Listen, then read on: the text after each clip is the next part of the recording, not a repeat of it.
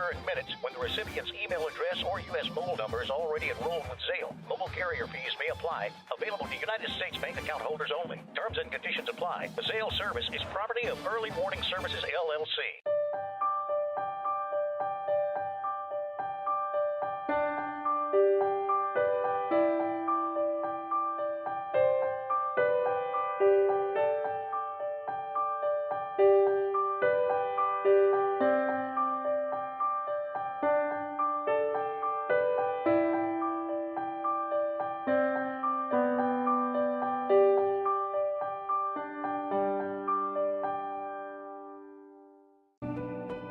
Farming is more than a livelihood.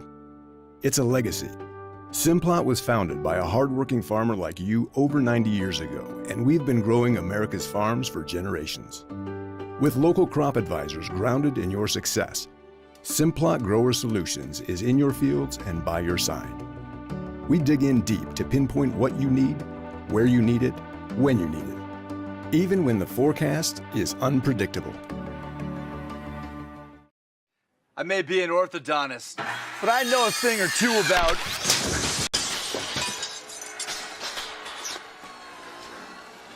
Perfect.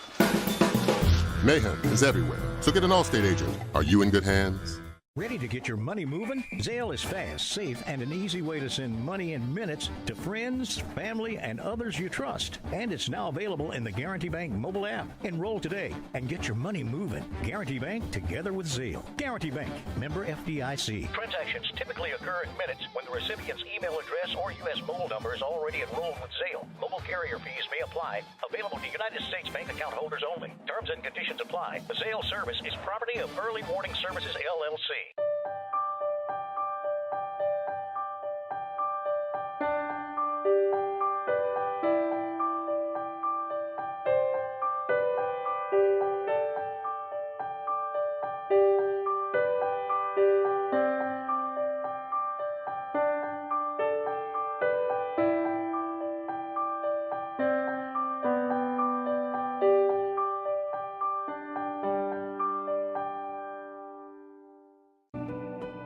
Farming is more than a livelihood. It's a legacy. Simplot was founded by a hardworking farmer like you over 90 years ago, and we've been growing America's farms for generations. With local crop advisors grounded in your success, Simplot Grower Solutions is in your fields and by your side. We dig in deep to pinpoint what you need, where you need it, when you need it, even when the forecast is unpredictable. I may be an orthodontist, but I know a thing or two about...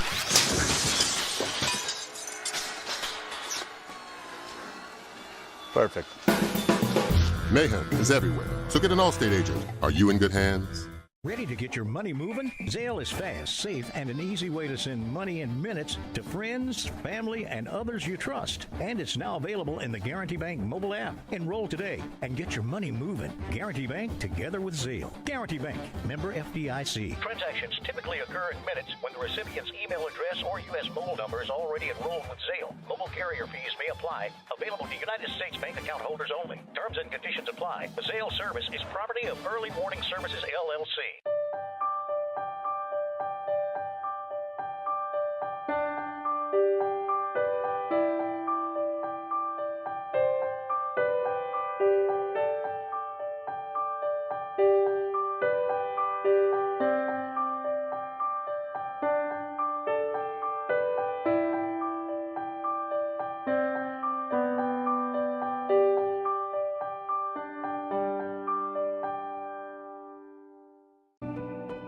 Farming is more than a livelihood. It's a legacy. Simplot was founded by a hardworking farmer like you over 90 years ago, and we've been growing America's farms for generations. With local crop advisors grounded in your success, Simplot Grower Solutions is in your fields and by your side.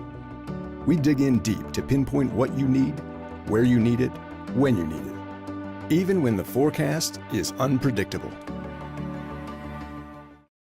I may be an orthodontist, but I know a thing or two about...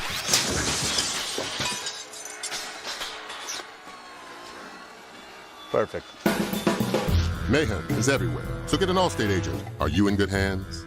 Ready to get your money moving? Zelle is fast, safe, and an easy way to send money in minutes to friends, family, and others you trust. And it's now available in the Guarantee Bank mobile app. Enroll today and get your money moving. Guarantee Bank, together with Zelle. Guarantee Bank, member FDIC. Transactions typically occur in minutes when the recipient's email address or U.S. mobile number is already enrolled with Zelle. Mobile carrier fees may apply. Available to United States bank account holders only. Terms and conditions apply. The Zelle service is property of Early Warning Services, LLC.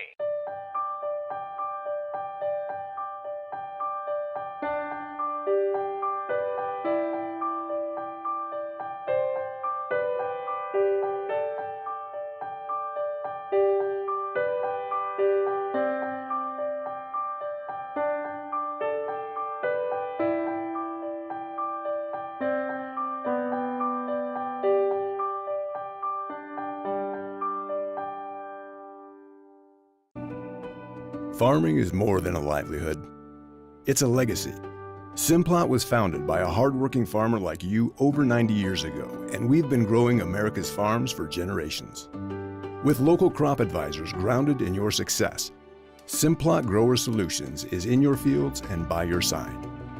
We dig in deep to pinpoint what you need, where you need it, when you need it, even when the forecast is unpredictable. I may be an orthodontist, but I know a thing or two about...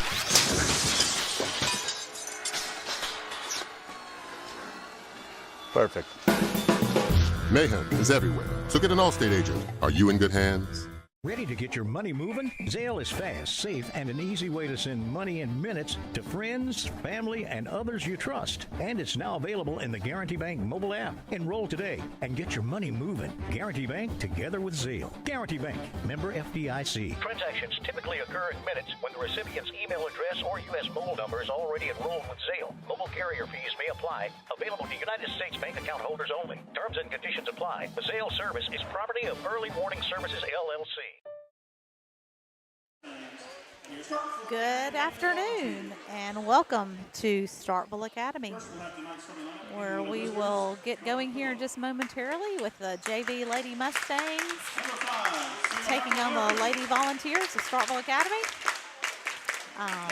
Begins our night of basketball. Well, we had a 7th grade girls game, I guess, before this game.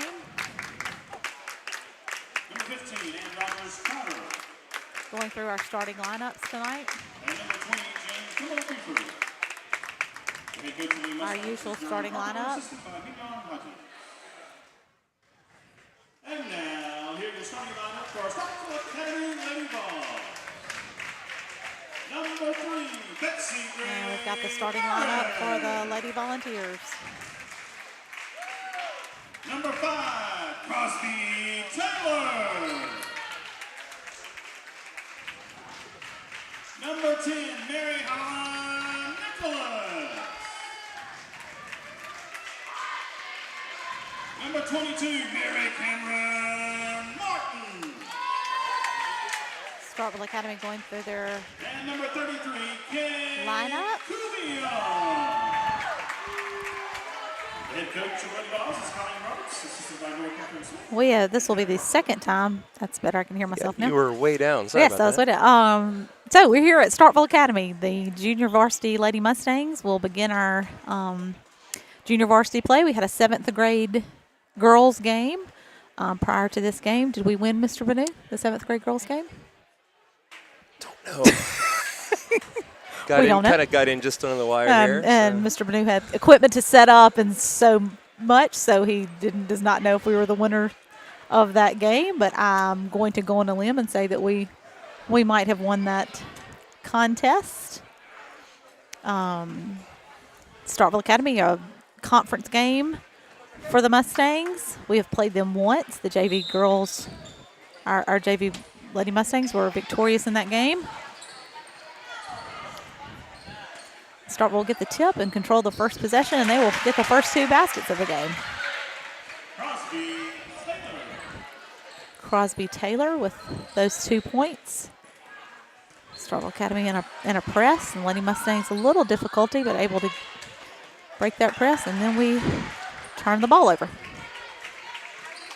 Starkville Academy will be pushing it up the court, a little live ball turnover, and Jane Kimmel is going to draw her first foul of the game tonight. We are missing Gary Dyksterhouse tonight as he has a Pee Wee games going on at Pillow tonight against Bio Academy. So our 5th and 6th graders are there playing Bio. So Gary will not be here tonight. So you got me and Mr. Banu. Occasionally, I think we're up and running. Might come up for air here in a second. We are on a hot spot for the first time in forever, so there's a chance this could cut out. Okay. Well, I think we're all right for now. But all right. It is a possibility. Starkville Academy leading 3-0. They made a free throw and foul with Jane Kimmel. And now we are working into our half-court offense. Izzy will take the three-point basket, and that will be good. So just like that, 3-3. 6 minutes remaining in the first quarter. Shooting real well lately. Yeah. Oh, and another foul on the Lady Mustangs. That foul's going to be on Sarah Michael. Our first personal. That's our team's second. Lady Mustangs, as usual, are in a full court press on a made basket. Starkville Academy, she'll miss the first of her 2 free throws.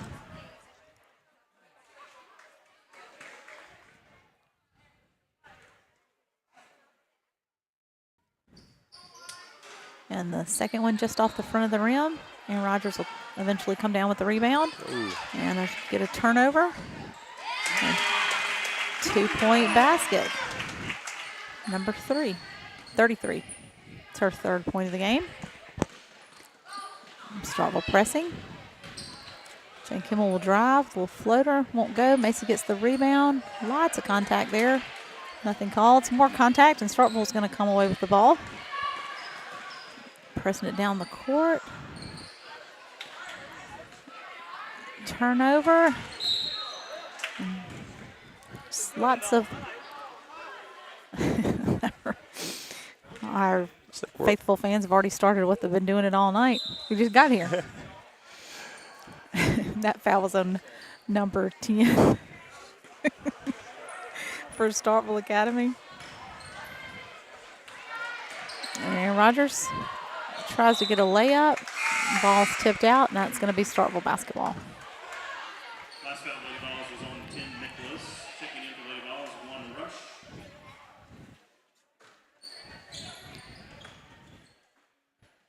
Starkville kind of trying to inbound the ball. It's going to be tipped by Macy. Starkville will retain possession on the far sideline. We're in Starkville's gym. If you've never been here before, it's one-sided. It is a strange place. And it's very, very tall, so we're way up in the, literally I can touch the air conditioning duct.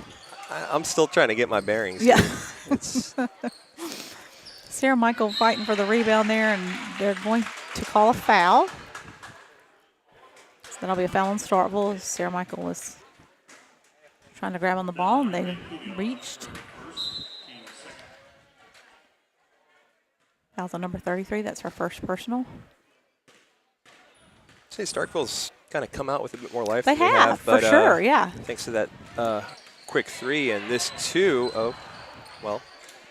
Yeah. Spoke too soon. Yes. But still just a 5-3 game. Feel like that could have. Yeah. Starkville had some chances. They had some chances for sure. As we kind of settle in here, as we're all settling in here. Yes. We break the press just a second ago and missed the layup.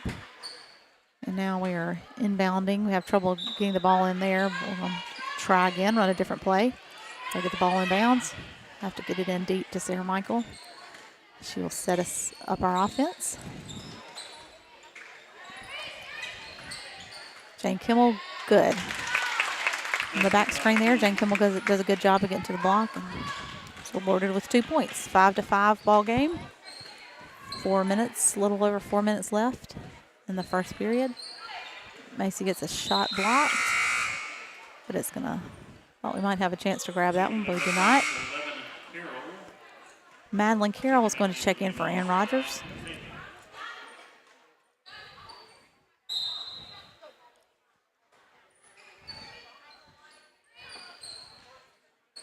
Starkville trying to inbound it, having a little trouble. Finally gets it over to number 3. Macy guarding the ball. Is they're going to work it around the perimeter here.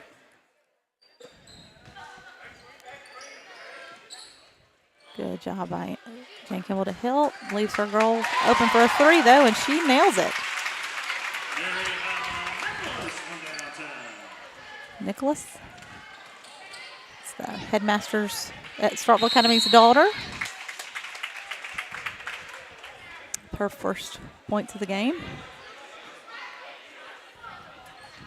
There's some. No. I don't know what. Thought that they had won the tip, but. Yeah. Okay. I thought you were correct. I'll look at the next one. Yeah, but hopefully so. He still hasn't flipped the. He still has not flipped arrow, the though, so arrow, we'll see. so we might not. Izzy with the steal there and can't quite finish the layup. And another turnover. Layup woes lately. Plaguing really just Pillow Academy up and down all levels. Yeah. Starkville Academy is going to call a timeout. And it is the Lady Volunteers leading 8-5. Yeah, we just kind of can't get anything going. We've missed a few open layups and had a few turnovers. Yeah. First few possessions looked a little flat. Seem to be, getting the ball in and better and doing what we need to on defense for the most part. But those opportunities for the layups, they are just not falling. Yes, we look a little flat tonight. I would say coming out just a little flat so far. So what? This gym's not flat though. No, it is not. Triple could really stand on that bleacher right there. To get up to the top here.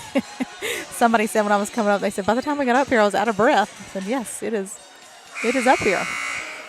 We are way up in the top. We'll be highlighting the door to nowhere throughout the all these broadcasts because I'm in charge of the camera and I'm fascinated by it. If you've ever been to Starkville Academy, there is a random door up high that has a little stool out in front of it. That stool is always there.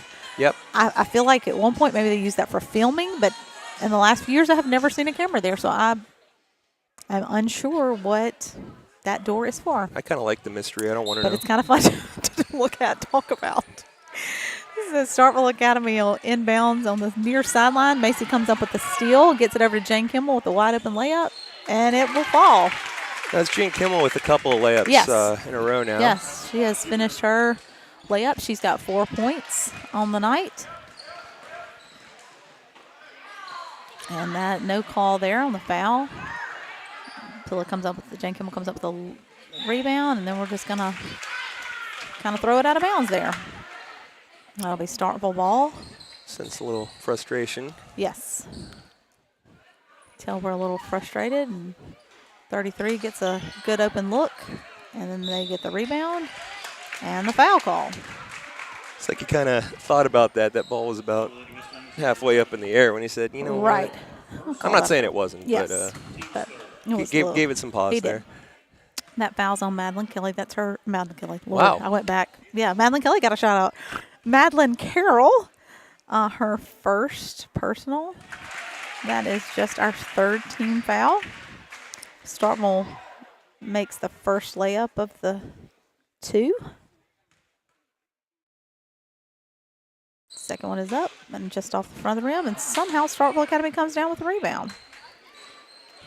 And another rebound.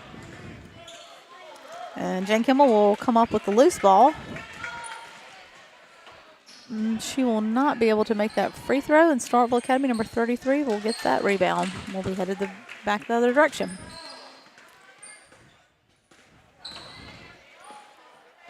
Starkville Academy working in their half-court offense. Jane Kimball with the deflection. It will remain Starkville ball.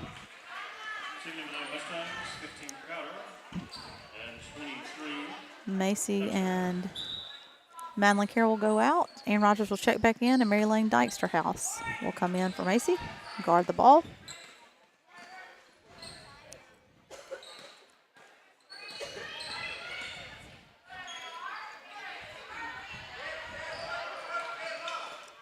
Good, Izzy with a little deflection there, but number 22 for Starkville, able to clean it up and get the basket. It's 11-7, Lady Vols. Allowing the second and third opportunities here, and yes, they're not making the most of them, but they are. That's right. Enough. They right. are enough. The more you let them. That's exactly right. We get another turnover, and we lose the player going down there. Izzy saves the ball out of bounds, and Starkville was able to grab it. We've got a little bit of a mismatch. Jane Kimmel just coming down the court, somehow matched up with number 3, the ball handler. Are we in a? I didn't get to look too closely. We may be in some kind of a zone. Sarah Michael, it's the ball blocked, and what are we going to call? They're going to call that foul on Jane Kimmel. That's one of those, could have maybe called a foul either way. They both are kind of going towards the ball. That is Jane Kimmel's second personal, so she'll stay in the game right now. Izzy with the steal. She's going to take the layup. No good. Starkville's going to come down with the rebound. They're going to call a foul there. Yeah, she had possession enough there to not be a jump ball. Which the arrow is still. The arrow still has not flipped. Mr. Benu, I feel like, and that is Jane Kimmel's third foul. She stayed in there and picked up that third foul in the first quarter. That's not great for us. Number 3, bringing the ball down the court. Mary Austin Wilkie is checked into the game for Sarah Michael. And it's a feedback loop. The longer these continue, the more frustrated we're going to get, and the more exactly fouls right. we're going to accumulate. And that's Jane Kimmel just picked up her 4th. He didn't get her out of there quite quick enough, and Jane Kimmel picks up her 4th foul in the first quarter. That's not good. Starkville inbounds, far sideline by our bench. And that will be, I thought he said white, but pointed the other way. So yes, that is Starkville ball under their basket.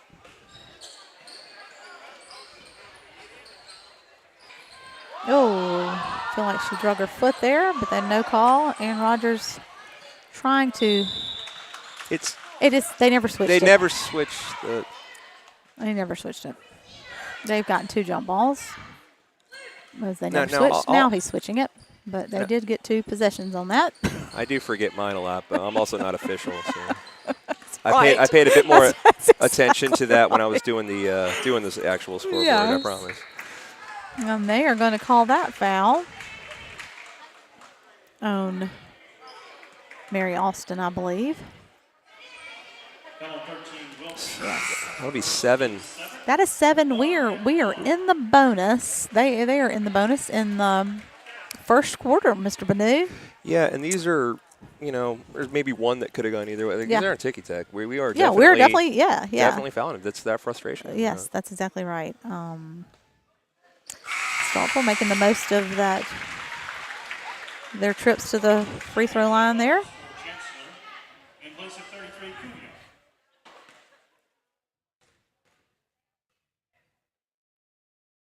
Second shot is up.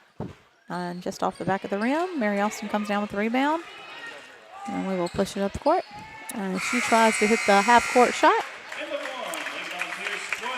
Into the first quarter. Lady Volunteers 12, Lady Mustangs 7. Definitely have Jane Kimmel in foul trouble. We have turned the ball over entirely too much in that quarter. I would like to see the stats to see how many turnovers we had in that that quarter, but just a kind of a sloppy start. Very sloppy. It's kind of it's how you might expect them to look the first week or so of the season, not round 2 of conference. That's here. Exactly right. I know they're frustrated. You know, they want to play better than that and come out looking better than that. They just got to get it together right here. Everyone's going to, you know. Yeah. But it seems like everyone decided that tonight was the night. Yes, that's right. That's exactly right. It was contagious. That being said, though, foul trouble, yes. and especially personal on Jane Kimmel, and as the team is 7, we'll see how this second quarter goes. But just a 12-7 game. Yeah, Starkville we're giving them plenty of opportunities, that's for sure. But it could have digged ourselves a much bigger hole here. Yes, for sure. I mean, as sloppy as we've played, you know, for it to still be just 12-7, we certainly are not far out of this at all. 2-possession game to get right back in here. Izzy with the layup, and that will go. Just like that. Start. Yeah, 12-9. And sometimes that could be all you need. That's right. Just see one go in right away like that. That's right. Say, you know what, guys, we're fine. We've opened up in our trap defense. So given a little different look here. Number 10 with the turnaround, and she banks it in.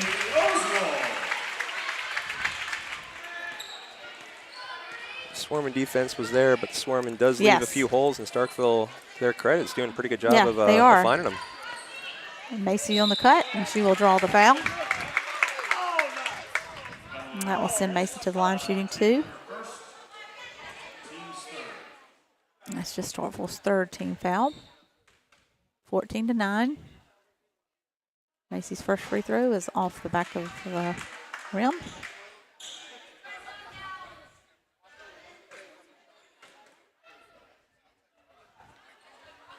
Second free throw is good. 14-10. Lady Volunteers still leading as we are in our trap defense. And number 10 is left. Oh, wide open on the block. And they'll say that Izzy tipped that out, and we'll take that. They will inbounds under their basket.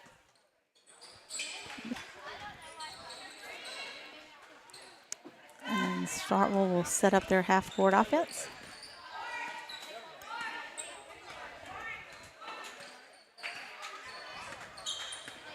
Macy guarding the ball, and they mark it to the right side, and number 10 will drive. Will not go. No foul called. I think it'll still be Starkville basketball. Been defending those drives real well. Where they've been getting us is those quick little passes from the perimeter. Right. And Starkville taking their time, you know, not rushing it. Right now, I would say they're most definitely out-rebounding us as they just got 2 in a row. I think it's a smart play. They're finding themselves in pretty good, a good position right now. No reason to rush anything. That's right. I mean, they're kind of slowing the ball down, and that ball is inbound, is put into the paint, and John Hartley's able to finish there. Yeah, it's really good to see. If they're trying to slow it down, limit our possessions, we got to make the most of them. So some good spark off the bench there. They're really trying to find number 5 on that low block there, and while we're in that press, and so far they've found her that time. Izzy gets the deflection.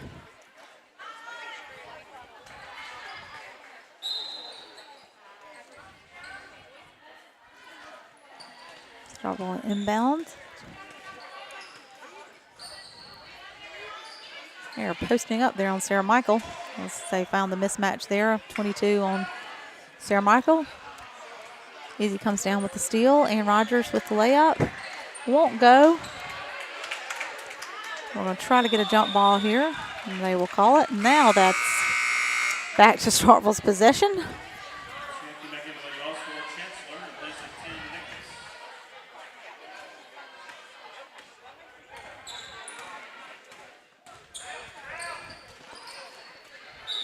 Yeah, she gets a travel there. Starkville doing a good job of moving the ball there, finding the middle, looking to make those quick passes. You know, their goal is to try to get us out of that. They definitely have a that they definitely trap. have a plan. Yeah, they do, and so far they're executing pretty well. You know, a walk there, but they've come out with a good plan. We try to do the same and kind of get it to the middle, almost have it stolen. John Hartley gets it. Macy grabs it in the lane, No foul call. Aaron Rodgers finally comes down with it, and surely we'll have another jump ball. And they did not switch again. Switch it again. It's no. Yeah, there we go. He realizes that's like the 53rd time he's done that. We will inbound to John Hartley. No good. She gets her own rebound, and they will call a foul there. That foul's on 22. That's her first personal, team 4th. Yeah, all 4 fouls among different people. Yeah, so. That's right. Nobody in foul trouble. Jane Kimmel, a real outlier in this game, and really any game. That's right. Pick up 4 in the first quarter like that. John Hartley misses the front ender for 2 free throws. It makes the second. And we've got a 1-point game, 14-13. Yeah, after all that, frankly pessimistic broadcast. Sorry about that, but it's what we're seeing. Here we are. Just 1 point down. Yes, yeah, right. It seemed like a frustrating game. We're still just right in it. Just kind of shows just what our standards are. That's right. That's exactly right. Well, the level of play that we are kind of used to is not as evident tonight, but they are right in there with it. You know, it's good to have games like this coming up on tournament time. Time, you're gonna have to dig. That's right. Things aren't going to be working right. You're going to have to make adjustments on the fly. The game's not going to go the way you wanted.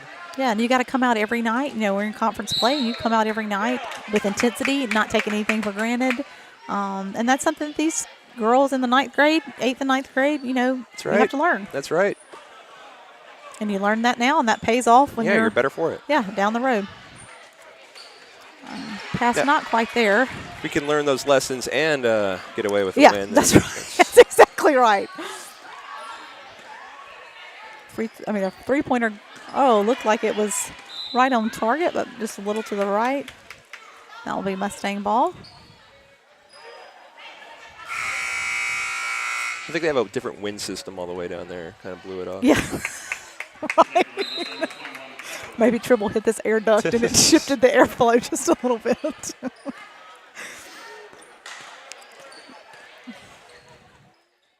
Lady Vols in a half-court trap similar to ours. Macy able to come out with the rebound right there and get the basket. And that is our first lead of the night, as we will take the lead 15-14 with a little over 3 minutes left in the first half. First lead on what, to my recollection, would be the first second chance point of the night. Yeah. Good. A lot of good things on that just now. Yes. Starkville's going to call a timeout. I think there's 3 minutes and 15 seconds left. Their scoreboard flips to the timeout timer, which is a pet peeve of Coach Carpenter's. I know he does not like the timeout countdown clock that overtakes the scoreboard, because he says, in a timeout you want to look up and see the score and the remaining time, and it's gone. So that's why our gym does not do that. I swear there was one timeout in bio where someone was looking at a watch. I swear it was a good 2.5 minutes. Yeah. It was an eternity, and no one seemed to care. Maybe we needed a good 2.5 minutes. Everybody take a break. That was right. It's a little 3 minutes and 11 seconds. Lady Mustangs leading 15-14. Annie Powers in the game. We're trying to trap up here. They've got her good trapped, and that will be a jump ball. Possession, Lady Mustangs. Oh, no, I'm wrong. I don't know.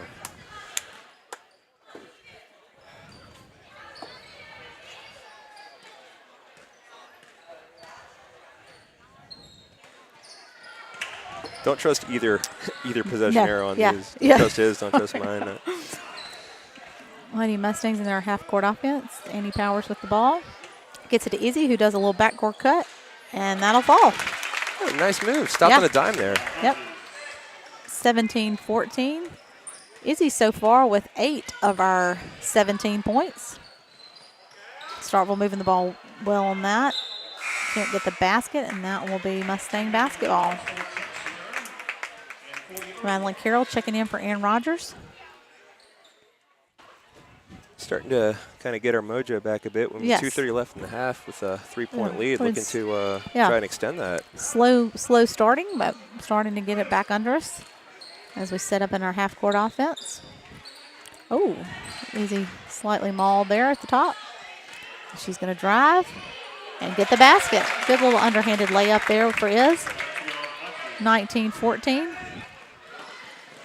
And can't quite pick up, and we let her drive all the way to the basket and get a shot and a rebound. And we finally, John Hartley comes down with the rebound, but then it's going to turn it over. Tries to get it up to Madeline Keller. Can't quite get a hand on it. And it'll be another turnover on the Lady Mustangs. 1 minute, 56 seconds. Starkville making some substitutions. We've got Annie Powers, Madeline Carroll, Macy Lamb, Izzy Hodges, and John Hartley Slater in the game right now. Number 1 driving and finds number 10. She shot fakes Macy.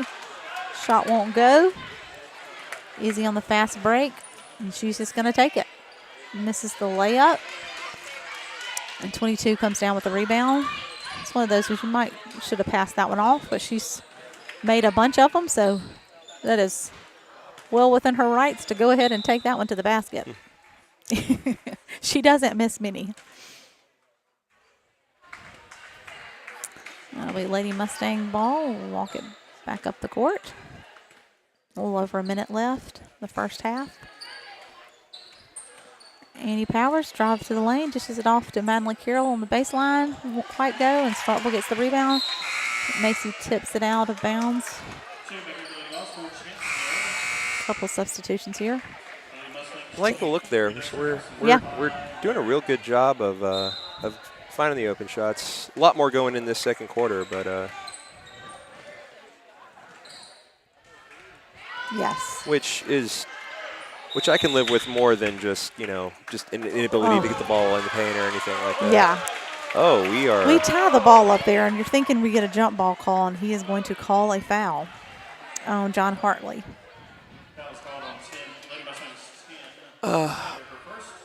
Though with 56 left in the half, that is our first foul of this quarter after seven in the first. Yes, that's right. You're right. We didn't shoot nearly as many free throws as I thought that they would.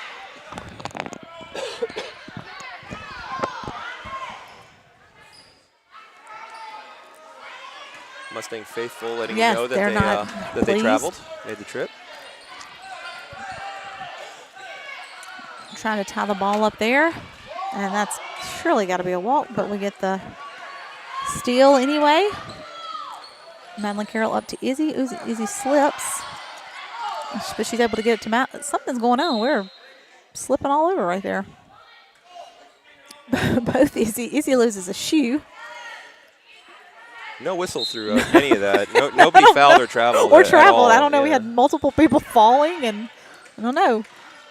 Mary Lane inbounds it to Madeline, who gets it over to Sarah Michael, who drives the lane, but the shot won't go. But we are going to save it. And they're saying that we were out of bounds, but my goodness, now we're going to get a jump ball. Oh my goodness.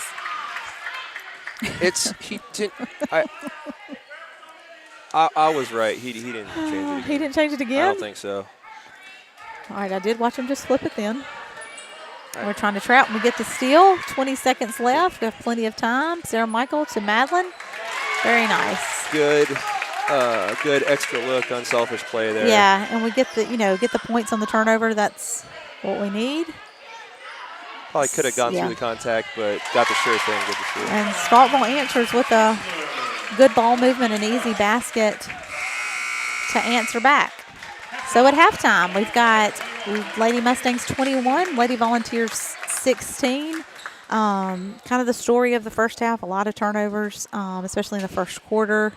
Definitely playing better in the second quarter. Jane Kimmel with 4 fouls will probably have to set a good bit of the. Didn't see her at all in the second quarter, of course. No, not surprising. Yeah, she picked up her 4th foul right at the end of the first quarter, so she did not play the second quarter, and I would assume would not play the third quarter unless we were to get up a little bigger here. But yeah, just got to go into the locker room, make some corrections. Yes, still more work. Pick up some intensity. Right? I mean, that maybe we just look a little flat. We want to pick up some intensity and, take care of the ball. We've had opportunities. They've had opportunities that they've missed, but just kind of clean up the second half here, and I feel like we can make a push right here to pull away in the third quarter. Certainly. So we will take a 7-minute-ish break, and we will be back for the second half.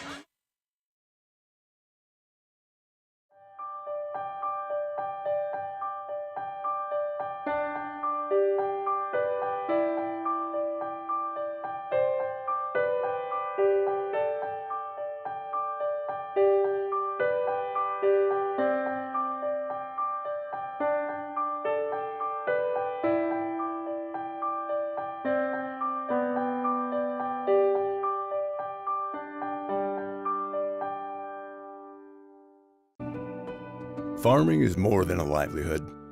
It's a legacy. Simplot was founded by a hardworking farmer like you over 90 years ago, and we've been growing America's farms for generations. With local crop advisors grounded in your success, Simplot Grower Solutions is in your fields and by your side.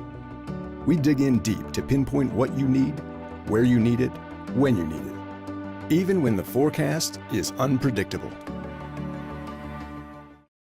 I may be an orthodontist, but I know a thing or two about...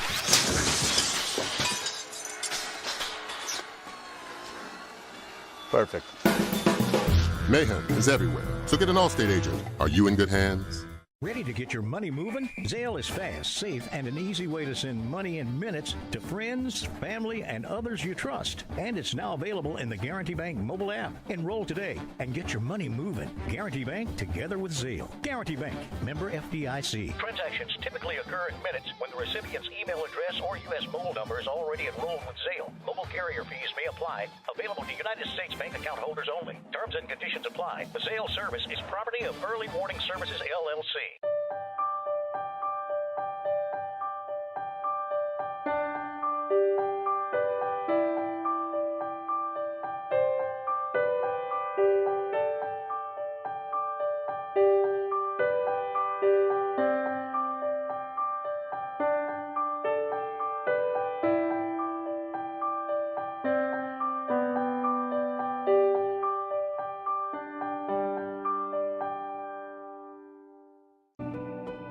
Farming is more than a livelihood. It's a legacy. Simplot was founded by a hardworking farmer like you over 90 years ago, and we've been growing America's farms for generations. With local crop advisors grounded in your success, Simplot Grower Solutions is in your fields and by your side. We dig in deep to pinpoint what you need, where you need it, when you need it, even when the forecast is unpredictable. I may be an orthodontist, but I know a thing or two about...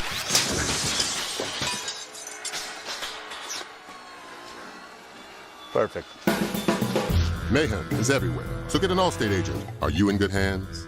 Ready to get your money moving? Zelle is fast, safe, and an easy way to send money in minutes to friends, family, and others you trust. And it's now available in the Guarantee Bank mobile app. Enroll today and get your money moving. Guarantee Bank together with Zelle. Guarantee Bank, member FDIC. Transactions typically occur in minutes when the recipient's email address or U.S. mobile number is already enrolled with Zelle. Mobile carrier fees may apply. Available to United States bank account holders only. Terms and conditions apply. The Zelle service is property of Early Warning Services, LLC.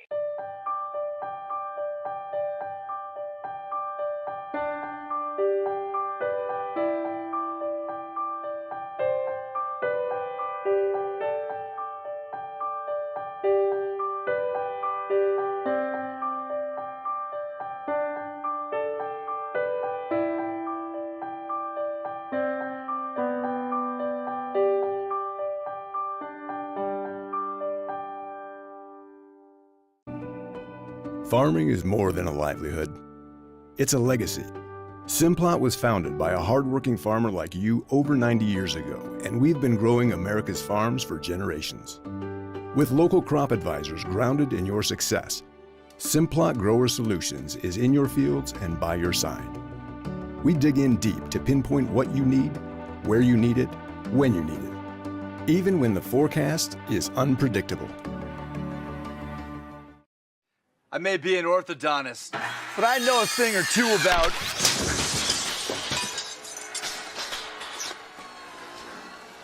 Perfect. Mayhem is everywhere, so get an Allstate agent. Are you in good hands?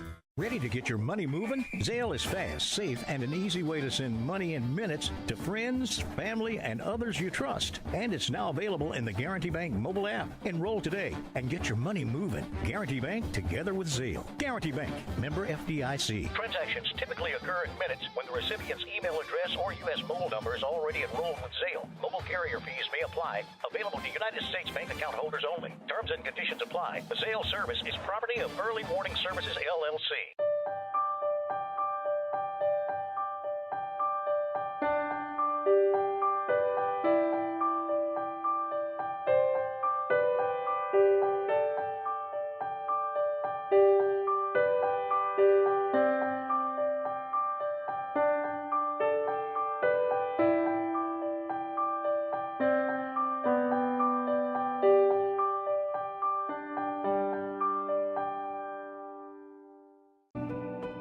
Farming is more than a livelihood. It's a legacy. Simplot was founded by a hardworking farmer like you over 90 years ago, and we've been growing America's farms for generations.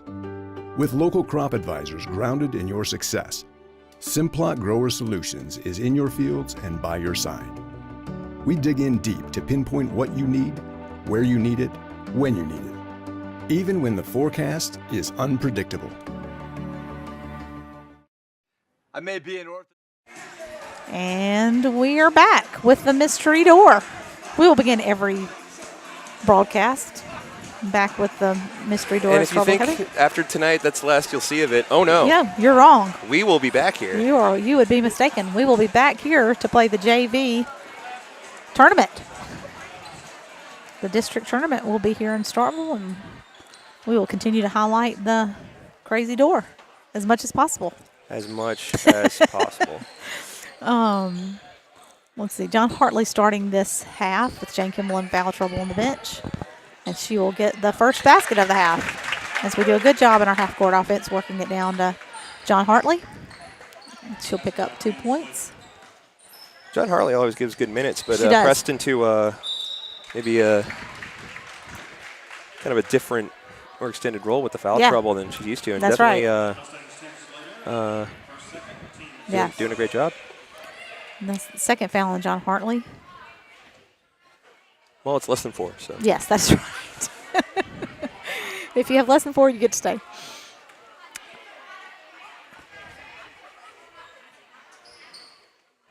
Second free throw good.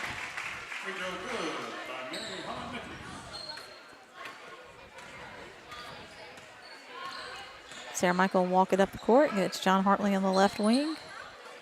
Izzy with the drive. And she will draw the foul. He'll call that foul number 22. That is her second personal. Both teams with just one foul, but we haven't even made it through the first minute yet. Yeah, again, really, really good job of the Mustangs in that second quarter, coming into it with 7 fouls already to only have one foul with under a minute to go in the quarter. That was exactly right. Well, very disciplined play. Yes. Without really compromising what they were trying to do. It was really, really impressive. Absolutely. Starkville Academy with the turnover. So the Lady Mustangs will be headed back our direction. And he's going to call a double trouble. Just a strange it's his prerogative. Maybe from the baseline down there, but nonetheless, he can do that. So that will be a turnover. The Lady Volunteers going back the other way. Number 10. Number 40, she does a good job. That's her job, is to catch that ball right there at the free throw line and then either look to the post. She threw the ball away last time, and so this time she just turns around and hits the little jump shot. Yeah, quick decisions one way or the other is Sarah key. Michael hits Macy on the low post, but Macy doesn't quite make it. Didn't quite go up strong enough. And 10. 40. I don't want to call it for 10. 40 does it again. Turns around and hits the little jumper. I don't even know if it's a decision at that point. I think she's just, that's what I'm going to do. Yeah. The scoreboard, the scores table has a screen that says on fire over there, and She's hit 2 in a row, so she is. Lady Mustangs in our half court. Easy's going to drive, and then we'll draw the foul.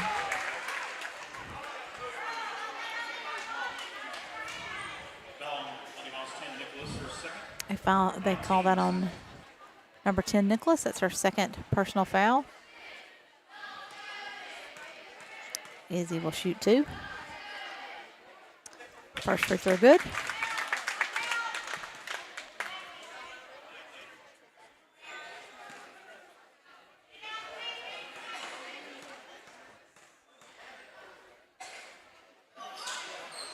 Second free throw just a little long off the back of the rim. And Starkville Academy pushing it up hard the other way. Number 33, will not get the roll. Does not go. She somehow gets her own rebound. And they have completely out-rebounded us. Macy comes up with a steal. She's going to take it all the way. No call. Can't quite get it to go. She's trying to shoot in traffic. Nicholas with the ball, gets it over to number 40. This one will not go for her. I don't blame her for keep throwing it up, though. Hey, yeah, I mean, no joke. She's open, take the shot. 3-point game, 24-21. Lady Mustangs in a half-court offense. Izzy's going to drive it again, and she will make it. Good hard drive. We look like we're matched back up. Starkville's going to call a timeout there. We look like we were matched back up in a man-to-man right there.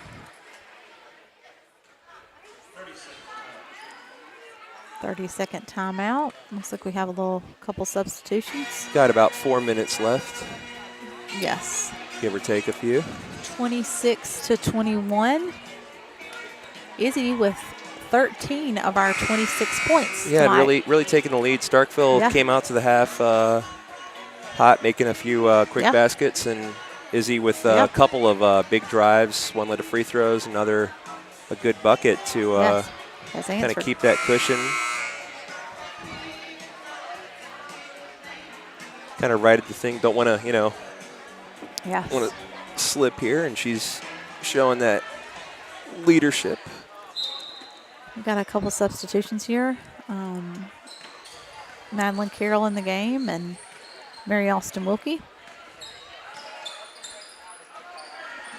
Izzy with the steal as they were trying to backdoor cut. Gets it up to Ann Rogers, who gets it to John Hartley, and she'll make the basket. You could see that developing the whole way down the court. Yes, you sure could. Starkville Academy working on the right wing. Number 10, she will drive and take a little jumper that won't go. Number 5 comes up with a rebound. Gets it back to 10. She takes it to the top of the key, and she will make this one. This little jumper from the right elbow.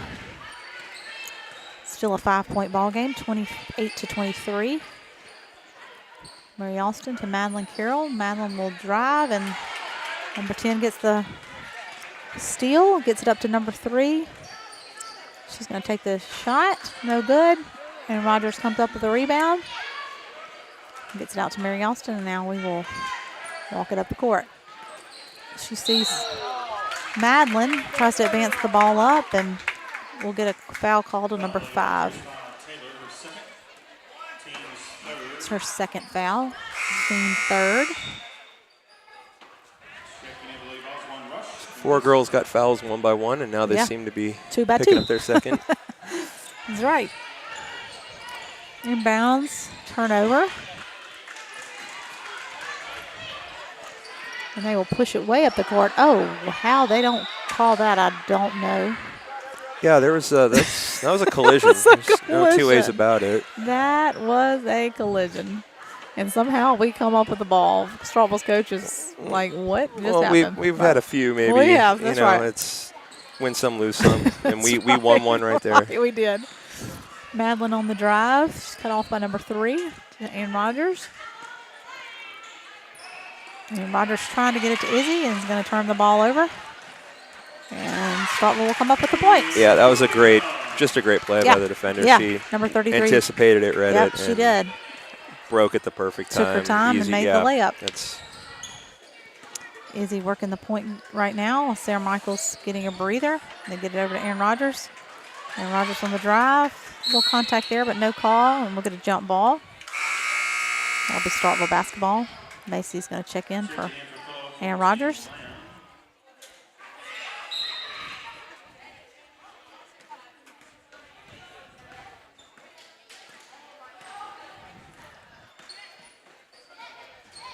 We are matched up in a man now.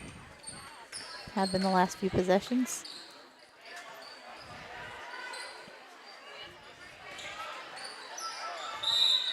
Number 10. Driving back to the right elbow, and she's going to take the shot and get fouled. That'll be John Hartley's third. Annie Powers is going to come in. We don't want John Hartley to get a fourth here. Nicholas with the first free throw, good.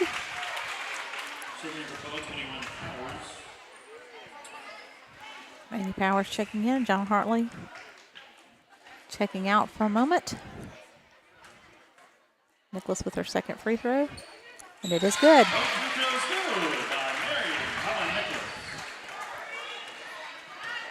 Nicholas with 8 points on the night. She's played a good game. She's the one that got us out of that half-court trap for sure with those shots at the free throw line. Yep. We're back to a 1-point game, 28-27. Lady Mustangs leading. Annie tries to get the ball over to Izzy, and she's going to throw it away. Starkville advancing it up. Mary Austin with a shot to get a hand on it. I think they're going to say that's Mustang ball. Good. Ball goes off number 33. Sarah Michael checking back in. She's going to give Izzy a break with 1:20 left in the third quarter. Sarah Michael will be back running point. She'll get it over to Annie. Looks to Mary Austin. Mary Austin finds Annie on the block. Won't go. It's batted around as Starkville comes up with it. Annie gets a hand on it, and we'll get a jump ball, and we will retain possession. Mustangs will inbound it under our own basket. Macy looking for Annie. Won't go. And they are going to call another jump ball.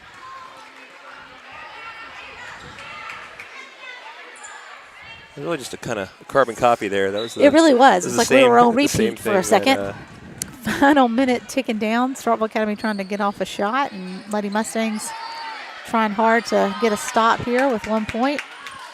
40 breaks to the basket. Won't go. Somehow we come up with the ball plenty of time. Madeline Carroll to the basket, and that won't go. Annie gets a hand on it. They're trying to turn it up. Starkville's going to come out with it. Number 3 dribbles it off. Now we got Sarah Michael going the other way, looking to get Macy. Oh, ball's just kind of just out in front of Macy. She's not able to get a hand on it. And Starkville with 22 seconds left will have a chance to go ahead. Lady Mustangs looking to get a stop here.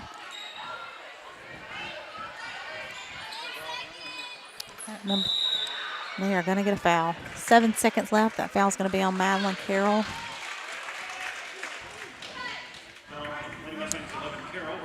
So that's our third. Those first two came early in the quarter. They haven't fouled in a minute. I was actually just thinking about that when that foul occurred. Yeah, they read your mind. Still. Oh, a chance at a steal, and will not get it. That will end the third quarter. 28 Lady Mustangs, 27 Lady Volunteers. Starkville made a little ground that quarter. It did. I think we ended at 5. We were up 5 at halftime. Am I right? I believe so. Yes. So. And so they made just a little bit of ground for them, but well, not a bad quarter for the Mustangs. No, there was a lot of back and forth there. Only 3 fouls per team. Lots of scoring. Yes. We kind of dried up towards the end there is the difference. That's right. But yeah. Izzy with a great game so far with 13 points of our 28. We just got to take care of the ball this last quarter, make the most of our opportunities. Starkville doing a good job of slowing the ball down. I mean, I think they know that we have the advantage on a fast break. I mean, that's kind of Coach Carpenter's signature style of play is fast, running it, and they've done a good job of trying to kind of get us out of that. Yeah. They took advantage of us in the beginning, a little sloppy and a little slow, and have somewhat lulled it into a little slower paced game. We have been kind of a fluky performance, mostly in the first quarter, but that's really not to take away from what Starkville is. Starkville's playing a very, very played a good game. We're giving them these extra chances, and they're doing a very good job of taking them. So they have done a good job of rebounding. It's going to be an exciting finish here. Good to see Jane Kimmel back in the game here with 4 fouls. She'll have to be careful, but Starkville with a quick steal. Quick points and the and one opportunity. So Starkville with just 4 seconds into the fourth quarter takes the lead 29-28, and they will have the opportunity for the and one. A couple substitutions here. Mary Lane Dyksterhouse back in the game. She played early, and then Jane Kimmel back in with 4 fouls. Sarah Michael, Macy, and Izzy. Number 1 seeming to go over Macy's back, but it will be our ball. Starkville will not press. They look like they're matched up in a man-to-man as well. Sarah Michael with a drive, gets the ball almost stripped, but they will call the foul. That foul's on 33. It's her second personal. Just both teams with 4 team fouls. We will inbound the ball to Jane Kimmel. Jane Kimmel will get it over to Mary Lane. We will set up our offense.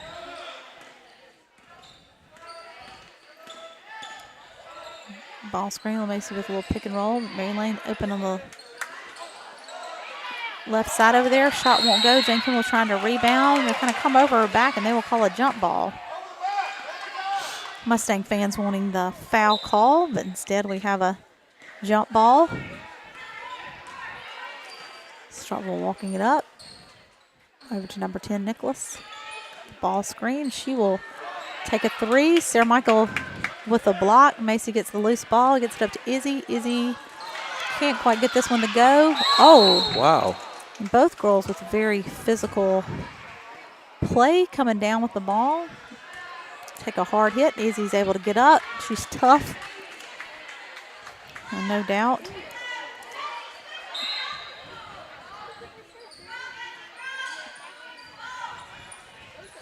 Ball inbounded to Sarah Michael. Setting up our half court. Izzy with a 3-point, and that shot's blocked. 33 with the wide open layup, and she makes it. Quite a lot of blocked shots here for a JV girls game. Hey, there certainly have been. That's a strange number of shots. A lot of strange stuff going on here. It is strange. Lady Vols extend their lead 31-28. As we're looking to get a little thing going. Macy with the drive. That won't go. No foul call. And he's going to call a jump ball.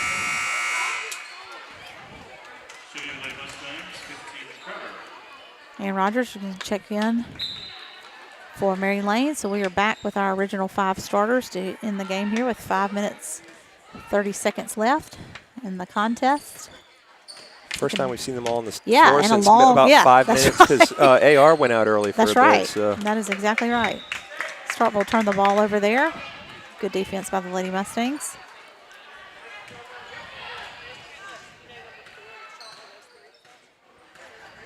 Sarah Michael running point. Gets it over to Izzy. She tries to drive. It's cut off. Tries again. And she will draw the foul there.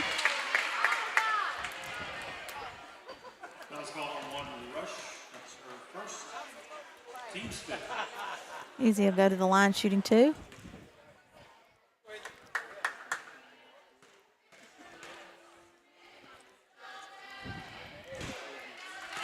First free throw just a little short.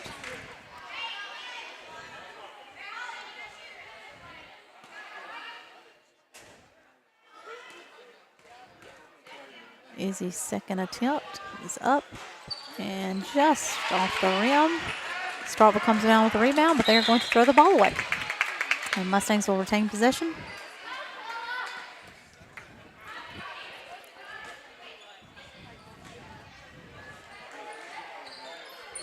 A little trouble getting the ball in there. Easy able to get it.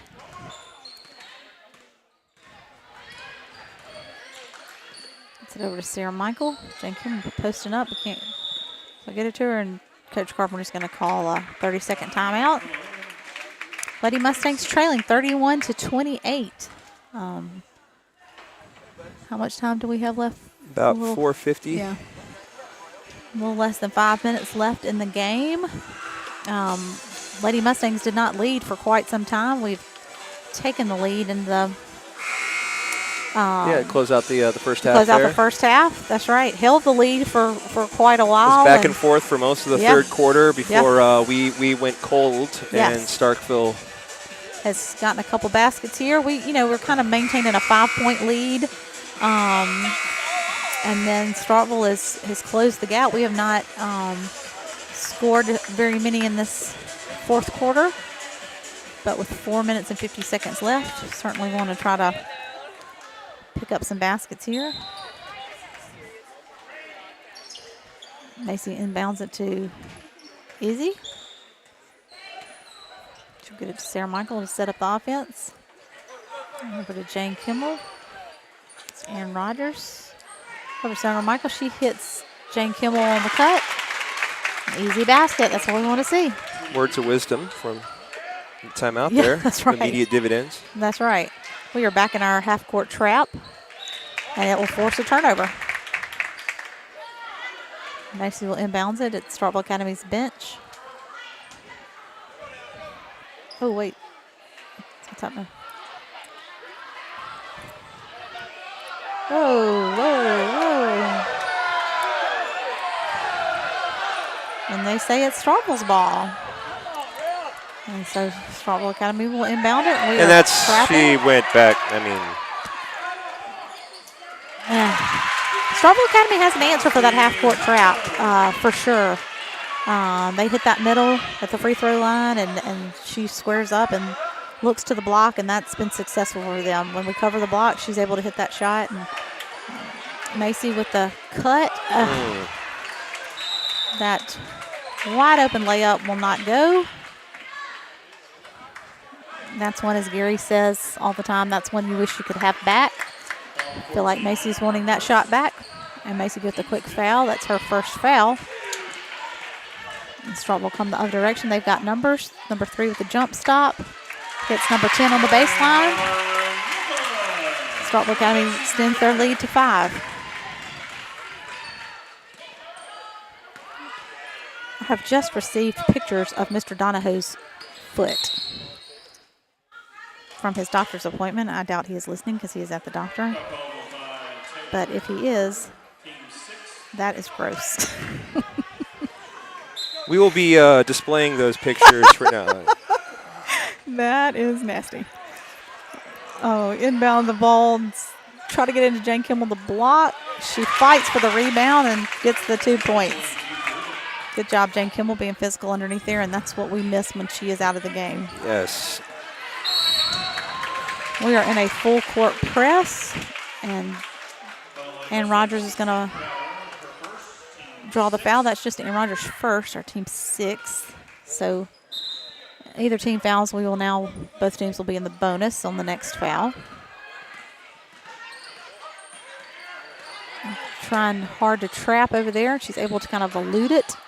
But 33 dribbles it out of bounds off her foot. And that would be Mustang ball. Zone did a good job of not really committing one way or the other. She had options, but they kind of held their ground in the middle. She got stuck in no man's land there. And 35-32, 3 minutes left. Lady Mustangs working it around, trying to be patient, and 33 steps in front of the pass, gets the turnover. Gets a steal, and draws the foul. That's Izzy's first foul of the game. Oh, Jane Kimmel was hogging them all earlier. Yeah, that's right. Coach Carpenter going to make some substitutions here.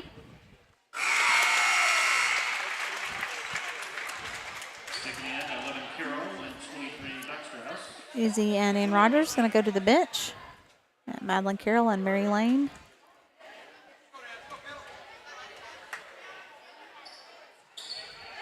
Check in. 33 makes her free throw. Extends the lead to 5. 37-32. Just under 3 minutes. Lady Muskin's going to need to get some points on the board here and get a stop. Just kind of change the flow of this. It's never mind. We kind of maintained this 5-point lead to about this point in the third quarter. And they have taken it. Madeline Carroll's going to inbound the ball to Jane Kimmel. Jane Kimmel with the little jumper. Won't go.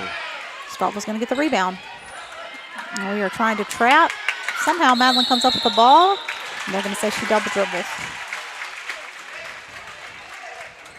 And we get the steal and then turn it right back over. But a good job on defense there.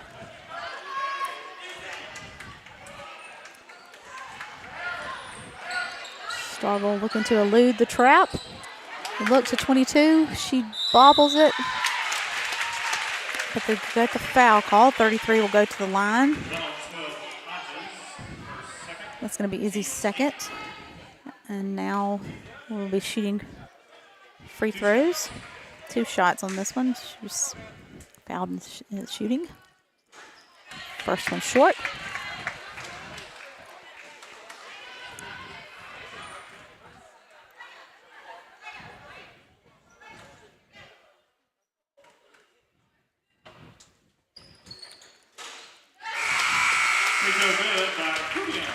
Second free throw good. Largest lead, I believe, that Starkville has had, in the second half. Quite possibly in the first half. 38-32, 6-point lead by Starkville Academy. Jen Kimmel getting over to Mary Lane, getting it to Izzy. Izzy's going to drive. And she gets the basket and the foul. It's right on time, too. Yes, we needed that for sure.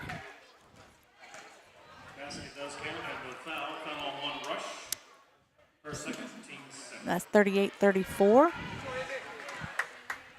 I'll send her to the line for the and one opportunity. And she will make it. So just like that, we are back in it with 3-point ball game. And they're going to call the foul. And that will send them to the line. Foul's on Madeline Carroll.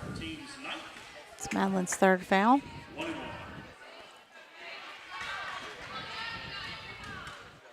They will shoot the 1-and-1. They're in the bonus. First free throw was good. Madeline's trying to inbound it. She gets another one.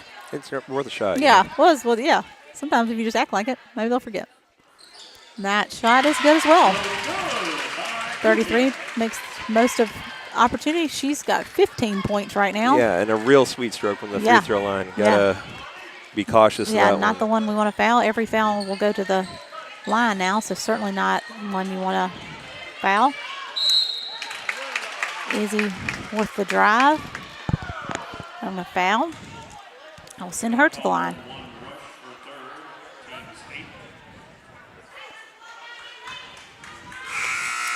Izzy at the free throw line.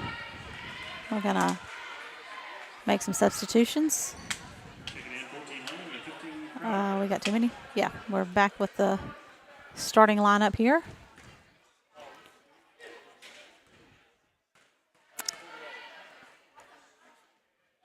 Izzy's free throw is good. She'll get another one. Everybody's wanting to rob them of the second free throw. The refs are on it and won't let it happen. 40-36. Izzy's second free throw is good. Oh. He calls a foul on Macy. Coach Carpenter and Coach Hodges not happy about that call. That was a little ticky-tack, maybe. Maybe I'm partial because that's mine, but I haven't said anything in a while. I'm just looking at the door. Oh, number 3 will miss the first free throw. They're in the double bonus, so they will get 2.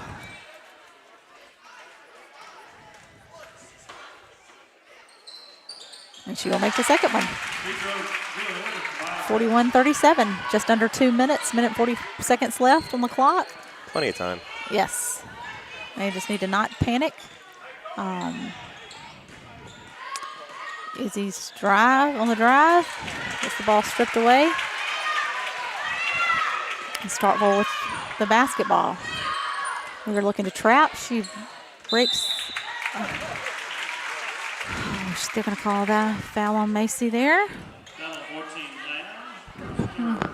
That's Macy's 3rd personal. We'll send them to this line, shooting 2 again.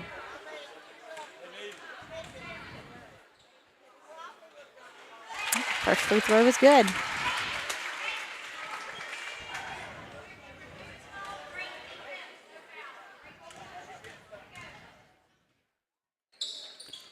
Second free throw, just long. Izzy with the long rebound.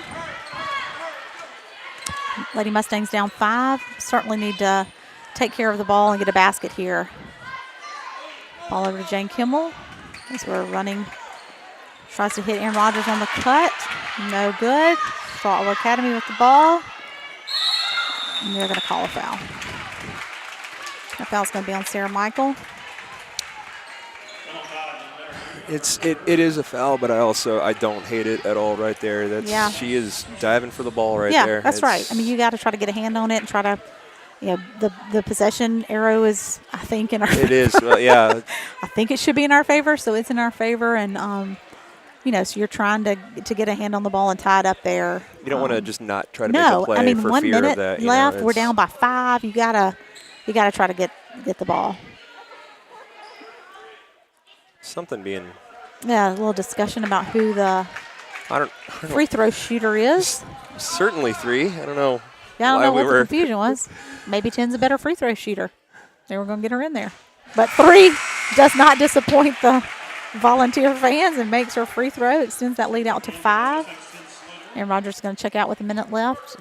John Hartley Slater checking in. Number 3 with a deep breath. Rolls around, no good.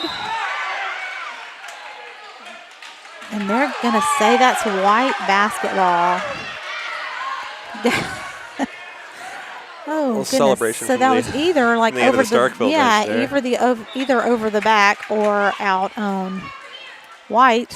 But nonetheless, they have the ball under their basket. 59.3 seconds left. 6-point lead. Lady Mustangs looking to get a steal here. I would say you're going to have to foul them. Macy does. He's going to send number 3 back to the line. I mean, their only choice is to foul at that point as they were starting to try to spread the court and take some time off the clock. That's Macy's 4th personal. Team bazillionth. It's a good thing you stopped counting at 10. Number 3 is making us pay at the free throw line. And she has done a good job. Let's see how many points she has.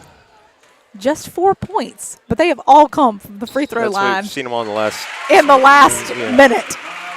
With 5 points, all 5 of her key points in the game. Number 3, Lady Mustangs down 8 with 35 seconds to go.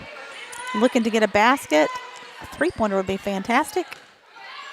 Jane Kimmel with a loose ball, and we will go to the line. Like Jane Kimmel taking charge of things there. Looks like we're looking for the perfect shot. I don't think it's going to be there. You just got to. No, 27 seconds left and an 8-point lead, the 8-point deficit. You've got to maybe settle a little more. Jane Kimmel misses the front end of her 2 that she will shoot.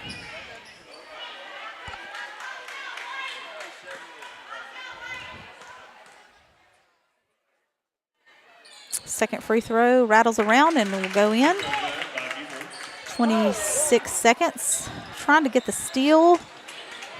No time to play great defense here and just try to I don't know what your options are other than to foul at this point. And maybe with 7 seconds, Coach Carpenter and Coach Hodges are quiet and letting them run out the clock.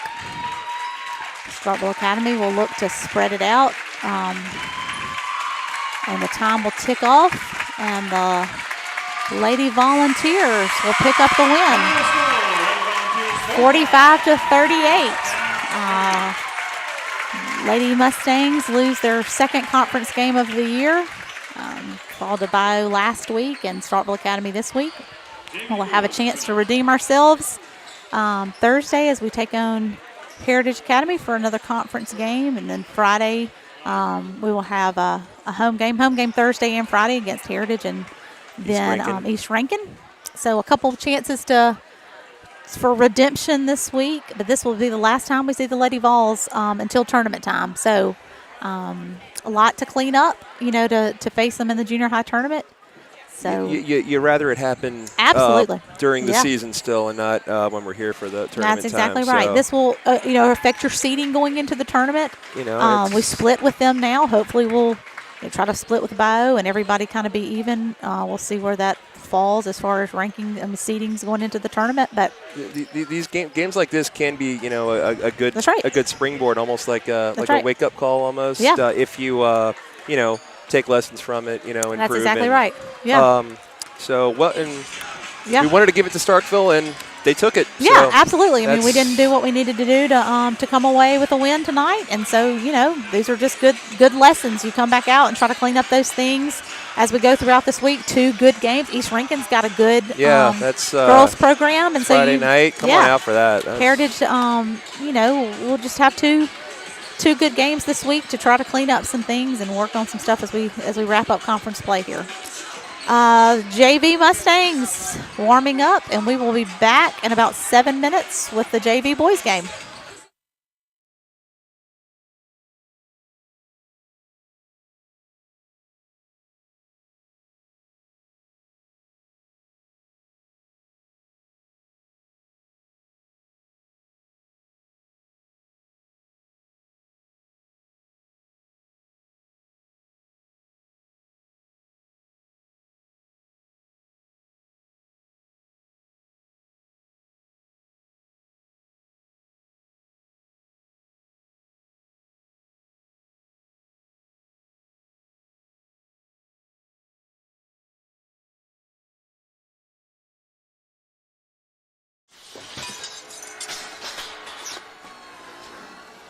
Perfect. Mayhem is everywhere, so get an Allstate agent. Are you in good hands? Ready to get your money moving? Zelle is fast, safe, and an easy way to send money in minutes to friends, family, and others you trust. And it's now available in the Guarantee Bank mobile app. Enroll today and get your money moving. Guarantee Bank together with Zelle. Guarantee Bank, member FDIC. Transactions typically occur in minutes when the recipient's email address or U.S. mobile number is already enrolled with Zelle. Mobile carrier fees may apply. Available to United States bank account holders only. Terms and conditions apply. The Zelle service is property of Early Warning Services, LLC.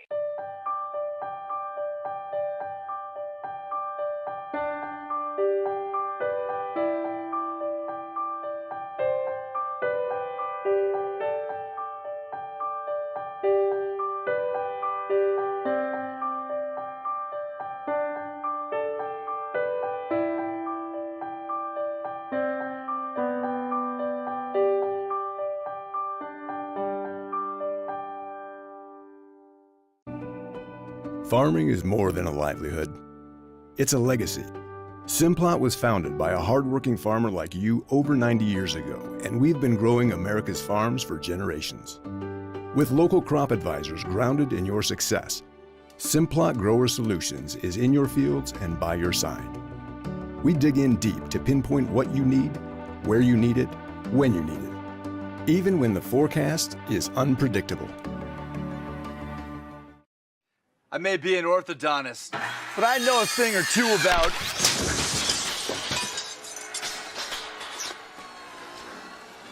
Perfect. Mayhem is everywhere, so get an Allstate agent. Are you in good hands? Ready to get your money moving? Zelle is fast, safe, and an easy way to send money in minutes to friends, family, and others you trust. And it's now available in the Guarantee Bank mobile app. Enroll today and get your money moving. Guarantee Bank, together with Zelle. Guarantee Bank, member FDIC. Transactions typically occur in minutes when the recipient's email address or U.S. mobile number is already enrolled with Zelle. Mobile carrier fees may apply. Available to United States bank account holders only. Terms and conditions apply. The Zelle service is property of Early Warning Services, LLC.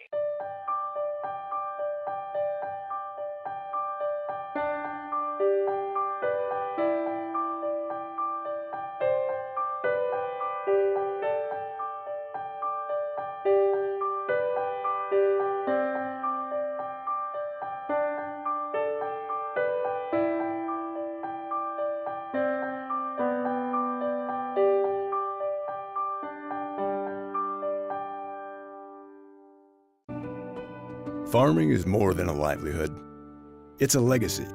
Simplot was founded by a hardworking farmer like you over 90 years ago, and we've been growing America's farms for generations.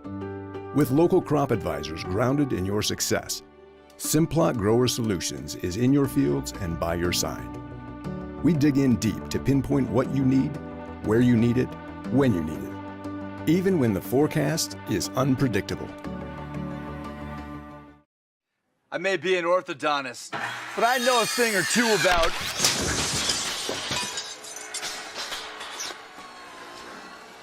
Perfect. Mayhem is everywhere, so get an Allstate agent. Are you in good hands? Ready to get your money moving? Zelle is fast, safe, and an easy way to send money in minutes to friends, family, and others you trust. And it's now available in the Guarantee Bank mobile app. Enroll today and get your money moving. Guarantee Bank, together with Zelle. Guarantee Bank, member FDIC. Transactions typically occur in minutes when the recipient's email address or U.S. mobile number is already enrolled with Zelle. Mobile carrier fees may apply. Available to United States bank account holders only. Terms and conditions apply. The Zelle service is property of Early Warning Services, LLC.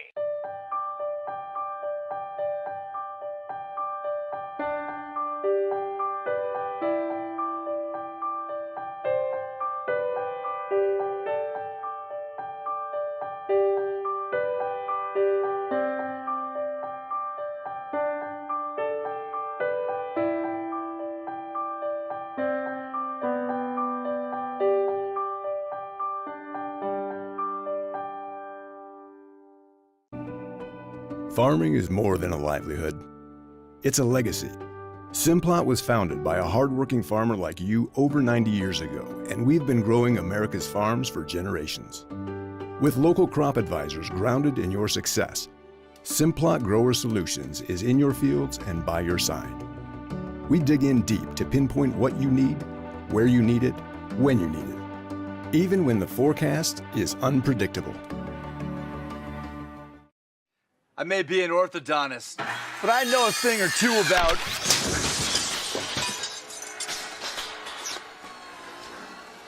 Perfect. Mayhem is everywhere, so get an Allstate agent. Are you in good hands?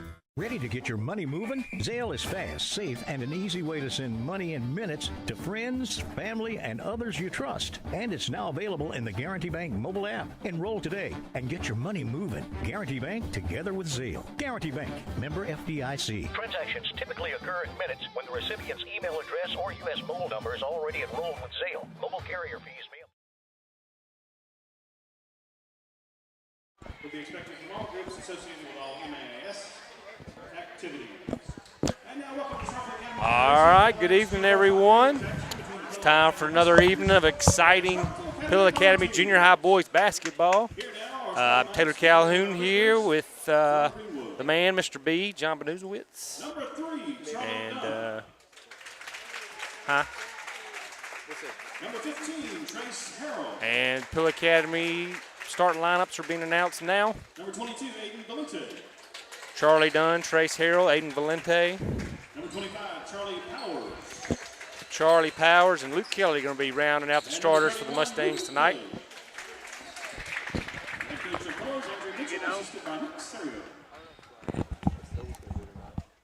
And now, starting lineup for your Starkville Academy Volunteers.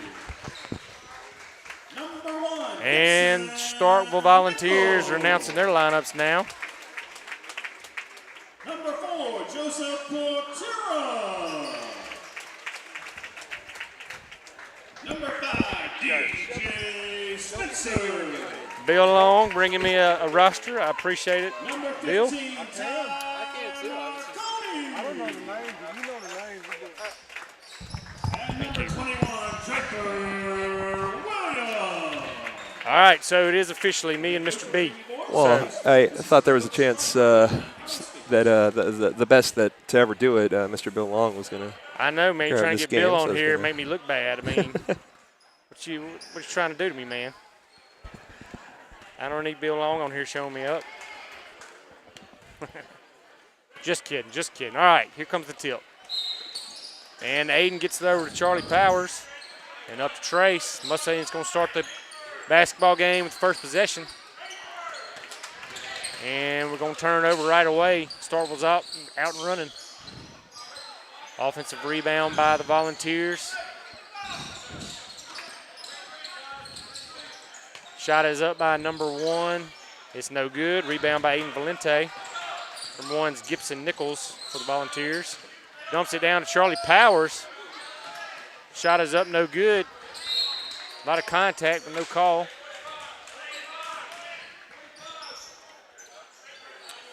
Gonna be green ball, looks like.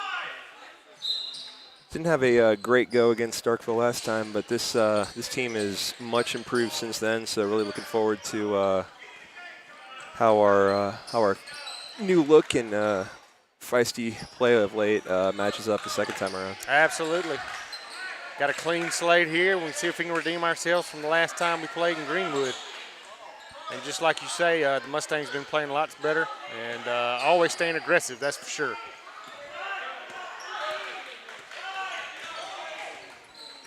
Looks like we're running a man-to-man defense right now. A little different. Yep. Been running 2-3 zone, so we're coming out with a different look. Shot is up. Starkville, no good. Joseph Pretoria for Starkville with the shot. And it's going to be Mustang basketball. Charlie Dunn to inbound. And Starkville comes out to press, and they're going to get the ball from us. I think the Mustangs were ready for that press because they had not been pressing to start the game. Aiden Valente with good quality defense as usual. Causes them to throw it out of bounds. It's going to remain Starkville. That was quite the barn burner of a game, that last one there, Mr. B. Certainly was a bizarre game for several reasons. And I was wrong. It's Mustang basketball.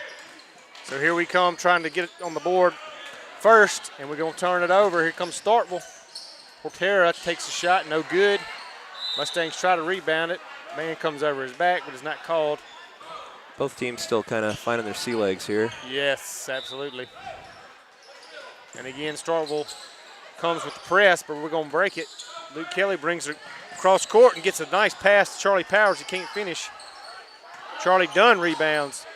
Back to Charlie Powers. And Starkville's going to be called for a foul. 4:58 remaining in the first period. Still no score. Just like Mr. B said, everybody's trying to feel each other out right now, I believe. Yeah, plenty of shots for both teams, but nothing falling. Aiden Valente for 3. No good. Aiden had a good look there in the corner. Rebound Starkville. Looking for the run out. They're going to back it out and try to run their offense. Move it around. Shot is up. 3. No good. Rebound by Luke Kelly. And he's going to get it back to Aiden, and Aiden's going to walk up the court. 0-0 here in the first. Charlie Powers with a beautiful drive and left-handed lay-in to get us on the board and take the lead 2-0. That was a great aggressive play by Charlie. Absolutely. Starkville takes a timeout after the scoring outburst by Pillow. I would love to see Charlie be more aggressive like that. I think he seems to have been the last couple games. That's only going to get better for us. Everyone's really showing a lot of aggression, a lot of tenacity out there. Regardless of score, regardless of really what's going on, it's we're just going to carry that mentality, it seems, and that's it's a good winning mentality, good way to play. Absolutely. think maybe everybody's just getting a little more comfortable and used to the offense, used to the defenses we're calling. And, of course, the effort is there. And when the effort's there, good things are going to happen. Effort's free. Absolutely. Effort does not require skill or anything like that. Anyone can do it. This is one of the taller gyms we've been in, Mr. B. It's getting a little vertigo up here. I am absolutely fascinated by this gym. I'm fascinated by it.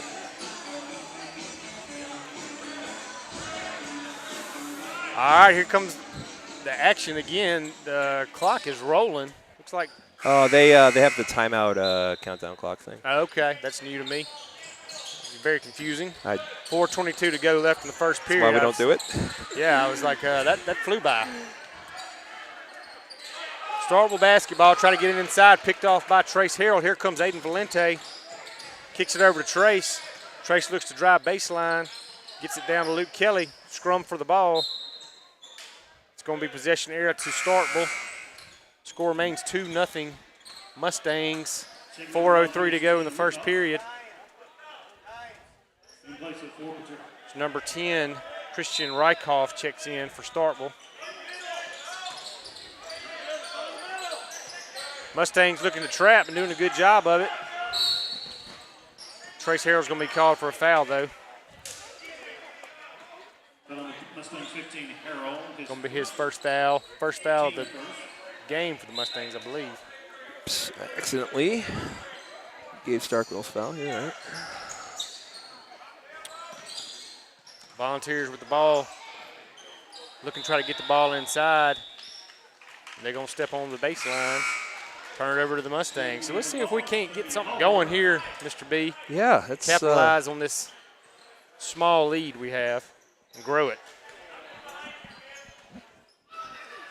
And both teams kind of fortunate that the other team isn't taking advantage of the offensive woes here. Mustangs are able to break the press. Charlie Powers is going to be fouled. All right. That's going to be on number 30, Nicholas Hallberg. Team second, his first. Aiden Valente is going to look to inbound the ball. And he does to Charlie Dunn, out to Charlie Powers. Back to Aiden for three. Boom. Three is good by Aiden. Extends the lead to 5. 5-0 Mustangs. It was just off from that same spot last shot. Made the correction. That's a pretty inbounds play. They got Aiden wide open look, and he nailed it. Could have been a travel there, no call. Mustangs playing tight, aggressive defense, and there's Aiden with a pickoff. He's going to drive it in and lay it in. That's going to be 7-0 Mustangs. 3 minutes to go in the first period. And again, Mr. B, our aggressive defense is paying off. Wynn Harden coming to the scorer's table looking to check in.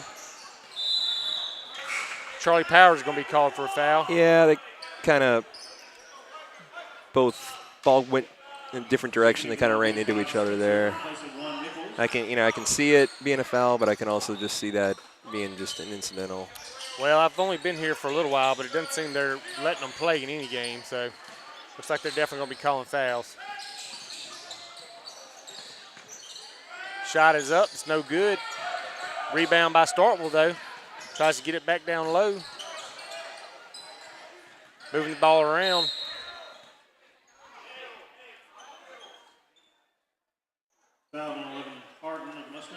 Wynn Harden's going to be called for what I would describe as a ghost foul, but nobody asked me.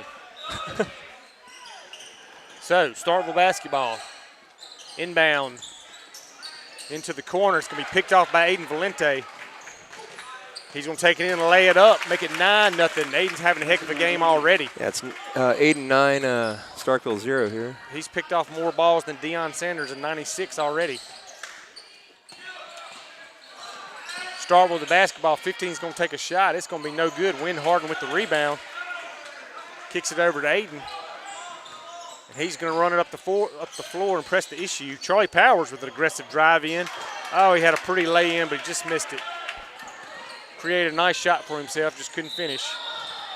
But 10's going to travel and give the ball back to us. That's Christian Rykoff. Excellent, and apologies to Mr. Powers. I did have 2 of the points. Aiden has 7. That's right, that's right. You're right. To get to our 9. Carson Jenkins checks in for the first time for Trace Harrell. Aiden Valente running the point. Charlie Dunn driving baseline. Takes a nice shot, but no good. Rebound by 5, DJ Spencer, and he's going to come back coast to coast, take a shot, and it's going to be good for the first points of the night for Starkville. 9-2. Mustangs lead. I guess it was inevitable they would score. You never know, you know. Ball is tipped out by the Volunteers. Mustangs going to be inbounding underneath our own basket. Charlie Powers to do so, gets it into Wynn Harden. Wynn makes a nice turnaround move. Can't get it to fall, though. The last 2 shots have been some pretty good looks. Absolutely. I mean, we'll take those all day long. DJ Spencer drives in, tries to kick it down low. Mustangs play good defense, but ball ends up in the hands of 10, and he scores. Right place at the right time. They just won a game of pinball there. So that was Christian Rykoff that scored for Starkville. Charlie Dunn with the basketball, getting pressed pretty hard, ends up in the hands of Charlie Powers over to Carson Jenkins. He drives in, dumps it down to Wynn, but his pocket's going to be picked by DJ Spencer. He's coming back the other way. Takes it up. And Aiden Valente is going to be called for the foul, I believe. Kind of got his feet caught up with the other man, with the man driving with the basketball. That's going to send Spencer to the line, shooting 2.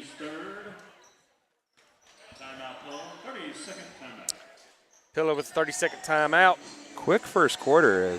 It has been quick. Only before it went away, I believe about 38 seconds or so to go. Oh yeah, here I am back confused again by this timeout clock. You just can't be springing these new things on a simpleton like me, Mr. B. You know, I'm just not sharp enough. It's there's forget who else. There's only like 2 places that do it, and it throws me off every time. What also throws me off is that strange stool up there in that chair. What is that about? The door. Oh, I don't want to know. I've had so many theories about that door. I'm just fascinated by this gym, and we'll be here again for a conference tournament in a few weeks. Oh yeah, that's right. DJ Spencer shooting 2. First one's good. Cuts the lead to 4. 9-5. Mustangs lead. 34.4 to go. Starkville creeping back in this thing. Second one's up, and it's good. 9-6. Mustangs hold on to a lead, but Starkville's clawed its way back. Here comes Aiden. Gets it down to Wynn there at that free throw line like he likes to do. And kind of dish from there. I know we've talked about in other games we've covered. We like it when Wynn gets that ball up there at the free throw line. He's able to distribute. Yeah, good, very good vision. And, you know, guy his size, if he sees an opening, he can just back him up, take it to the hole himself. Absolutely. Plenty of options. Aiden Valente dumps it down to Wynn at that free throw line. He kicks it over to Carson Jenkins. He's going to try to take a shot. It's going to be blocked. He gets it back out to Charlie Powers, down to Wynn. Wynn takes a good shot. He gets his own rebound, puts it back up. Wynn Harden will not be denied. Excellent, excellent. And that's going to give us some great momentum going into the second period. Wynn fighting like a bull down there, scrapping and clawing. Yeah, really, the last few sequences there showed really, all he can bring to the table there.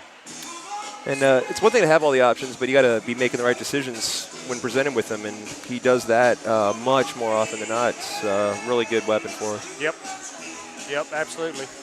So 11-6 Mustangs, and we'll be going into the second period here shortly. Doing the twist while we do it. Yeah, a little chubby checker. Hadn't heard chubby checker in a while. They play some golden oldies in here.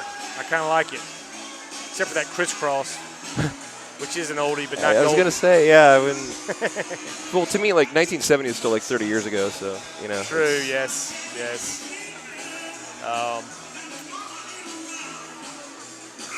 But yeah, I've enjoyed what the Mustangs are bringing to the floor tonight. A lot of positive energy, as always, and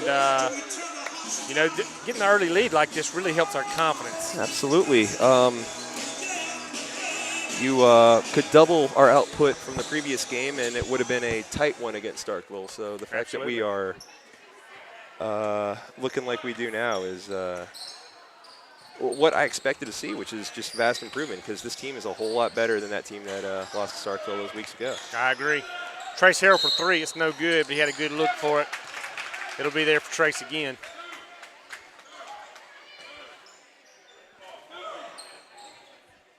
Well, we ended up with the ball somehow. I was running just my about mouth. to ask what happened there. But I guess I don't care as long as we get it. But we're going to lose it on the inbound. So nevertheless, here comes Starkville back the other way. Aiden Valente playing that tough defense again. Going to cause a turnover, pick it up himself, takes it in, no good. Trace Harrell comes in, gets a rebound. That Trace down there. Scrapping hard, takes it up. He's going to be shooting 2. Trace coming in out of nowhere amongst the certainly bigger, taller kids and snatches that ball out of the air. First one's on the way for Trace. And it's no good, just off the back of the rim.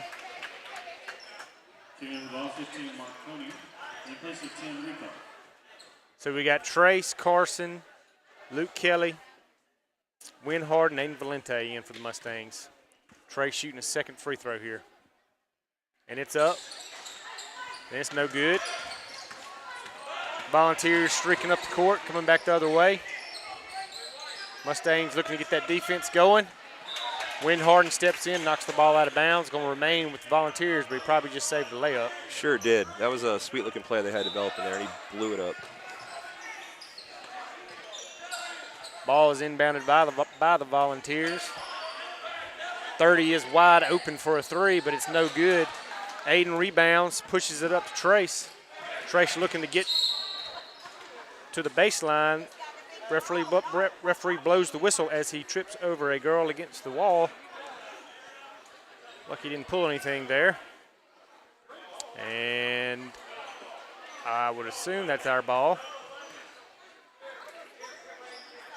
But I should never assume anything, but it is going to be our ball. Luke Kelly's going to inbound it. There's a foul called on that play for number 3, looks like. Yeah, Trace driving the baseline, picked up that foul for us, so that worked out.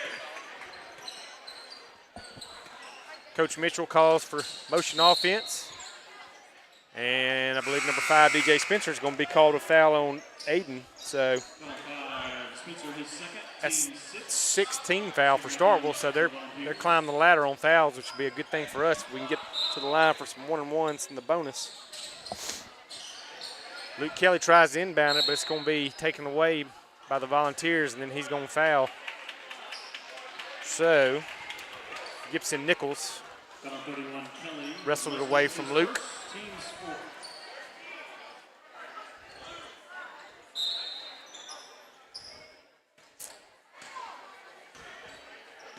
Mustangs looking to press the ball as it comes across half court. Starkville moving around the perimeter. Wide open underneath the basket is number 4 for an easy lay-in. We just lost containment there. Joseph Portera for Starkville. 11-8 Mustangs. Luke Kelly down driving baseline, kicks it out to Trace, over to Aiden. Aiden for 3. Boom. It's good. Second 3 of the night for Aiden with a pretty stroke. 5:15 to go, second period.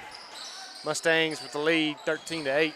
DJ Spencer for Starkville inside, takes a shot. Portera rebounds it, takes it up, no good.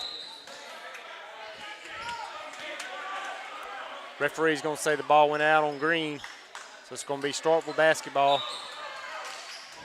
Inbounded to 15 here in the corner, back up to DJ Spencer at the top of the key. Starkville looking to drive it. Inside into the lane to DJ Spencer. He's going to go up and score it. And chance for a 3-point play on DJ Spencer. As the foul was called. Who was that called on? Carson? I didn't actually see that. Could have gone either way with Carson Trace there. What's 3-point Yep, it was on Carson. Carson, yeah. So DJ Spencer converts a three-point play, cutting the lead to 3. 14-11 Mustangs. Ball's kicked over to Trace. Back up to Aiden.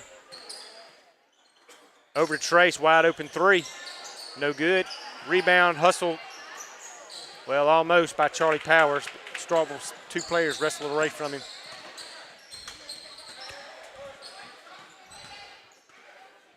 Starkville looking to set up their offense. Looking to create some spacing. Kicks it over to DJ Spencer, who is their leading scorer with 7 points. Aiden Valente Ayers with 9. He cuts the ball off as the man tries to drive. Looks to pull up, changes his mind. Number 1 shoots it for Starkville. Had a good open look, no good. But number 4, Prepera, rebounds it, takes it up, no good. But number 1 with another offensive rebound for Starkville. Gibson Nichols takes it back up, and he's going to be fouled that time.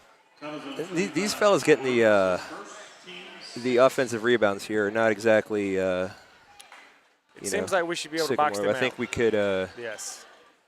I'm sure Coach A will be telling them we expect to be boxing out these slimmer chaps. No reason they should be muscling us around inside. No, I mean, I can see it could sneak in there, but allowing back-to-back offensive boards from. Well, that was 3 in a row. 3 in a row, yeah. Definitely some room for fundamental improvement there. Shot is up, no good. No harm, no foul there. 14-12. Mustangs cling to a lead. As Starkville seems to be keeping the ball on their side of the court this period. Shoot, they can 4 quarters it as long as we stay the lead, which we do not. DJ Spencer, like number 5 for 3. He's got 10 points in the game and gives Starkville their first lead of the night, 15-14. Axel Maddox entered the game while I was running my mouth. That's his first appearance of the night, along with Charlie Dunn.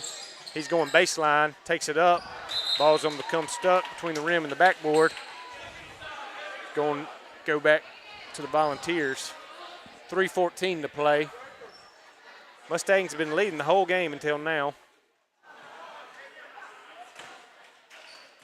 And the ball is unjammed. The game will go on.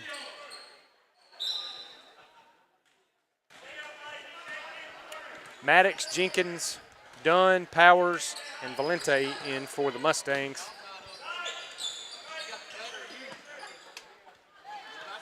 When Starkville has the ball in the half-court offensive set, they really do seem to be able to move the ball around and find a good shot. They're very deliberate. They know exactly what they're looking for, and they're not afraid to wait around until they get it. Yeah, which is not the case in most of our games. Turnover. Aiden Valente coming back the other way, looking to get into the lane, and he does. Just can't get it to fall. Love seeing Aiden try to create that shot for himself. But here comes DJ Spencer gliding in for a score. It's a tremendous individual effort there. Yeah, we're probably going to have to body him up, get creative with him because he's sitting here with 12 points, 12 of their 17. And right now he's kind of scoring at will. So we'll see what Coach A can come up with as far as trying to slow him down. See if we can't make somebody else hurt us. More Chubby Checker. I just enjoy saying Chubby Checker. Great name. It is. It's hard to believe that he was cool back then with the name Chubby Checker, but he was super cool. Different time, I guess. You don't think the kids are running around with the twist coming out of their AirPods? Probably not, although they'd be better for it. All right. Bennett Barnes enters the action for the first time tonight. Love seeing number 4 on the court. Mama's a redhead, Daddy's a redhead, makes him a redhead.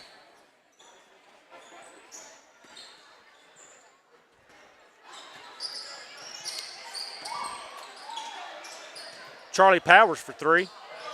No good. Starkville coming back fast and furious. 15 drives in, circus shot, no good. But it's going to be rebounded again by Starkville. Mr. B, I'd love to know how many offensive rebounds they had on us. Not to mention that three that 15 just dropped on her head. Ty Marconi for three. So the Mustangs are in danger of letting this thing grow maybe a little too far. As Starkville leads by 6, 20-14. Foul call there, not a jump. That'll be 1-1. They were sitting on 6 for a while there, so see us finally get to the line. So that's going to be a 1-on-1 for us, right? What am I missing? Should be. 17 fouls. It wasn't player possession. Is there confusion on how we're subbing, I guess? Axel Maddox to the line, okay. I think he might have. Axel came out. But he's got to stay in. Right. Because he's the one shooting. Okay. Now I'm with you.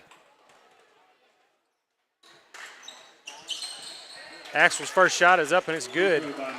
So he's going to get another chance. We've got Aiden, Charlie Dunn, Axel, Bennett, and Charlie Powers in the game for the Mustangs. He's going to miss the second one, rebounded by Starkville.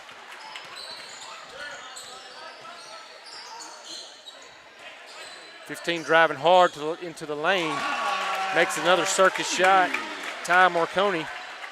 That's back-to-back baskets by him. A 3, then a 2. 22-15 Starkville. Axel Mack's going to be called up for traveling. He's going to come out of the game. Trace Harrell enters it. Starkville spotted us 9 to start the game, so we're going to have to get back to scoring here. Yep. Mustangs back in a 2-3 defense. This kid Marconi is just driving into the lane, and he's put some pretty nice shots up. That one doesn't fall though. Bennett Barnes for 3 in the corner. No good.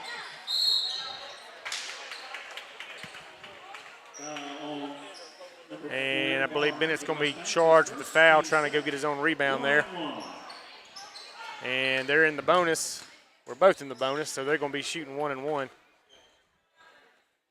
This is going to be Marconi to the line.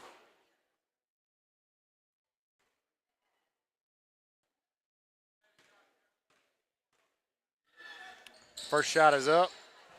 Rims in and out. Bennett Barnes with the rebound. Trace Harrell pressing the issue. He's going to take a wide open 3. No good. Rebound by Starkville. Here they come the other way. Great block by Aiden Valente, though, to get the possession back to the Mustangs. Yeah, first time they were able to stop that drive. DJ Spencer has been tough with a head of steam like that. Trace Harrell for 3. That time it's good. Wide open 3 by Trace, and we needed it. Yeah, he's not missing 2 of those in a row. So Mustangs trail by 4, 22-18 with 19 seconds left to go in the half. Starkville again looking to be methodical with the basketball. Marconi's going to drive in, take a shot. No good. Off the back of the backboard. He's laughing at it. Knows he kind of took a crazy one. Charlie Powers inbounds the ball. Lets it roll to Aiden so the clock doesn't run. 8 seconds to go. Aiden gets it down to Charlie. Charlie didn't realize how open he was. He went to drive it in for a shot, and he's going to be fouled shooting 2. So good play by Charlie. I think he kind of turned around there. Mr. Bean was like, well, I got a whole wide open path to the basket there. Might as well try to take it. See if we can finish the half strong here, nailing these 2. Yep. This would be good for us going into half. First one's up, and it's good. Charlie's historically a pretty good free throw shooter. Not that I know any percentages or anything like that. It's just from the old noggin, just from memory. Second one is up for Charlie, and I jinxed him. Ball is rebounded by Starkville. 30's going to take a long shot, and it almost goes had a chance in. There, yeah. But at halftime, it's going to be Volunteers 22, Mustangs 19, and you know, Mr. B, it was really a tale of 2 periods. Sure was. It's really close on the scoreboard, but really they're on a 22-10 run since that initial 9 points that we had. So it seems that we did kind of close out the half pretty strong on defense, started to block the lane that was wide open for most of the half there, and got some points late. So 3-point game. Looks to carry that into the second half and come away with a victory here. Another good competitive game. Exciting. They do nothing game. but now, don't they? It's great. I know. Yes, it is. It is lots better to be in a competitive basketball game. So, first period went to the Mustangs. Second period went to Starkville. Let's see if it holds true and we get back going in the third. We'll see you back here after half. Thanks a lot. Available to United States Bank account holders only. Terms and conditions apply. The sales service is property of Early Warning Services, LLC.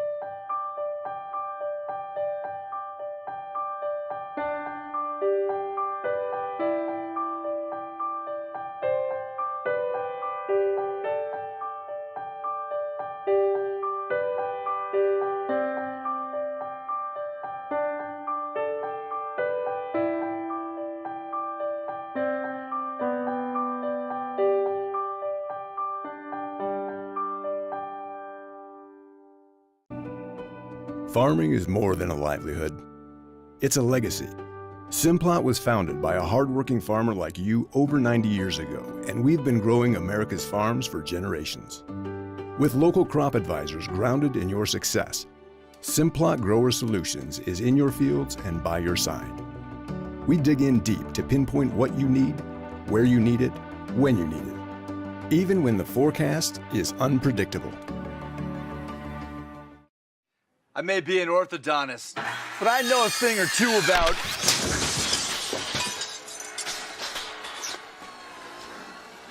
Perfect. Mayhem is everywhere, so get an Allstate agent. Are you in good hands? Ready to get your money moving? Zelle is fast, safe, and an easy way to send money in minutes to friends, family, and others you trust. And it's now available in the Guarantee Bank mobile app. Enroll today and get your money moving. Guarantee Bank, together with Zelle. Guarantee Bank, member FDIC. Transactions typically occur in minutes when the recipient's email address or U.S. mobile number is already enrolled with Zelle. Mobile carrier fees may apply. Available to United States Bank account holders only. Terms and conditions apply. The Zelle service is property of Early Warning Services, LLC.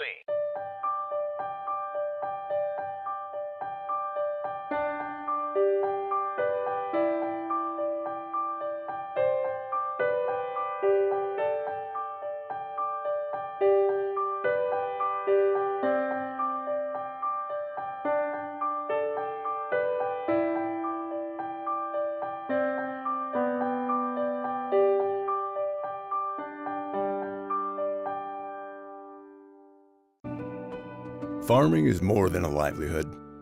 It's a legacy. Simplot was founded by a hardworking farmer like you over 90 years ago, and we've been growing America's farms for generations. With local crop advisors grounded in your success, Simplot Grower Solutions is in your fields and by your side. We dig in deep to pinpoint what you need, where you need it, when you need it, even when the forecast is unpredictable. I may be an orthodontist, but I know a thing or two about...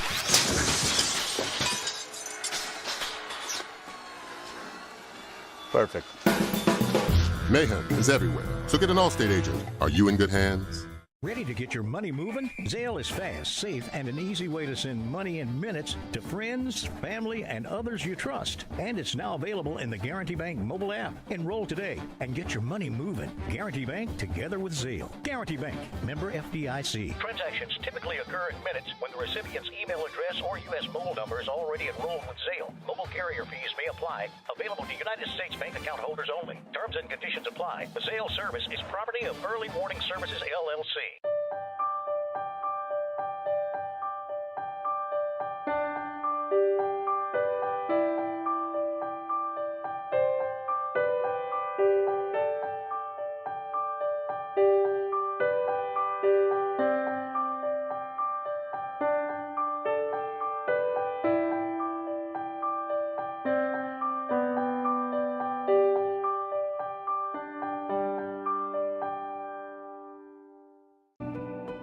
Farming is more than a livelihood.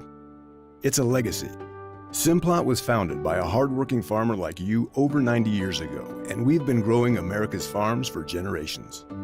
With local crop advisors grounded in your success, Simplot Grower Solutions is in your fields and by your side.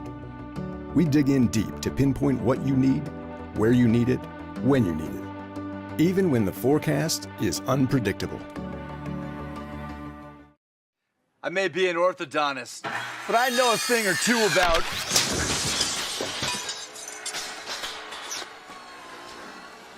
Perfect. Mayhem is everywhere, so get an Allstate agent. Are you in good hands?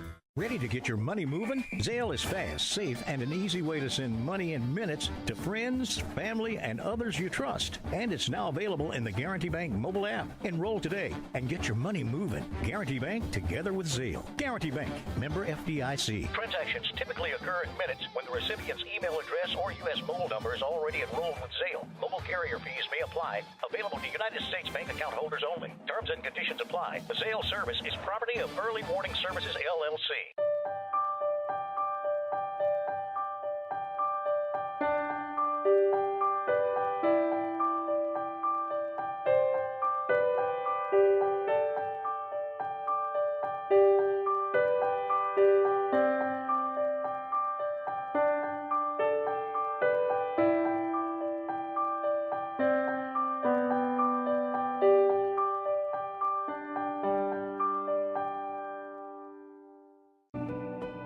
Farming is more than a livelihood.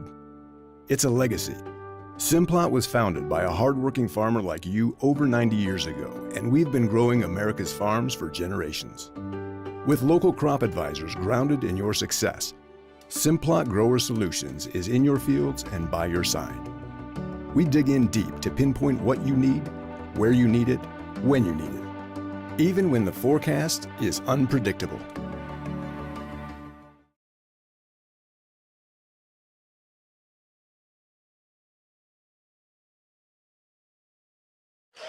And we're back. Hello.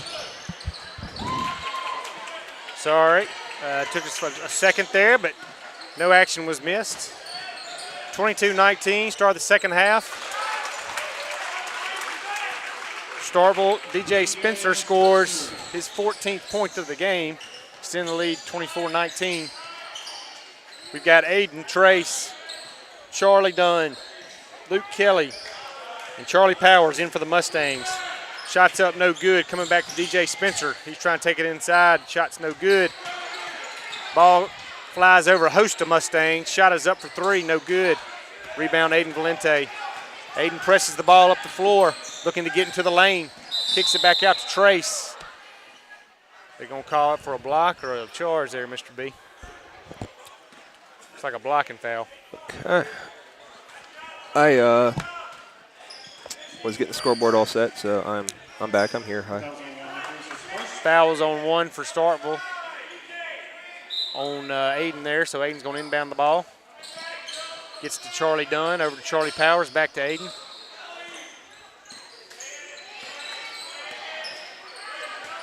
Aiden's going to get his pocket picked out here at about the midcourt line. Man's going to take it up. Aiden's going to foul him in the air. It's going to be two shots. You don't see that often. No. It's usually the thief there. Absolutely. Maybe we're still in a little halftime funk. Coach A not happy, telling everybody to wake up, and I'm sure we will. First shot is up by number 4, Joseph Portera, and it's good. It's his third point of the night. 25-19, Volunteers. Second one on the way, and it's good. 4 points for number 4 now. And that extends the lead, 26-19. Mustangs need to get something going here on offense as Wynn Harden enters the game. Aiden looks to move it around the perimeter. And we're going to try to get a little gritty with the cross-court pass and turn it over. Man tries to take it up for a lay-in, but Aiden's going to deny him. Good block. Nice clean block, but it's going to remain Volunteers ball. Up over the top, no hand. We let DJ get free. Drops in an easy one for a 16th point underneath the basket. We've had no answer for DJ Spencer tonight. I think everyone's an easy one for him. He is doing whatever he wants out there. He sure is. Trace Harrell on him. He's going to get his hands in there playing feisty defense. But we're going to knock it out of bounds. It's going to be white ball still.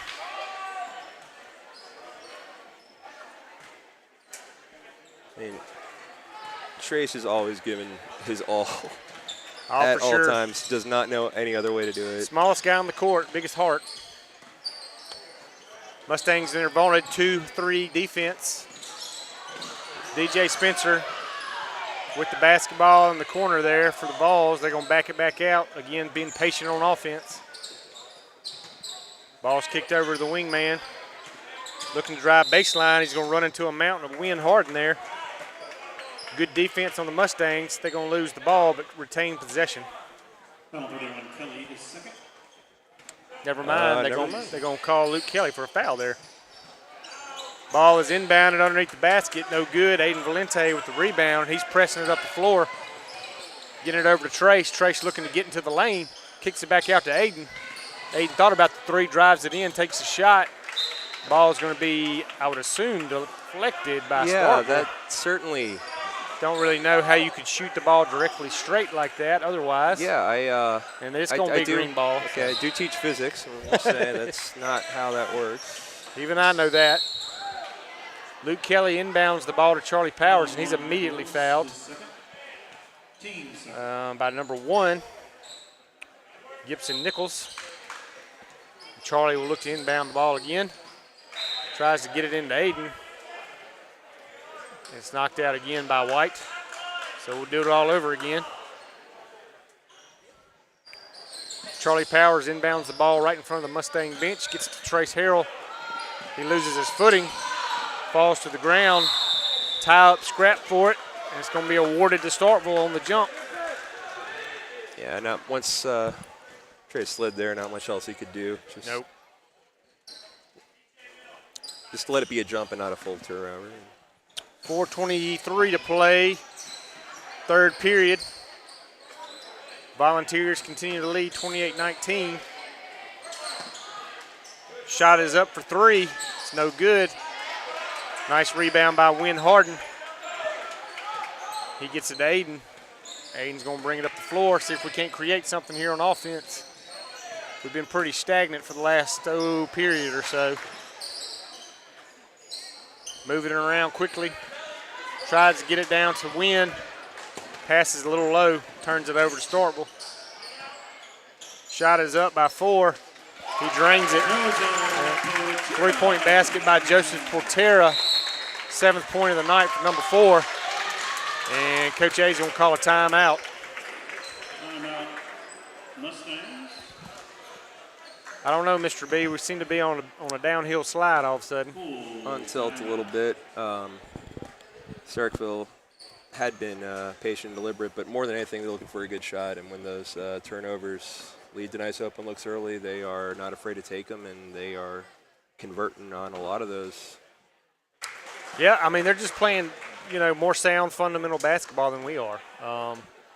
They don't make risky passes. They don't mind. They will make a lot of passes, but they're crisp, and they're going to be. Yeah, they're waiting for the right time to throw an entry pass or what have you, when we sometimes kind of try to force the issue maybe. Will Johnny be good? We are throwing it all the way back today. Yeah. Or if it's Chuck Berry or – no, that's the Beach Boys. I'm way off. This is fun. I'm way off. They're all the same. Must be the headphones. How embarrassing. They all have the same solo thing at the beginning. That is true. Thank you for making me feel a little better about myself. Almost impossible to know until somebody starts singing. All right, we got Bennett Barnes, Charlie Powers. Charlie Powers into the lane. Shots up, no good. Gets his own rebound and puts it back in. Charlie Powers trying to stoke the fire, the offensive flames for the Mustangs. And here we go. We're going to be trying to play a little 2-3 zone defense, looks like.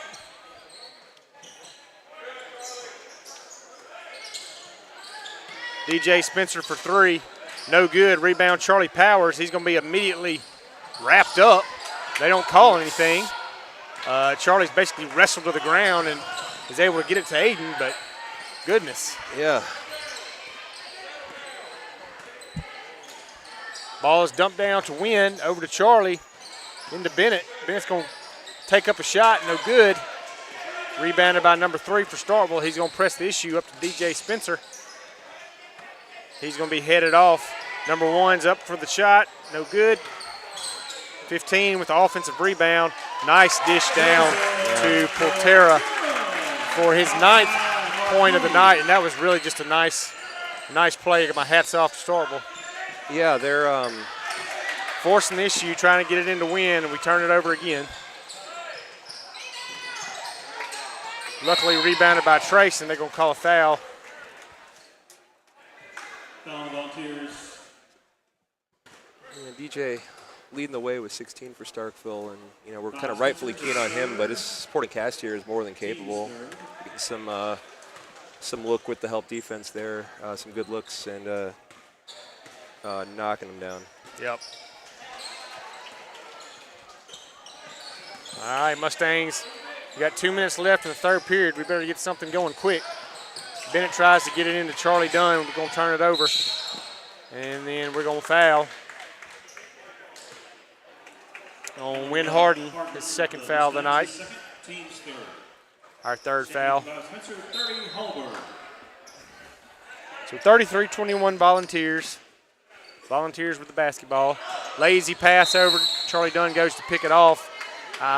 They're going to call him for a foul, but I'm at a loss on that one. Called that on. Never mind. Okay, they're going to call that on them. That's why I was baffled. Charlie with a nice play on the ball, and 30 just reached in on it. Nicholas Hallberg. Mustangs are trying to run this little offensive set where Wynn gets the ball there, the free throw line. They're trying to deny the ball to Wynn, and they're doing a good job of it. We keep trying to cram it in there. Yeah, I think they noticed what we were talking about earlier, and have made that a priority of stopping. Nice rebound by Wynn Harden. Portera, number 4, makes a play on the ball, knocks it out. It's going to remain green ball. Carson Jenkins checks in for Aiden Valente. He looks to inbound the ball to Wynn Harden. It's going to be denied again by Portera. Number 4 won't even let us catch the ball, it doesn't look like. He's turned it on second half for sure, Mr. B. They all have. Yeah, that's true. Shot is up, it's no good. Rebounded by 30 Hallberg. Kicked over to Portera for 3, no good. Rebound by Bennett Barnes. He's looking to pass the ball over to Trace, and the ball was deflected out by Starkville. So we've got Harold, Jenkins, Barnes, Harden, and Dunn in for the Mustangs. Continue to move the ball around and try to get it down to Wynn. We do that time. He takes it in. He's going to be fouled, shooting 2. So Wynn trying to create something, anything for the Mustangs. Finally breaks through, and good things happen as usual as he works his way to the line. Refresh my memory, Mr. B. Have we scored this period? I was trying to think about that myself. I don't think we have. Wynn Harden's first free throw is no good. So I guess payback is heck. I think they scored 2 points in the first period. Now they're doing the same to us. Second one's no good. Portera on the run, kicks it out to 15. Jump shot is up, it's no good. Wynn Harden fighting for the rebound, knocks it over to Bennett Barnes, over to Carson Jenkins. Then he brings it up, gives it to Bennett, down to Wynn, over to Trace. Back around to Bennett, over to Carson, inside to Wynn. Wynn goes to take it up, no good, but he gets his own rebound, puts it back, no good. Charlie Dunn fighting inside, he gets the rebound, takes it up, he's fouled. He'll be shooting 2. Portera, 30, just spiked the ball. Where I come from, that's usually a technical, but I guess it's not going to be tonight. Refs just had a word or two with the young man. Nothing more. Playing on. It wasn't that egregious. First one's up for Charlie. No good.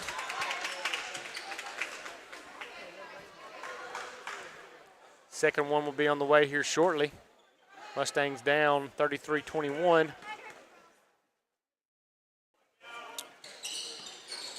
Second one is no good by Charlie, rebounded by Portera, who again has really turned it on here the second half in every facet of the game. Dump it down to DJ Spencer, who's had a great game. He's going to be fouled going in. He's going to be shooting 2. He's got 16 points on the night. That one's going to be on number 4, Bennett Barnes. DJ Spencer to the line, shooting 2.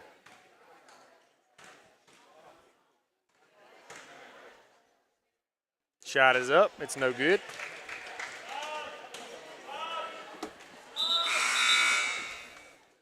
Taking it to rebound. 30 and the ref still talking things over between free throws there.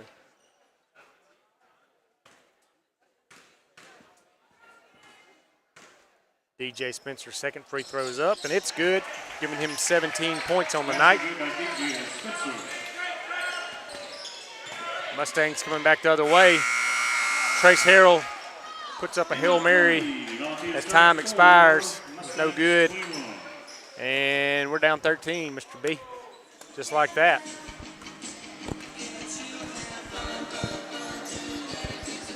It's we're down 13. Now we're listening to fun. I know. Seems almost cruel almost and unusual. Yeah.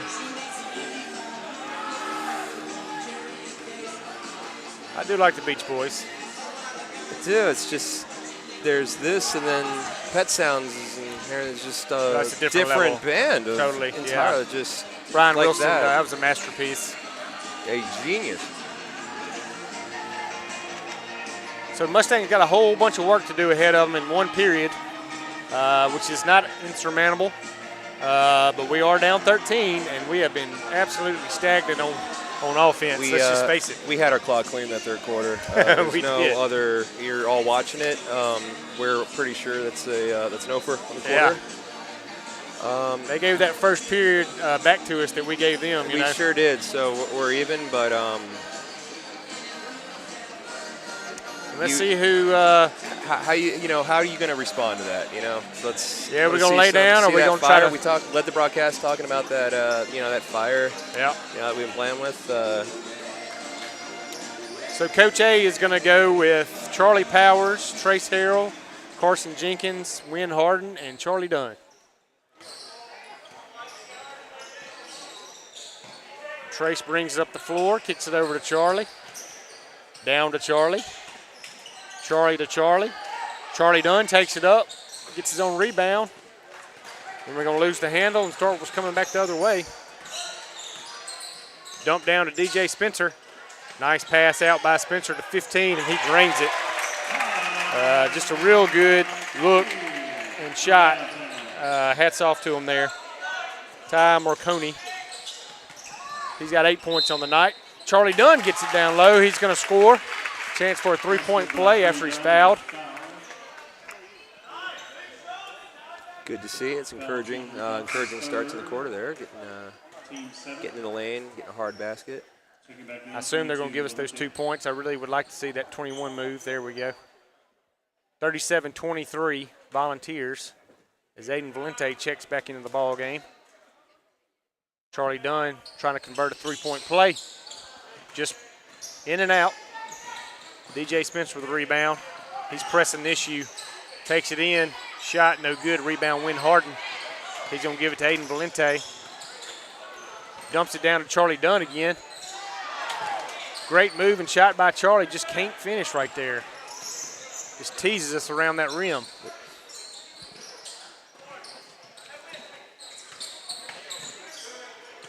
Starkville, number 15, takes a three. No good. Long rebound is rebounded by Starkville. We can't catch a break on these offensive rebounds. It's finding them now. Yeah. 15 up for another three. No good. Rebounded by Charlie Powers. He's pushing the ball up. Don't want to push it, Charlie. Get it down to Wynn Harden, who is going to be called for traveling, trying to get the ball down to Charlie Dunn. It was going to be a good idea. But Wynn just took an extra little step there. 5:34 to play. Mustangs down 14. DJ Spencer drives in for Starkville uncontested for his 19th point of the night. And he's just kind of dominated us. Let's face it, Mr. B. He's an outstanding player. Another great play by Wynn, dumping it down to Charlie Dunn, but DJ Spencer recovers and blocks him. We'll keep the ball, though. We just, you know, they have good inbounds pass by Charlie Powers to Aiden, and Aiden's going to be fouled shooting two. You know, Mr. B, I mean, we came out in third period and we're trying to run our little offensive set where we get that ball down to Wynn, but they were constantly denying us, and we just didn't really adjust to, You're right. to try something different. You're absolutely right. I just and we knew coming in. I mean, Starkville. This is a great team we're playing. We knew. Everyone knows that. Whole conference knows that. DJ Spencer going to take a seat. 19 points on the night. He should have gotten some applause, in my opinion, but this is just a run. He might be coming on back. Aiden Valente makes his second free throw. Makes it 25-39. Starkville. I think we're going to be called for a reach in there on Aiden. And that is our 5th team foul. Starkville actually has 18 fouls, so. I don't remember those. Ball was dumped down inside to number 22 for an easy basket. Bo Cox, an 8th grader, scores there. There we go. Just continuing trying to put a square peg in a round hole, trying to run the same offense. We're going to turn it over. Starkville looking to run their methodical offense, being patient. Picked off by Aiden Valente, though, and he's coming back the other way. Aiden glides up, takes a good shot. He's going to be fouled. Couldn't get it to fall, but he's going to be shooting two. Foul 3, Frazier, his second. Team's ninth. Yeah, and it's not a mystery what they're trying to do, but they're like you said, the passes, so crisp and clean. It's second nature. They're thinking about the shot. Their passes are going to be fine. You can't really do a lot against it. They're really good team that we're playing here. Yeah, they are. First free throw by Aiden was no good. Luke Kelly checked in for Wynn Harden. Second free throw this time is good, though, for Aiden. And he's got 11 points on the night to lead the Mustangs. Charlie Powers is going to pick the ball off on the inbounds play, but Luke Kelly's going to walk with it. We'll send it back the other way to the Volunteers.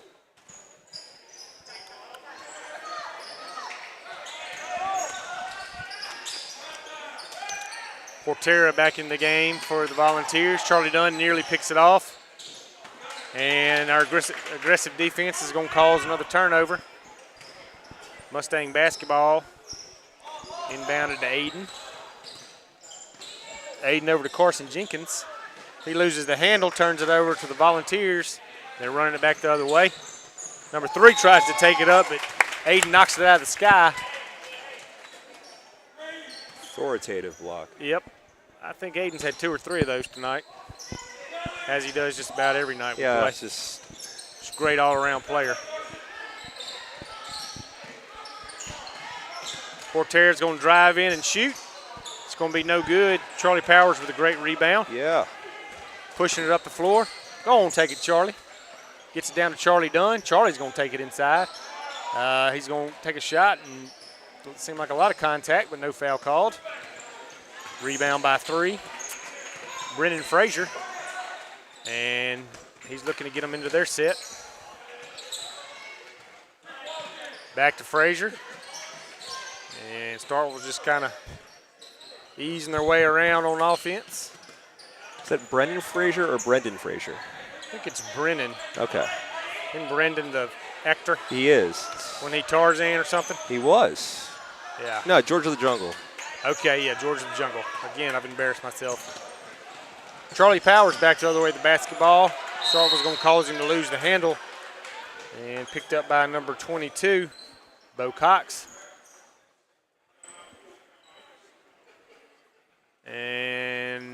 think the Mustangs are calling a timeout, maybe.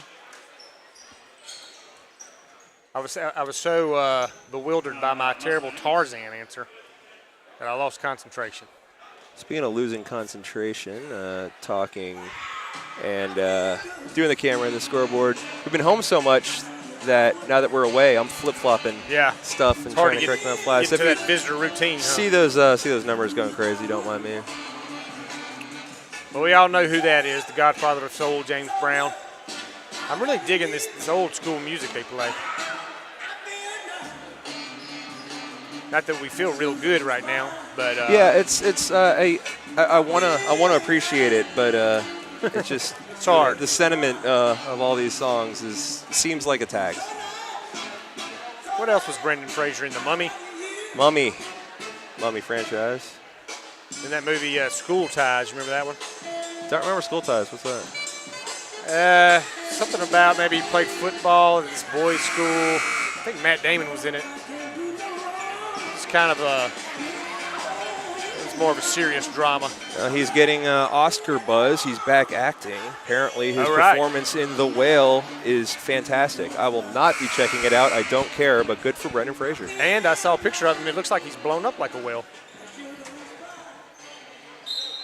Sorry, that was cruel. That is, he's playing a 500-pound man. I don't think he's actually so all that. Yeah, that's okay. some little movie magic there. Gotcha. There's a basketball game going on. Sorry. Yep, I digress. DJ Spencer, you were correct. He was not done for the night, so he's coming back to the line to see if he can put a 20 burger on us here. So his first free throw is on the way, and that would give him 20 points if he makes it, and he does. So we've got Aiden, Bennett, Charlie, Luke, and Tracy in with 2:56 to go.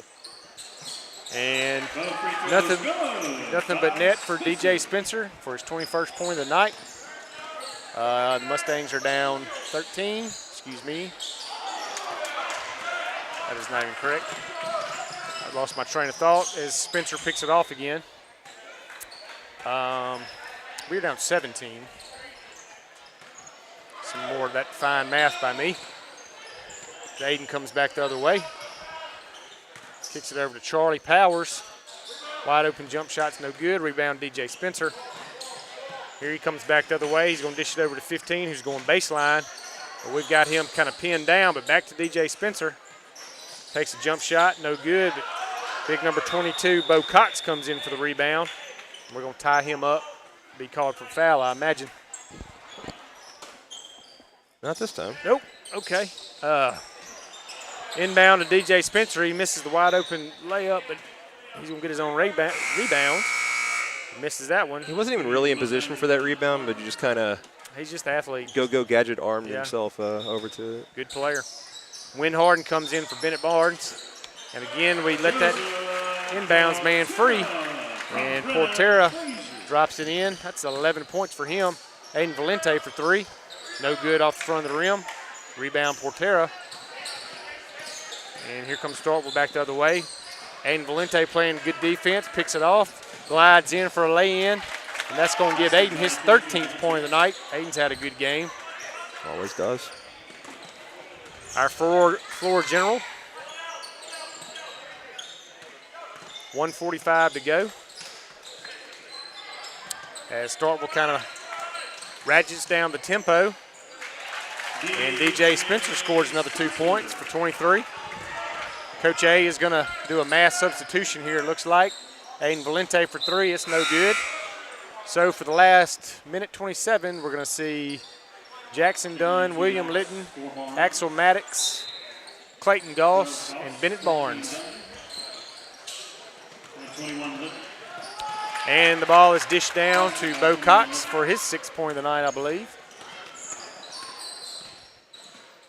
And we're going to come back and throw it out of bounds, coming back the other way. So, Mustangs down 19 with 1:16 to go. 21 wins. Looking for the first bus ride out of Stark Vegas.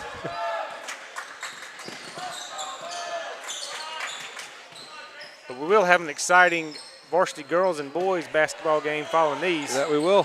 So stick around for sure. Bennett Barnes picks the pocket. He's coming back the other way, looking to take it all the way. And he puts it in. Nice lay in. Left-handed Bennett Barnes. Pretty shot. Makes it 49-30. Volunteers. Jackson Dunn with excellent defense. The backcourt nearly gets it turned over. Here's that gusto we were talking about. Yep. Nice little shot in the arm. There's Clayton Goss with a lot of energy, picking the ball off. Coming back the other way. Looking to drive it in. Nice dish down to William Litton inside. Shot is blocked. Could take some notes on this last minute and a half here. Yep. On what a little energy could do, maybe? Yeah, that's right. Yeah. I like it when I see him. Me too. Jackson Dunn playing tight defense on 30. 30 just shoves him out of the way. Rebounded by William Litton. 8 seconds to go. William looking to take it coast to coast. Kicks it out to Bennett Barnes for 3. Boom goes the dynamite for Bennett Barnes. Ending it on a nice note. Bennett Barnes drains a 3 to make it 33-49 final. Mr. B, as always, I enjoyed it. I tell you, we came out with great energy, great first period. Kind of lost a little steam second and then just got obliterated third period. And then just couldn't regain it in the fourth. Kind of when you remember that we did not score at all in the third, it's kind of respectable in that sense. That could have been a lot worse. We played a really good team. Just like you say. We knew it. I still think that we are much improved since last time. We are. We faced them. We are. I was real proud of the effort we gave, and they're a good basketball team. Let's give them credit. That's off to them. DJ Spencer, he had about 22 points. I mean, we just had no answer for that fella. Yep. So, regardless, look, here come the Lady Mustangs, Varsity Mustangs taking the floor. Always a good watch. So definitely everyone stick around and have a good time watching it. A-team's coming on. You're through with me. So. Yeah, well, and I'm through too. So enjoyed it, brother. See ya. Take care.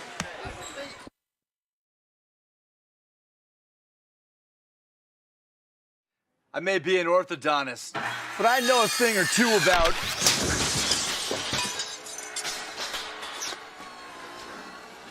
Perfect. Mayhem is everywhere, so get an Allstate agent. Are you in good hands? Ready to get your money moving? Zelle is fast, safe, and an easy way to send money in minutes to friends, family, and others you trust. And it's now available in the Guarantee Bank mobile app. Enroll today and get your money moving. Guarantee Bank, together with Zelle. Guarantee Bank, member FDIC. Transactions typically occur in minutes when the recipient's email address or U.S. mobile number is already enrolled with Zelle. Mobile carrier fees may apply. Available to United States bank account holders only. Terms and conditions apply. The Zelle service is property of Early Warning Services, LLC.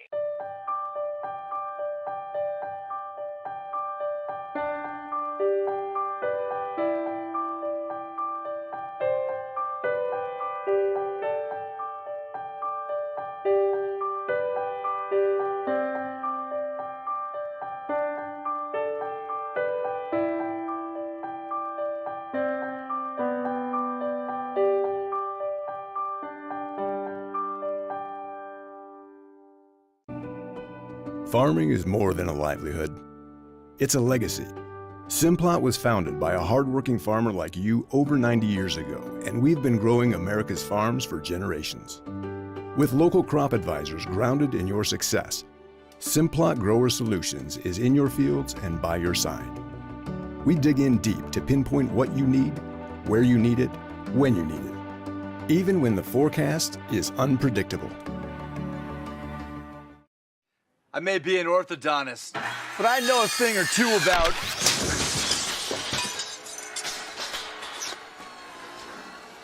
Perfect. Mayhem is everywhere, so get an Allstate agent. Are you in good hands? Ready to get your money moving? Zelle is fast, safe, and an easy way to send money in minutes to friends, family, and others you trust. And it's now available in the Guarantee Bank mobile app. Enroll today and get your money moving. Guarantee Bank, together with Zelle. Guarantee Bank, member FDIC. Transactions typically occur in minutes when the recipient's email address or U.S. mobile number is already enrolled with Zelle. Mobile carrier fees may apply. Available to United States bank account holders only. Terms and conditions apply. The Zelle service is property of Early Warning Services, LLC.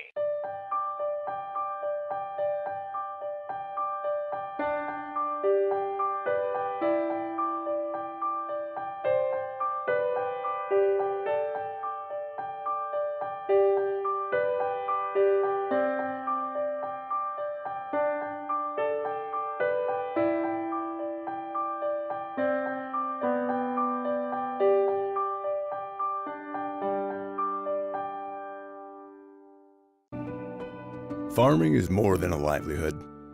It's a legacy.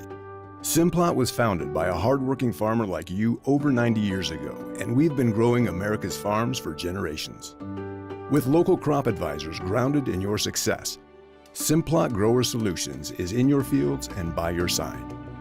We dig in deep to pinpoint what you need, where you need it, when you need it, even when the forecast is unpredictable. I may be an orthodontist, but I know a thing or two about...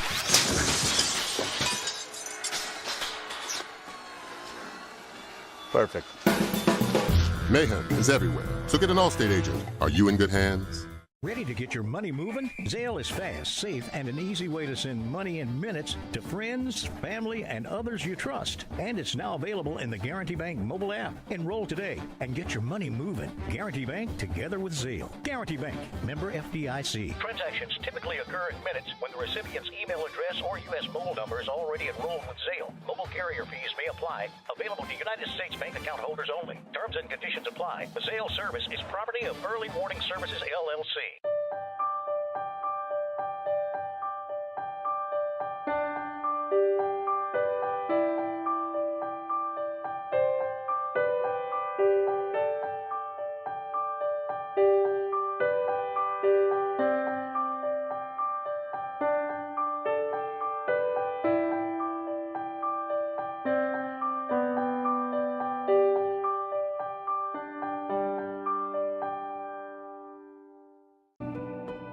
Farming is more than a livelihood.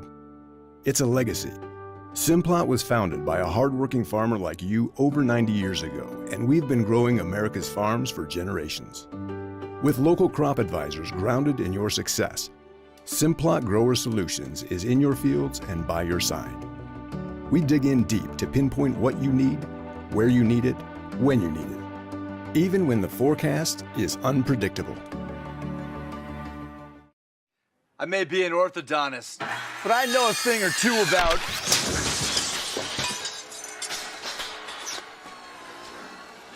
Perfect.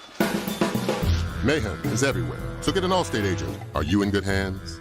Ready to get your money moving? Zelle is fast, safe, and an easy way to send money in minutes to friends, family, and others you trust. And it's now available in the Guarantee Bank mobile app. Enroll today and get your money moving. Guarantee Bank, together with Zelle. Guarantee Bank, member FDIC. Transactions typically occur in minutes when the recipient's email address or U.S. mobile number is already enrolled with Zelle. Mobile carrier fees may apply. Available to United States bank account holders only. Terms and conditions apply. The Zelle service is property of Early Warning Services, LLC.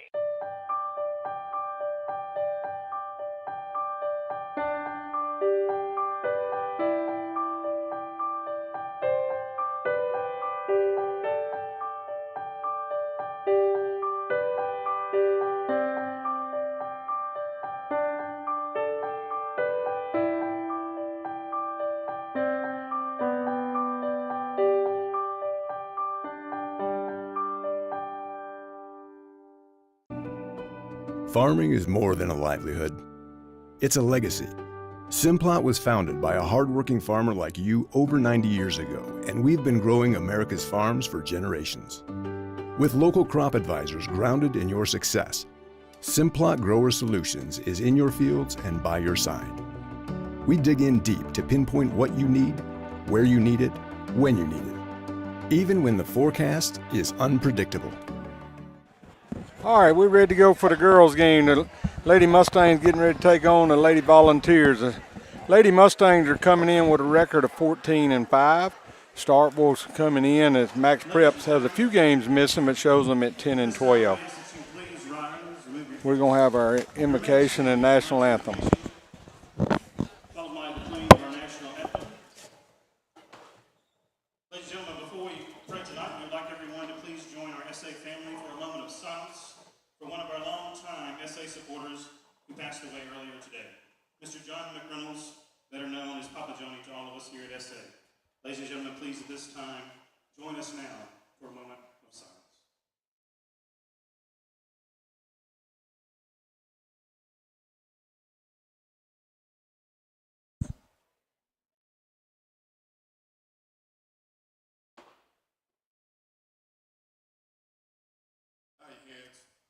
Dear Heavenly Father, I just want to thank you for this beautiful day that you've created.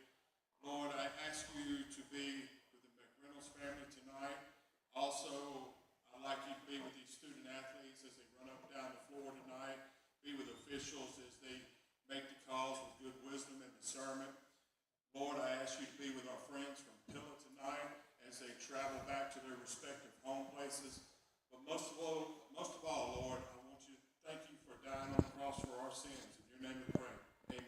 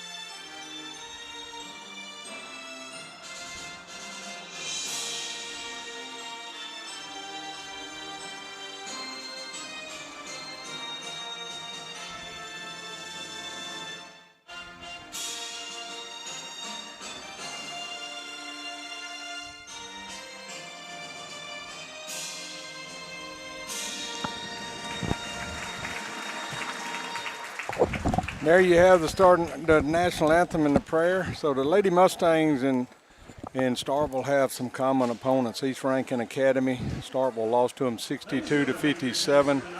Mustangs won 70-47. They beat Oak Hill 43-39. Mustangs beat Oak Hill 57-28. They lost to Leak 71-30. Lady Mustangs are 1-2 against the Leak. They beat Magnolia Heights 39-22. Lady Mustangs beat them 65-29. Other common opponents, Bio, they lost to Bio. Lady Mustangs beat Bio 53-39. They lost to Jackson Prep. Lady Mustangs beat Jackson Prep. Both beat Washington. They lost to Heritage. Lady Mustangs beat Heritage. So I think you mentioned this, but I didn't hear it. How did we come out with them in the first match, first time we played? First match, we beat them 61-29. Okay.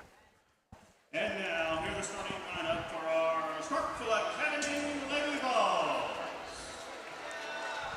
Number 5, Meg Brown.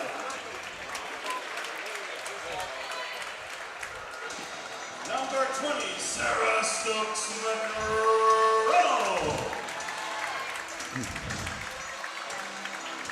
Number 24, Katie Kino. Number 25, Lauren Parker. And number 33, Calliope Cueva. Your starting lineup for Starkville will be 5, Meg Brown, 20, Sarah Stokes McReynolds, 24, Katie Keenum, 25, Arden Parker, and number 33, Calliope Cobia. For the Mustangs tonight, we're going to have Lola Harris back in the starting lineup. We had her missing last week as she had a stomach bug and was out. Millie Moses drew the start for her during those games. Lola's back feeling better. I asked her mother and daddy how she was feeling, and her daddy said she's eating like a horse. And, another note, Tavy is dressed out as well this game. Yeah, Tavy is back. Tavy Lane Johnson's back dressed out. She had missed last week after an automobile accident. She was riding when somebody had an accident, had some ankle, back issues, some black eyes, so glad to see her back on the bench. Katie Keenum and Avery Howard to jump off. Ball's controlled by the Lady Mustangs. Tap back to Carly Aldridge.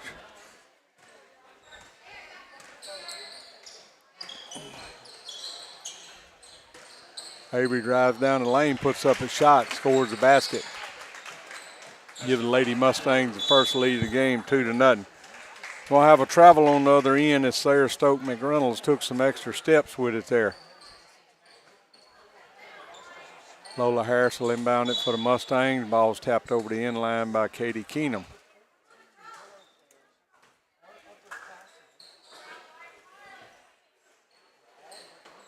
Carly Aldridge is going to go take it in for the Lady Mustangs. Gets in the corner to Lise Howard, swings it out top to Lena Hodo. Back to Carly in the corner. Katie Keenum did a good job recognizing the three coming, alters it. Pass went to Lena Hodo. She misses a shot from out front. Rebounds claimed by the Lady Volunteers.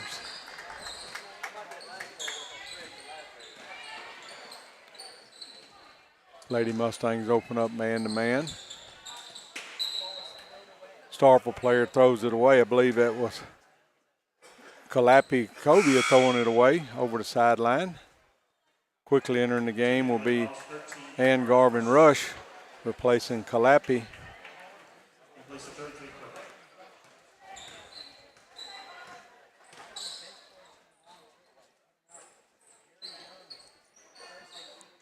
Volunteers are moving in a, looks like what would be a 1-2-2 zone.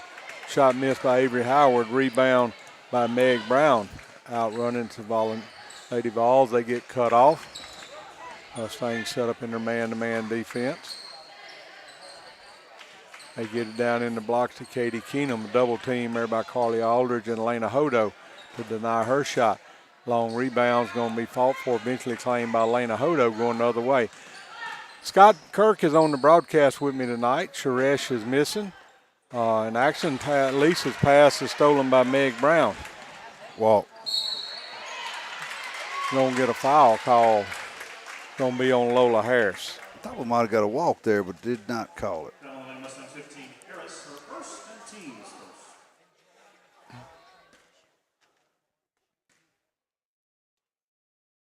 First free throw up by Meg Brown and good.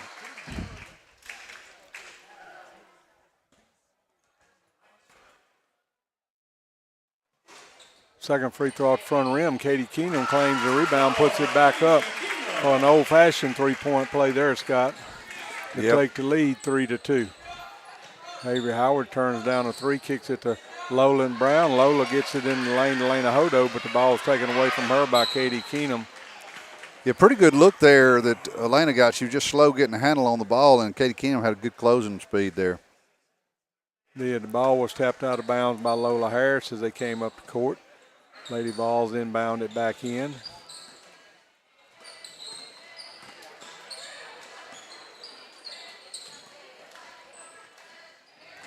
Meg Brown fakes a three, kicks it back out top to Sarah Stokes McReynolds. They get it into Katie Keenum. She gets triple team as the ball goes in there. Carly Aldridge has got defensive assignment on her. Ball comes in, is tapped away from Katie Keenum, out running with Avery. Stops, puts up a two. Shoots it too hard off the backboard. The ball is going to go down and be off Katie Keenum's foot on the out of bounds. I think the Mustangs have decided they are not going to let Katie Keenum beat them. They are putting at least two on her when she gets the ball, and sometimes three. Lola Harris gets it into Avery Howard underneath the goal, misses a shot. Rebounds by Arden Parker. Lady Vols out running with it. Girl takes it down the lane. It's going to be tapped by Avery Howard over the end line.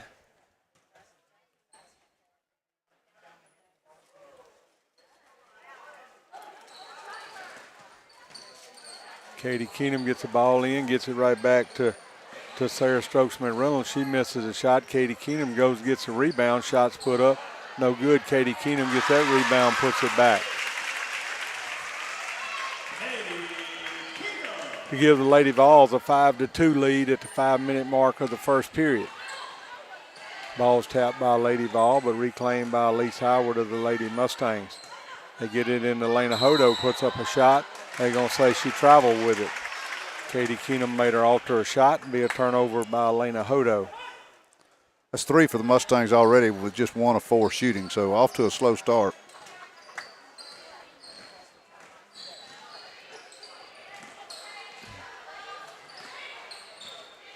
Lady Vols find it down under the goal. We're going to dribble it on the end line. Will be 25, Arden Parker. For the Lady Vols, be a turnover on them. Mustangs inbound it. Starkville's picking up a 1-2-2 trap as they come up. Lady Mustangs get it over, find Avery down in the side. She turns down a 3, kicks it over to Carly Aldridge on the backside. Carly's going to get the roll off of it. Going to be a foul by number 13, Ann Rush. Didn't think Carly was going to get that roll for a second, but was fortunate enough to get it. She'll go the line. Go to the line with a chance for a 3-point play. I gave her 3 already for some reason, but I corrected that. Free throw up and good for the Old Fashioned 3.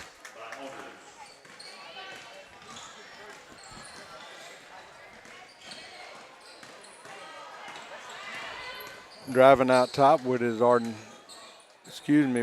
Stokes-McReynolds. They get it into Katie Keenum. Double team again came when she got the ball. Carly Aldridge has got the defensive side on Katie Keenum. Long 3-pointer on the way from outside. Rebounds claimed on the backside by Avery Howard. Avery out running with it. Avery's going to get a jump ball call. Be the Starkville Lady Vols ball.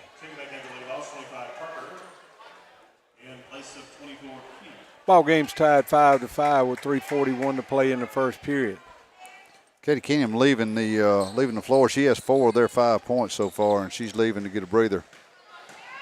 Yep.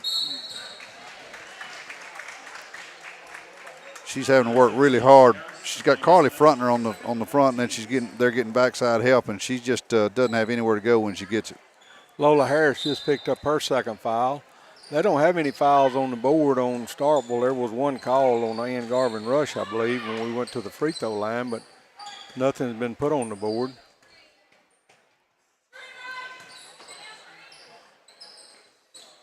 I think scorekeeper for Pilla just went over to check on that. As I was talking about it, got up to go check.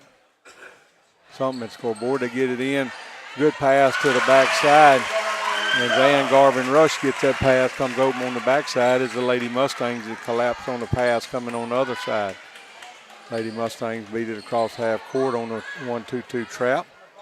Lola Harris is cut off, double team, gets it back to Carly Aldridge. Elena Hodo in the lane. She puts it up, can't get the basket. Rebound by Arden Parker. Green, I think Avery's going to tap it over the end line and be Lady Vols' ball. They did put 1 foul on the board there for them, Scott, so that is correct. 2 fouls for the Lady Mustangs, 1 against the Lady Vols. Pass stolen by Millie Moses, who had come in the game for Lola Harris. Lena Hodo misses a layup on the other end. Rebounds claimed by Ann Garvin Rush. Out dribbling with it, Sarah Stokes-McReynolds. Lena Hodo with a steal out top. Lena Hodo's running one-on-one, going to take it and get by the girl and lay it up and score the basket to tie the ball game back up at 7-7. 2:15 to play. She had Millie Moses running step for step with her, but she did a little Euro step and got herself open and made a nice bucket.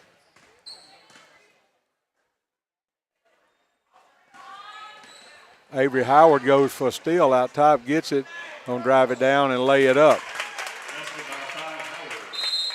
Timeout taken by Starkville. Avery just saw the dribble coming that way, took a step off her girl and tapped the dribble away and went away with it there, Scott. Yeah, Avery's she's a special player for sure. So they have a timeout clock on the scoreboard, so we lose the time left in the game. That has messed me up many times. I looked up there, and I think it's a minute and something to go in this quarter. But I looked up there, and it showed 20 seconds and threw me off. It's gotten me many, many times. Lady Mustangs lead at 9-7, have 2 fouls, both of them being on Lola Harris. 1 foul on the Lady Vols, be on Ann Garvin Rush. 1:59 to go. 1:59 to go in this first period.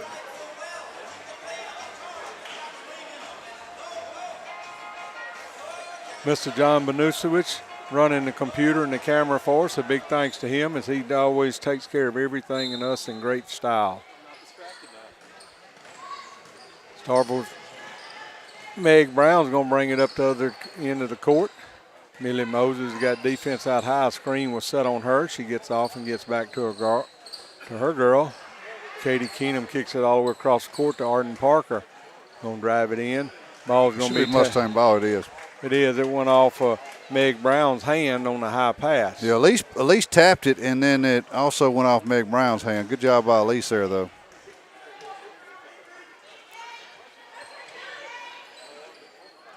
Starkville has remained in the zone defense. Looks like a 2-3 this time.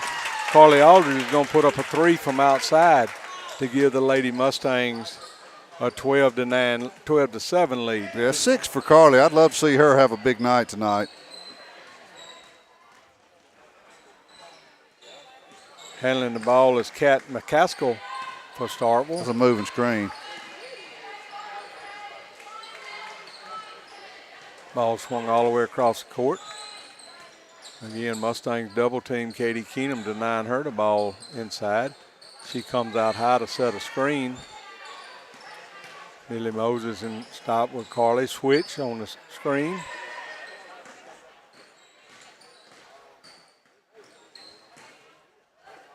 Driving down the lane was Sarah Strokes McReynolds. Puts up a bad shot down to Elise on the other end.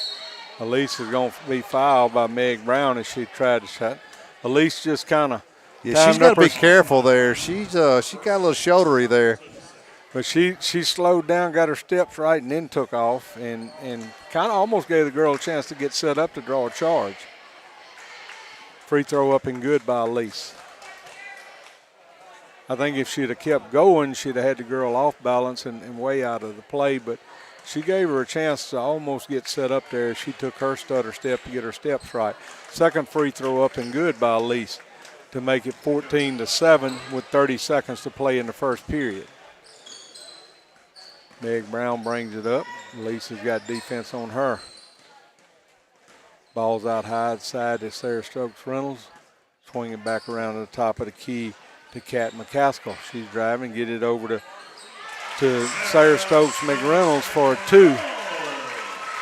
7 seconds to play. Avery gets it over midcourt. Lisa's going to shoot it from out at half court. Doesn't get anything. Ball's claimed by the Lady Vols, not going to get off a shot. So that's going to end your first period 14-9. Yeah, I think Elise got confused on the clock there. She had about 4 seconds to go and shot it from way out deep, but I'm not sure what she had going on there. I think so. Scott, I don't know what you were able to keep stat-wise, if you were or not. Suresh is not with us, our main statistician. I was unable to get the rebounds because I just didn't have a slot here. But I know I've got Carly so far is perfect from the field. She's had a 2, a 3, and a free throw, so she's got 6 points. Elise perfect from the line with 2 free throws. Lena Hodo is 1 for 4 for 2 points, and Avery has 4 points. She's 2 for 4. She's missed 1 3 and 1 from the floor and made 2. So that's your scoring for the Mustangs. 3 turnovers early, but Mustangs seem to have cleaned that up just a little bit. So the Mustangs are going to start the second period leading 14-9. Going to come back with Larkin Kemp, Avery Howard, Millie Moses, Ella Wallace, and Elise Howard.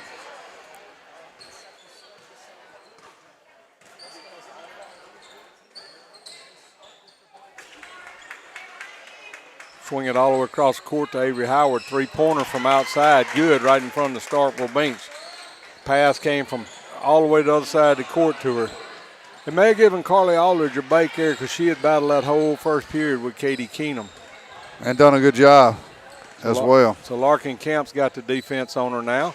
Shots up, no good. Larkin's trying to block out, hits the floor.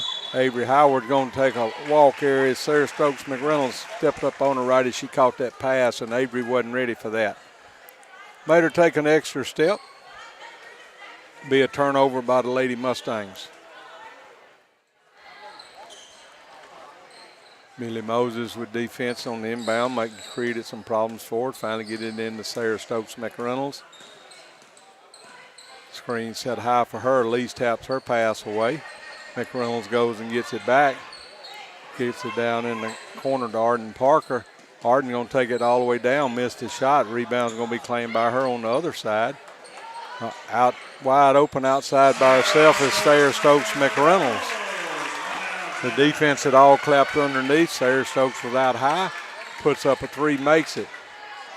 Elise finds Larkin Camp in the middle of the free throw line. She's out to Avery Howard. Short. Long rebound is going to be claimed by Avery Howard. Gets it over to Elise. Ella Wallace steps back, thinks a three doesn't.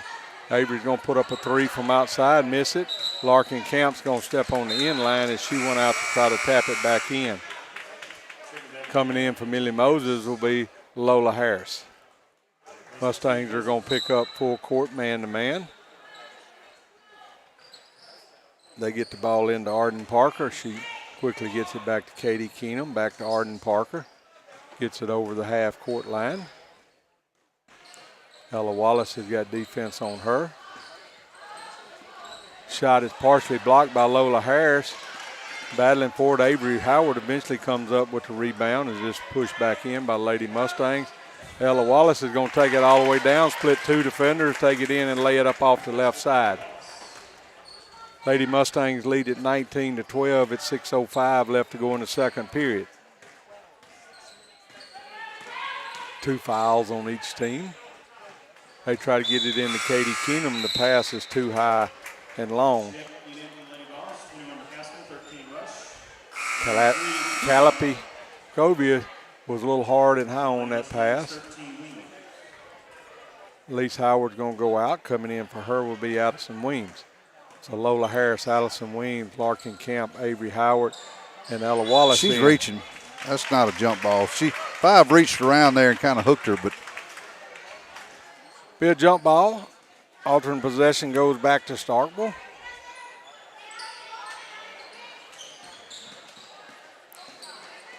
Shots blocked by Avery Howard in there. She rolls it around. It's going to be tapped out of bounds by Starkville. Good job by Ella Wallace to recognize that the ball had been tapped. I could not see it from I didn't see it either. I was wondering why they were letting it go. So I did too, and the referee said they had tapped it out because I was really wanting her to go get that ball. Avery drives the baseline, tries to get it back to Larkin Camp. Pass doesn't quite get to her. It's going to be a jump ball between Larkin Camp and Kate Kuvian. She's a junior high player that's up playing, so she came in starting this second period for them. Okay. Oh, okay, number 3. Yeah, number 3, Kate Kuvian. Back out to Avery Howard out top. She finds Lola Harris down on the side, drives, puts up a shot, doesn't get it, gets her own rebound. Going to be tied up in there. The ball's going to be on the floor. It'll be another jump ball as Larkin Camp got in there to tie it up with Kate Kuvian. It'll be the Lady Vols ball on this alternate possession. Lola put a really good fake on there and just couldn't quite get the layup to go. Ella Wallace almost got a steal on the inbounds pass, just couldn't handle it, got her hands on it, and taps it over the sidelines. It'll be Starkville's ball to inbound down on the sidelines in front of us.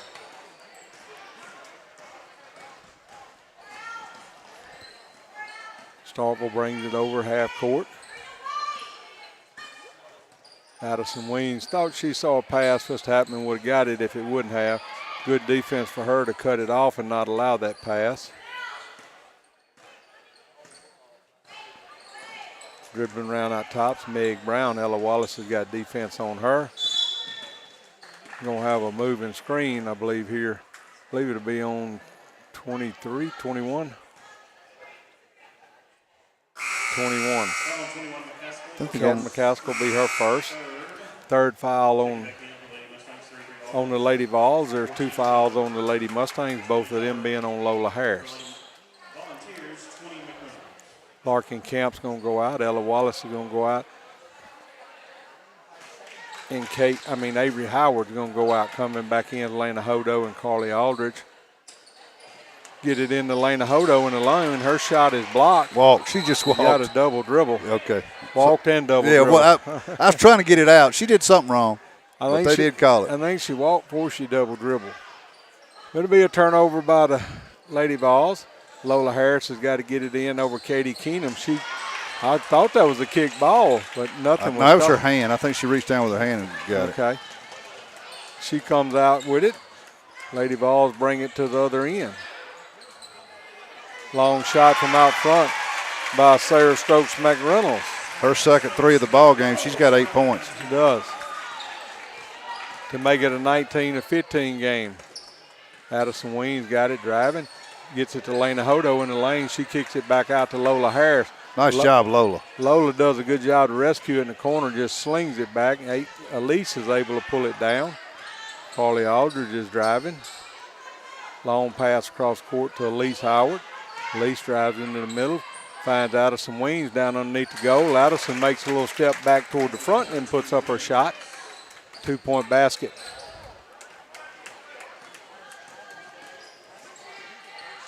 Good. Driving all the way to the basket was Lena Hodo was never able to get in front of Kate Kubion, and she takes it all the way to the basket and scores. Kate had played in the junior high game, now playing up in the high school game to tie the ball game up at 19-19.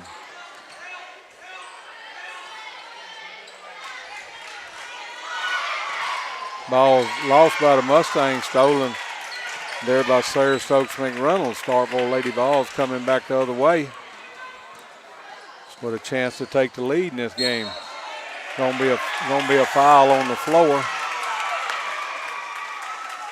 Is that on Lola or 13? Yes, Lola. That's her third.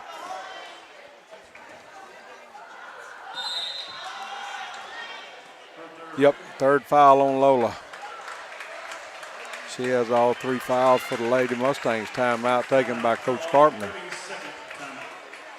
Millie Moses checking back in the game. I tell you, with Lola out, Millie has really come in and gotten comfortable, I think, with her new role with more minutes. And so as odd as this sounds, it might have been a good thing that Lola got sick to get Millie that starting spot for a few games and get comfortable, because to me, she's really turned the corner.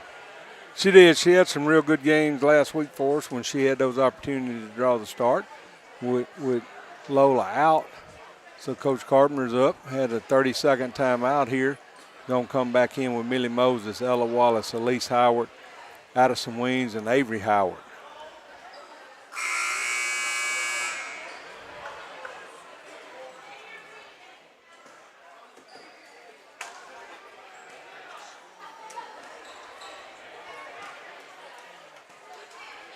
Lena Hodo is going to sit on the bench. Lola Harris is on the bench of the starters.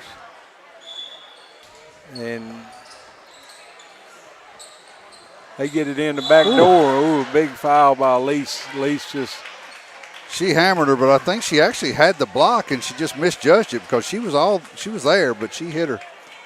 Kate Kubion will go to the free throw line. First foul on Elise Howard.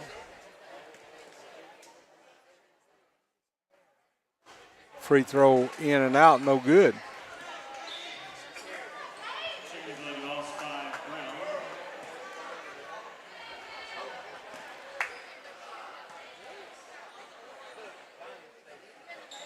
Second free throw, no good.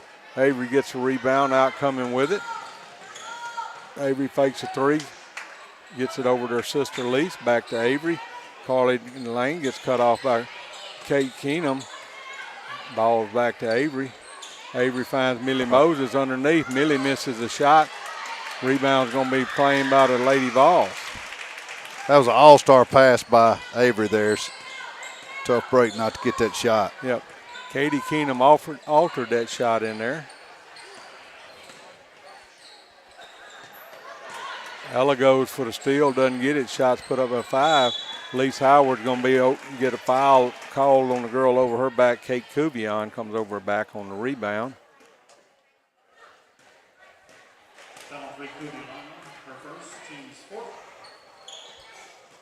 4 fouls on Starkville. Carly Aldridge steps back and puts up a 3, goes down in the rim, comes back out. Could not get it there, Scott. Thought she had made that one. She backed off. She was in front of the line and backed up to get to 3 and just unable to get it. Really nice shot, though. Ooh, high screen. That's another moving screen. That's the second one I've seen. Avery Howard with a block shot outside. Meg Brown recovers it for the Lady Vols. They get it into Katie Keenum. She's driving, puts up a shot. It's going to be tap ball by the Lady Mustangs on a block shot there by Carly Aldridge.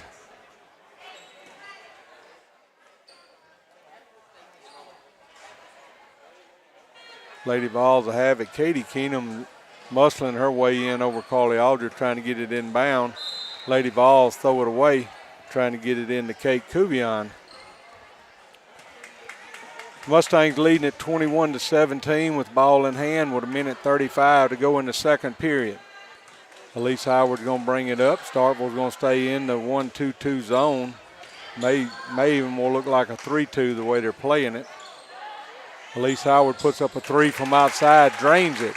Big basket by Elise as they sag back in to drain it for the Lady Mustangs. Millie Moses is going to pick up a foul as her and Sarah Stokes McReynolds was battling on the inbounds pass.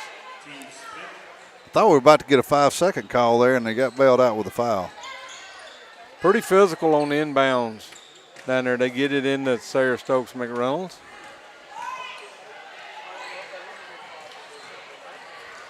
Gets it over the half-court line. Sarah Stokes McReynolds keeps trying to drive it around. Going to be a charging foul. She was not going to quit till she got to the goal. Avery did a good job sliding back down as she was starting to beat the other girl. And it was real deep under the goal, Scott. She had no chance to make a basket there where she was. Avery is going after Britt Reichley's unofficial charge-taking record. Elise gets it to Avery at the free throw line. Avery takes a step to the right, puts up a jumper. Katie Keenum thought she was going to drive it to the goal, went back. Elise just steps to the right, gets it in. Got a long pass over the top to Meg Brown. She gets it over half court. Ella Wallace has got defense on her. Oh, we're going to have a screen. Finally, that's the third time, and they finally called it. Katie Keenum steps out and going to get her first foul as she had a moving screen out top. Yes, the second time Katie's done one, and then Meg Brown also did one earlier, but maybe they'll start seeing those. Get it over in the corner to Carly Aldridge, gets it to Avery Howard in the lane. She's going to lose the ball. Nothing's called. Go over the end line. Katie Keenum had defense on her. Be a turnover on the Lady Mustangs. 29.5 seconds to go in this second period. Lady Vols barely get it in front of the 5-second count. Katie Keenum bringing it up. Her pass is across to Kate Kuvion. Foul's going to be on the floor on Carly Aldridge outside. Be Carly's first of the game. Foul 33, Aldridge. Her first. Be the sixth foul on the Lady Mustangs. So it'll be on the floor with 20.3 seconds to go.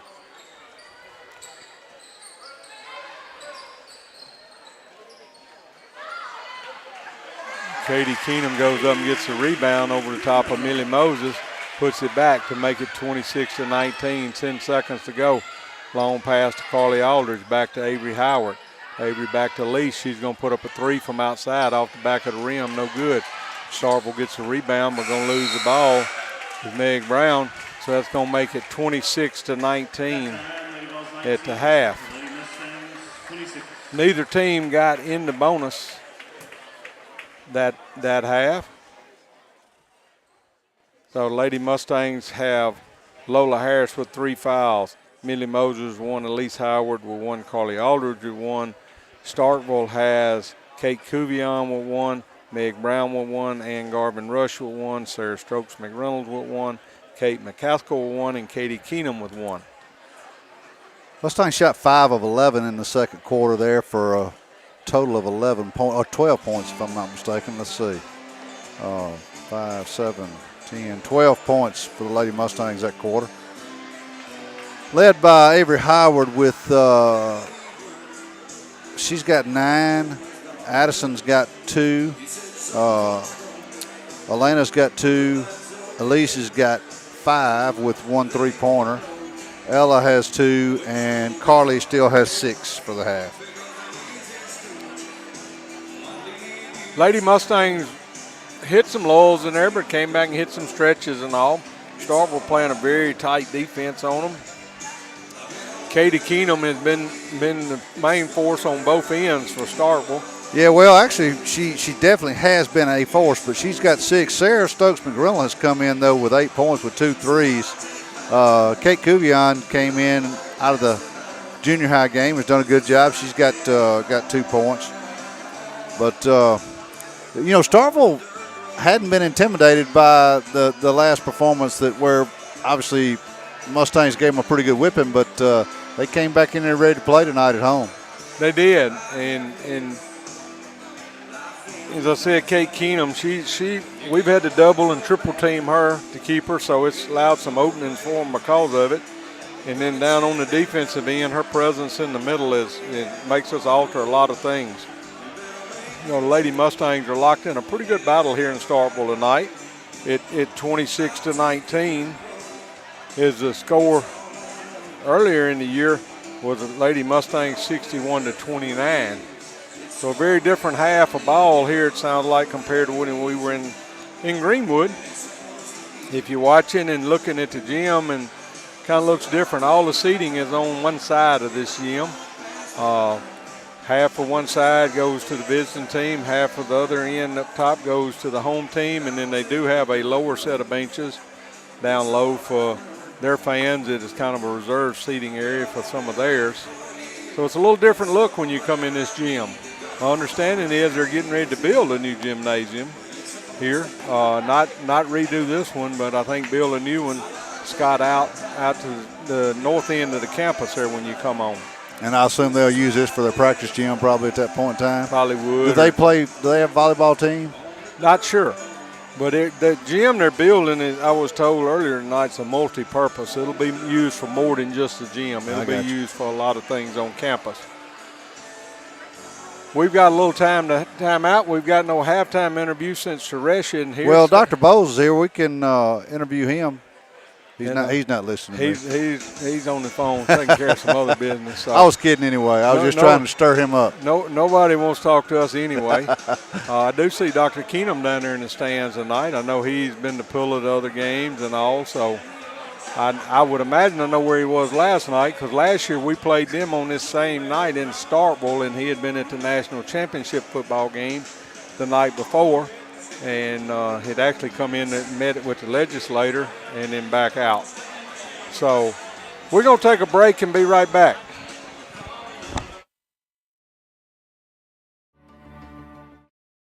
I may be an orthodontist, but I know a thing or two about...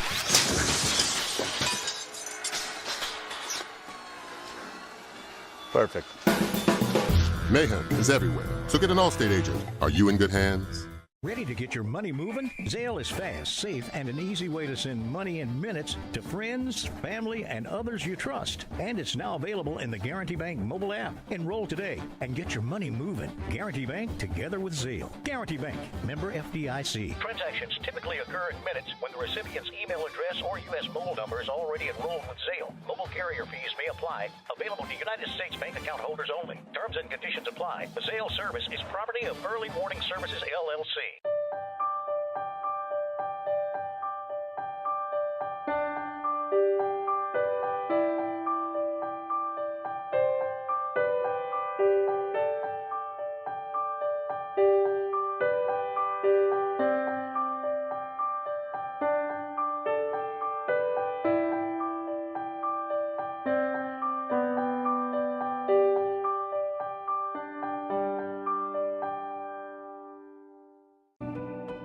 Farming is more than a livelihood.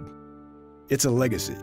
Simplot was founded by a hardworking farmer like you over 90 years ago, and we've been growing America's farms for generations. With local crop advisors grounded in your success, Simplot Grower Solutions is in your fields and by your side. We dig in deep to pinpoint what you need, where you need it, when you need it. even when the forecast is unpredictable. I may be an orthodontist, but I know a thing or two about...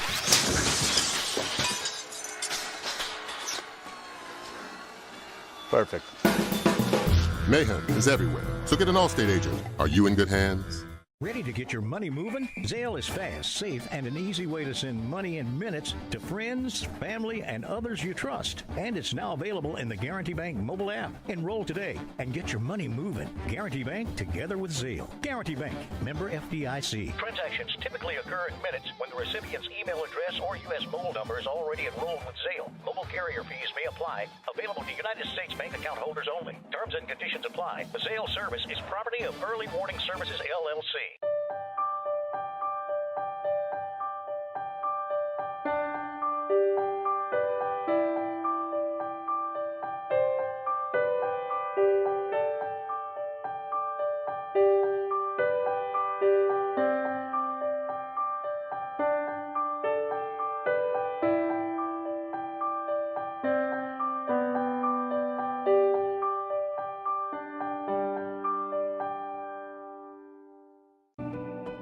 Farming is more than a livelihood. It's a legacy. Simplot was founded by a hardworking farmer like you over 90 years ago, and we've been growing America's farms for generations. With local crop advisors grounded in your success, Simplot Grower Solutions is in your fields and by your side. We dig in deep to pinpoint what you need, where you need it, when you need it, even when the forecast is unpredictable.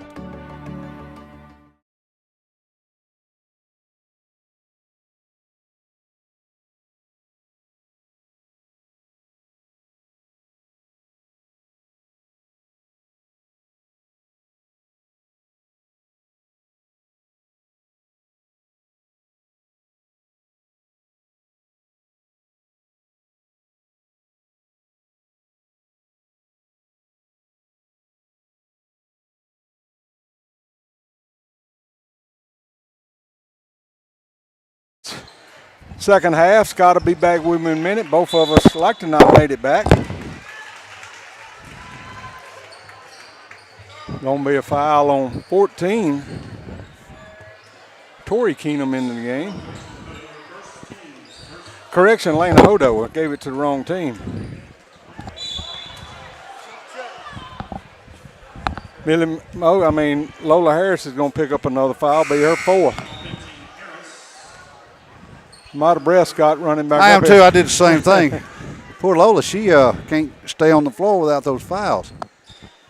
Millie Moses comes back in at 7:47 mark of the third period. Avery Howard going to tap it over the end line. Katie Keenum inbounds it for the Lady Vols.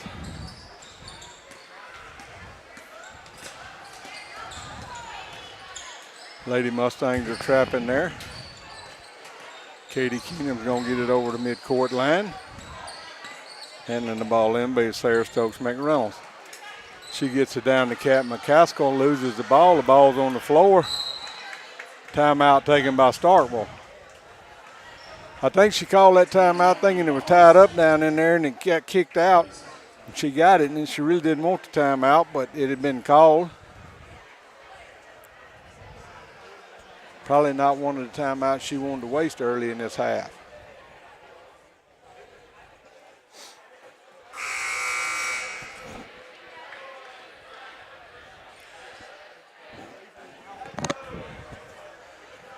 Be the Lady Vols ball is on the end line on their end of the court. Lady Mustangs come back out with Carly Aldridge, Millie Moses, Lena Hodo, Avery Howard, and Elise Howard. The Vols are going to come back with Arden Parker, 24 Kate Keenum, 21 Kat McCaskill. Number 20, Sarah Stokes McReynolds. Ball stolen by Elise Howard. Out to Elena Hodo on a breakaway. Elena Hodo lays it up and scores the first baskets of the second half. At the 7:20 mark of the third period. Elise slipped in and blocked Katie Keenum from behind. You won't see that very often. Quick pass again out to Elena Hodo. Makes a little step, gets a layup. Really nice Euro step. That's her second Euro step tonight. Elena doing a good job there. Millie Moses has got the defense on Sarah Stokes McReynolds, bringing it up. Harden Parker thought her three didn't, gets it in the lane. Shot put up there by 5. They're going to say it was out of bounds off Meg Brown on the rebound. Avery Howard realized that, let it go. Be the Lady Mustangs ball going the other way. Starkville's going to set up in the trap at half court. Elise did a good job recognizing it, backed up, got the pass over the top of it. Long pass to Carly Aldridge. Into Avery Howard. She puts up a 2 from the elbow, scores it, left elbow this time. Most of her points right in there usually come from the right side, but she puts it up on the left this time, gets it to 32-19 lead.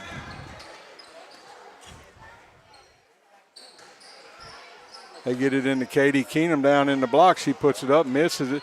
Rebound's going to be fought for and claimed by Katie Keenum. Avery Howard is going to pick up her first foul, the 5:57 mark of the third period. So the first half they were fronting Katie and then had backside help. That time she was playing behind Katie, and a little more success for the Volunteers that way. They may have to go back to fronting her again. First free throw. Second free throw is no good. She missed those. 5:52 to play in the third period. Starkville has remained in the zone most of the game. It's a 1-2-2 zone right now. Ball was thrown into Avery Howard, stolen by the Lady Vols. Coming out there with it is Sarah Stokes McReynolds. Meg Brown kicks it down the corner. Shot coming from the backside from Kat McCaskill, no good. Rebound claimed by Elena Hodo. Her quick pass down to Millie Moses. Millie's shot is blocked by Meg Brown. Millie had to dribble to keep from having a walk there. Going to call Elise Howard with a push-off. I thought they could have probably called either one of those girls there as they battled down the floor. I thought 5 was kind of pushing to get a little space, and I thought Elise was kind of mugging her as well. Lady Mustangs have got tight defense on the inbound. Starkville's going to lose it over the sides. Millie Moses had a lot of pressure on Sarah Stokes McReynolds. Pass was into her. She couldn't handle it. Goes over the sideline. Lady Mustangs will come back the other way with it. Kate Aldridge puts up a 3 from outside. Rebound goes off Millie Moses' hands. Back battling for it is Carly Aldridge. The ball's on the floor. Going to be called a jump ball. Be possession going to Starkville on the alternate possession. Lola Harris is back up to come back in, and Millie Moses go out. Coach Carpenter tells her some good minutes. Appreciate it. Get Lola back in. She is playing with 4 fouls. Avery taps the inbound pass away, but stepping back inbound getting it is Meg Brown. Takes it down. Starkville drives under in the goal. Gets cut off by Elena Hodo. She's going to get the steal. Out to Avery. Avery's running 2-on-1, stops inside the free throw line, puts up a shot, no good. 3 Mustangs with her battling for it. Elena Hodo gets it, gets shoved in the back, goes up and makes the basket. Big quarter here for Elena Hodo so far. Going on the line with a chance to get her 7th point of the quarter.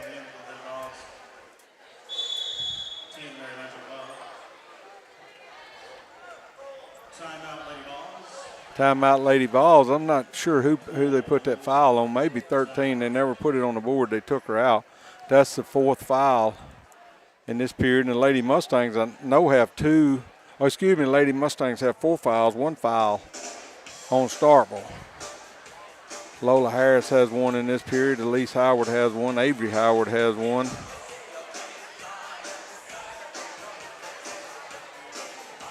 Lady Mustangs lead at 34-19 in the third period here on the campus of Starkville Academy in Starkville, Mississippi.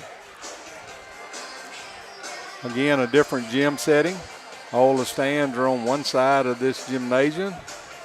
The players and the benches and the score table are located on the opposite side, and all the fans are on one side. Starkville fans have some reserved seats down low. The rest of the stands is pretty high. This may be one of the tallest spots we we're in the nosebleed section. Bill, I just did a little calculating, and we are on a 13-2 run here. I bet Suresh couldn't have done that. He probably couldn't have. No, actually, Suresh texted me and told me that. But anyway, don't give him credit. Please don't give him. His head just swole up. Anyway, the Mustangs at the line will be Lana Hodo trying to complete an old-fashioned three-point play. And it's in. Make it 35-19 with 4:46 to play in the third period. Lady Vols get it in to a girl on the side when no Mustangs were there. She married Landrum Lowe in the game for the Lady Vols now. They get it down in the blocks to Meg Brown. She's going to be fouled by Addison Weems. Be 2 shots on the way for Meg Brown. You may see in the edge of the camera, there's Powell Skates, former Mustang that coaches here at Starkville Academy. He been coaching here ever since he was a freshman at Mississippi State, and I'm thinking he'd be a junior now or so 3 or 4 years here. Powell also graciously helped Coach Mitchell with our AAU team this summer, so we thank him for that. Free throws are made, one there by Starkville will make it 35-20. Addison Weems gets pressure on her, gets it back to Lola Harris, quickly across to Carly Aldrich, swing it back around top of the key, get it to Avery inside. Avery pass down to Lena Hodo. Unselfish pass out by Avery Howard to find Lena Hodo on the cut.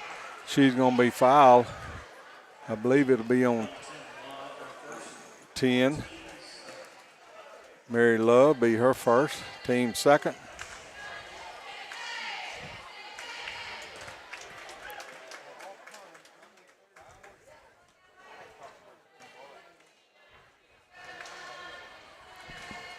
Lena Hodo, second free throw up, no good. Rebounds fought for and claimed by Lola Harris.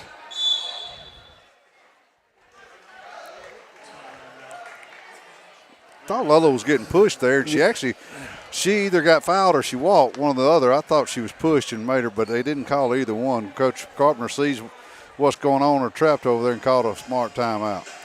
It's a Lady Mustangs take their timeout. They have 3 left in this game. Starkville has 2.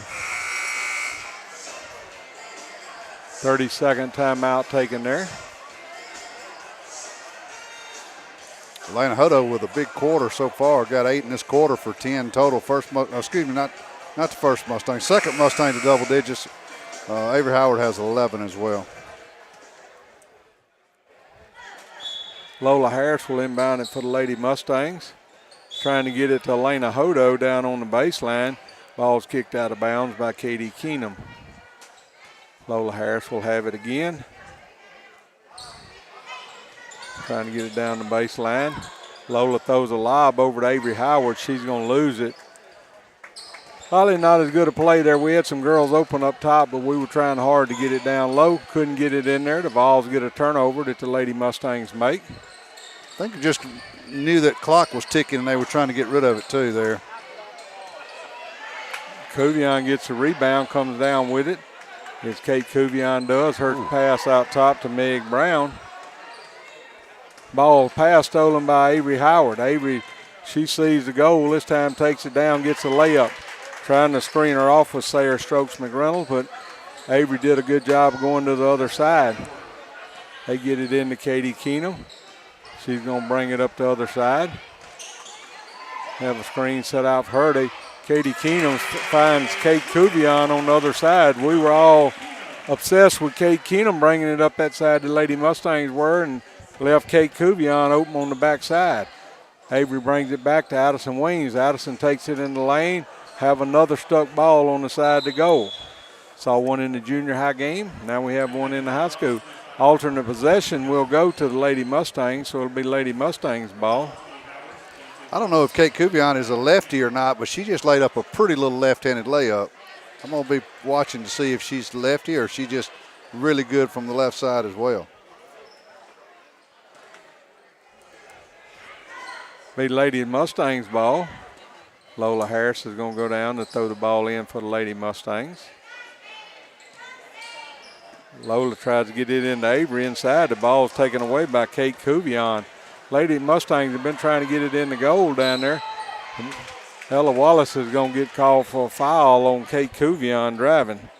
Be Ella Wallace's first foul of the game. 6th foul on the Lady Mustangs in this third period at the 3:03 mark. They get it into Katie Keenum. She's taking around. Larkin Camp has defense on her. Good job there. Rebound claimed by Ella Wallace. Ella's taking it coast to coast. She got shoved. Nothing was called, but she still makes the basket to make it 40-22.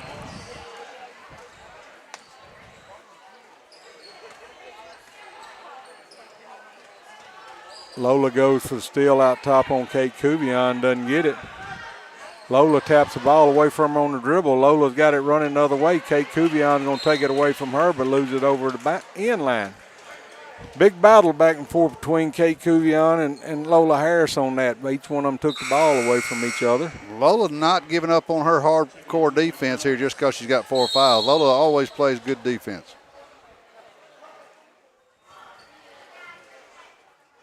Starkville was trying to make a substitution. The official had already given the ball to Lola Harris. They blew the buzzer, but he didn't recognize it, handed the ball over, sends the girl back out.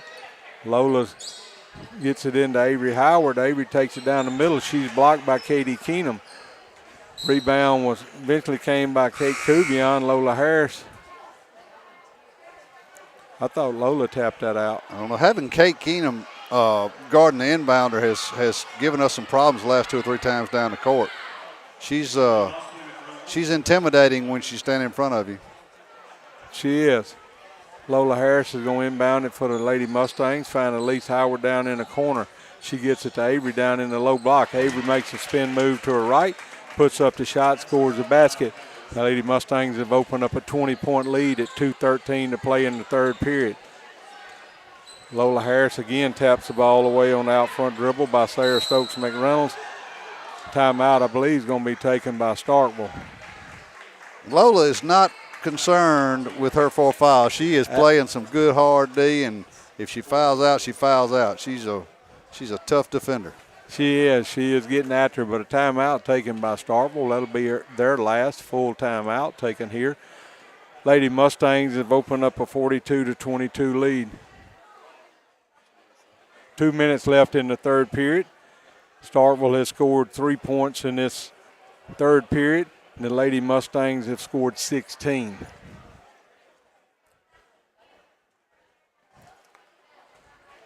Lady Mustangs have 6 fouls. Starkville has 2 fouls in this third period.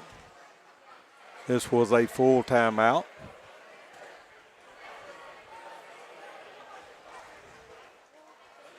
Mr. Benu, they need some of them good fans in this gym like they have at East Webster. If any of you watched our broadcast when we were at East Webster, especially in the boys' games, when they cut on their fans over there, it would run you out. Yeah, they're good fans. Like I said, we got several in our shops, and they're really good. They got about I don't know, what do you think? They got about a 8 or 10 foot blade on each. It looked like it's about a 20-foot wingspan there. They had 6 of them in that gym, and when they cut them on, it would move some air and cool you down. It's rather warm up in the top of the gym, and Scott said earlier, we're in the Raptors. Larkin Camp's in the game for the Mustangs. Got defense on Katie Keenum. Lola Harris got the defense out front. Lady Mustangs stay in the man-to-man defense. Around to Katie Keenum, over to Meg Brown, going to drive. Puts up a shot, no good. Katie Keenum gets a rebound and scores it on the other side. That's 8 for Katie. Lisa Howard gets it down to Avery, going to launch a 3 from outside. Nothing but net. Is in the old Jodine days, Scott, that would be said string music. Yep, I remember some string music. A lot of you young people won't remember string music, but Jodine was special on his call. String music there by Avery. Avery's got defense on Kate Cuvion out. They get it back to Kate Cuvion just inside the 3-point line. Gets it down. Larkin Camp is trying to block out Katie Keenum. Going to draw the foul. I just noticed that Cuvion does shoot with her right hand, so she's a talented girl to be able to go left-handed on the layups and dribbles well left-handed. So she's going to be a special player. She's only a ninth grader, I would assume. That's Larkin Kemp's first foul of the game.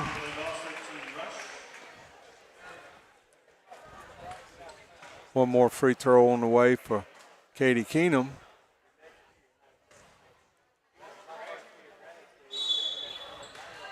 We'll have a lane violation. I think Katie Keenum may have stepped on the line. So the free throw will be no good. Lady Mustangs still have a 20-point lead with 1 minute to play in the third period. Elise Howard gets it over to Lola Harris. To Ella Wallace. Ella tried to get it to Larkin Kemp. Pass was stolen by Katie Keenum. Lady Vols coming back with it the other way. Meg Brown puts up a three from outside off the front rim. No good. Kate Keenum gets a rebound. Elise Howard gets a rebound on Kate Keenum's missed shot. Elise brings it over. 35 seconds to play in this period. Elise kicks it over to Lola Harris. Going to put up a three from outside. No good. Rebounds fought and battle for under. Ella Wallace is going to come up with it. Slings it back out. But Meg Brown's going to steal that pass out running with it. Shot going to be put up on the outside by Sarah Stokes McReynolds. Rebounds eventually claimed by Avery Howard. Out coming back with it. 10 seconds to play in this period. Swing it over to Larkin Camp. She's going to put up a two. Didn't make it. Rebounds claimed by Sarah Stokes McReynolds. Long pass on the way from shot from Meg Brown, no good. So that's going to end your third period. Lady Mustangs leading at 45-25. Yeah, Avery Howard now has 15 points to go along with Atlanta Hodo's 10. Only those two and Ella were the only scorers in the third quarter for the Mustangs, but a 16-point quarter nonetheless. Lady Mustangs get Atlanta Hodo back up. Carly Aldridge to come back in the game, and Millie Moses. We're going to start the fourth period here in just a minute with the Lady Mustangs leading at 45-25. Lady Mustangs has 7 fouls. Starkville has 2 fouls in this half. So the Mustangs are going to come back with Avery Howard, Elise Howard, Carly Aldridge, Atlanta Hodo, Millie Moses. Elena survived a long way in that third period when she came back with 4 fouls there, Scott, and played aggressive all the way as Lola did. Yep. She did not let up because she had 4 fouls. Well, she didn't foul out, did she? No. Oh, yeah, so she's just taking a break. Taking a break. Yeah. Starkville's going to start with Meg Brown, Sarah Stokes McReynolds. 21 scoring the basket there is Kate McCaskill. That was a good cut there and good pass. And she went in and got fouled. Who fouled her? Avery going to be her second. Good to have Avery on the floor this long with only 2 fouls. So I've been preaching to her about staying on the floor.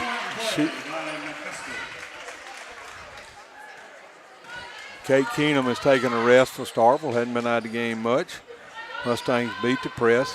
Millie Moses pass all the way across to Elise Howard, trying to find Avery on the inside. Carly Aldridge fakes driving down, back to her. High pass almost got away from her. Long court pass to Elise Howard. Puts a 3 up from outside. Again, nothing but net for Elise there to make it 48-28, Lady Mustangs.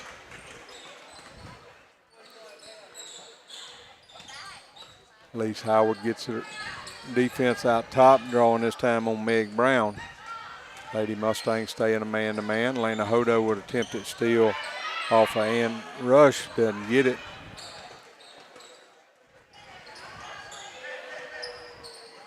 They find Meg cutting down the lane. She's going to score it. Got loose as Meg Brown scores the basket going down the lane.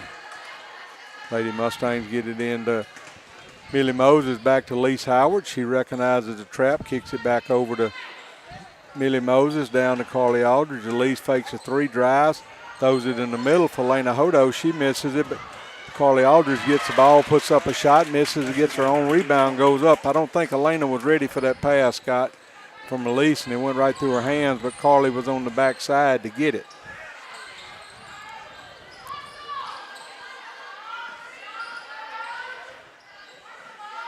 A lot of screening activities trying to free girls. Starkville sets a lot of hard screens. Lena Hodo with coverage out front on Ann Garvin Rush. Elise Howard recognizes the pass, coming, takes it, misses the layup. Lena Hodo is going to step on the end line as she was trying to save it. Yeah, Elise just a touch too hard there. She came in running hard. She was contested. Rush didn't give up on it, kept after her, contested a little, and Elise missed it. Katie Keenum's going to be back in the game for the Lady Vols. Just went under the 6-minute mark. Lady Mustangs lead at 50-30. Carly Aldridge's pass is tipped. Kate Keenum goes and saves it. Carly Aldridge tipped the pass. Kate Keenum went and got it. Millie Moses has got defense out on the top side. Elise Howard has Meg Brown. They find Katie Keenum down in the lane. Carly Aldridge blocks her shot. Keenum goes back and gets it. Carly's holding a hand after that blocked shot. On her left hand, she keeps shaking her finger and holding. Pass across to her, but she's going to put up a three off the front of the rim. No good. Lena Hodo gets it on the backside. Rebound again. Lena Hodo gets it back, puts up the shot, misses it. Rebound's eventually going to be claimed by Arden Parker. Coming out with it for the Lady Vols. The Lady Mustangs missed 3 shots down in there. We're at the 5-minute mark. Left to go in this game. Lady Mustangs lead at 50-32.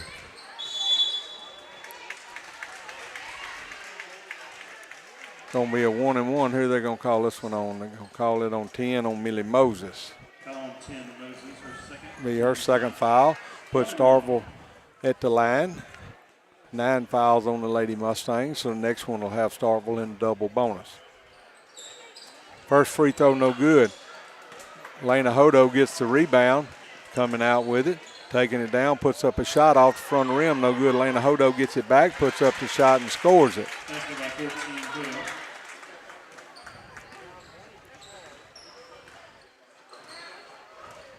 Ball's brought up by Meg Brown for Starkville. Tries to get a give and go with Sarah Stokes McReynolds, but Lady Mustangs defense didn't allow. Lena Hodo recognizes the pass, going to go out and get a steal, top of the key, take it down and lay it up. Make it 54-32 with 4:20 to play in the fourth period. Got a timeout taken by Starkville. Up to come in the game for them will be Mary Landrum Love. She was at the scorer's table. 4:18 to play in this game. Lady Mustangs lead it by 22. Have 9 fouls in this period. Starkville has 2 fouls. Starkville, that was their last timeout of the game. I have missed a 3-pointer from Avery at some point in time. She has 18 points. Elena has 14. I only have Avery with 15, so I missed a 3 somewhere. Was that the one I talked about the string music on? I don't remember that. I remember the string music, but I don't remember who shot it. Elise had a 3 this quarter, so that was after that one. Okay. That was after that one because that's the one I talked about, nothing but net from her. Yeah, I got you. Well, I've got it now. I think the other one was Avery. Okay, well, I've got it down there now. So big night for Avery, big night for Elena. 2 more will put Elise in double digits as well, as she has 8. Don't know if we'll see Elise anymore, though. It looks like Mustangs have come back with Ella Wallace, Larkin Camp, Abby Alderman, Tavy Lane Johnson, and Addison Weems. Tavy Lane's first action in a week and a half or so. Don't think she's played since the Christmas tournament. Ella went for the steal, but got hit in the nose. Reached back, Starkville swinging around, going to put up a 3-pointer from outside. Wow. But Sarah Stokes McReynolds hits a deep 3. That's her 3rd one of the night. Abby Alderman's got it, drives it down the side, stops, gets it back out to Ella Wallace. Ella's going to drive, put it up from the free throw line. Gets the roll off the front of the rim to score the basket to make it 56-35. 3 minutes and 40 seconds to play in this period.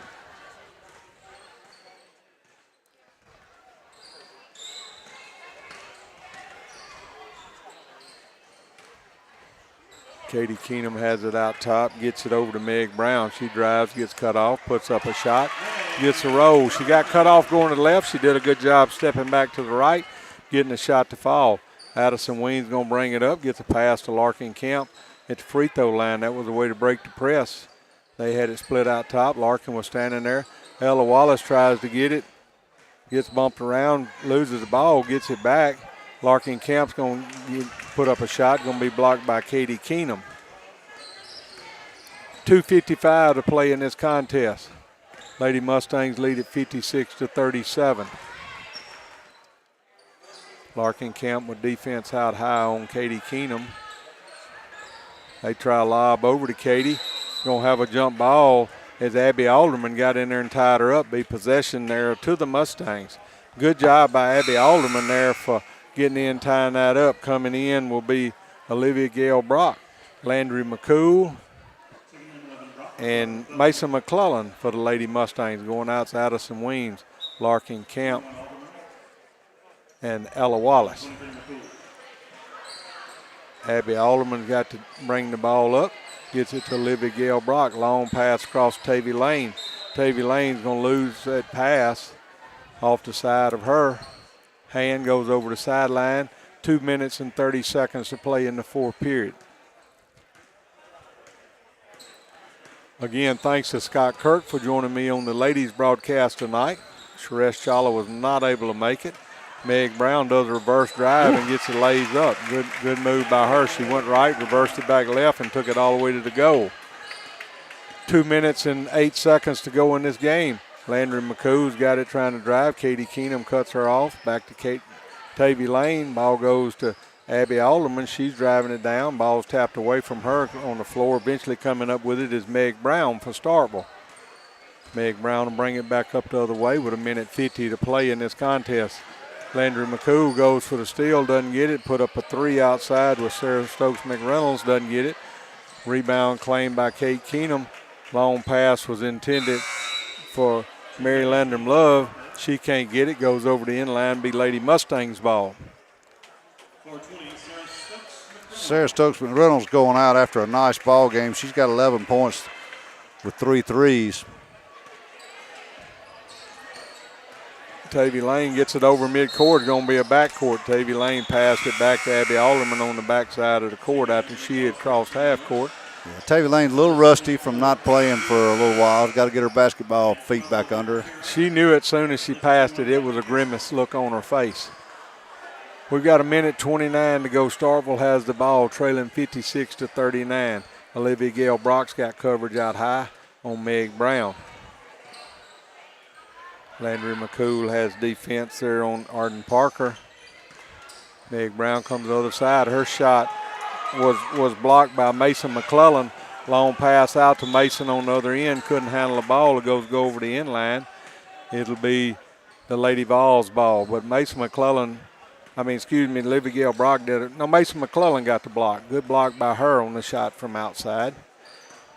Mustangs tried to reward her with a pass back to her on the other, didn't. Abby Alderman with tight defense on Starkville out top. She's double dribble there, but I think the officials are letting this one go. Rebound on the backside is claimed by Abby Alderman. She's going to be tied up by number 12, Olivia Patera. The alternate possession to the Lady Vols. 46.5 seconds to go in this game. They get it into Mary Landrum Love. Shot was blocked. Yeah, I thought Olivia Gale got all ball there, but they're going to call her for the foul. She must have got her with her body. Be her first foul, but going to the free throw line for 2 will be Arden Parker. Arden has no points in the game for Starkville. She was a starter. First free throws off the front of the rim, no good. 41.8 seconds to go in this contest. 2 fouls against Starkville in this half. Starkville's in the double bonuses. The Mustangs have passed the 10 mark.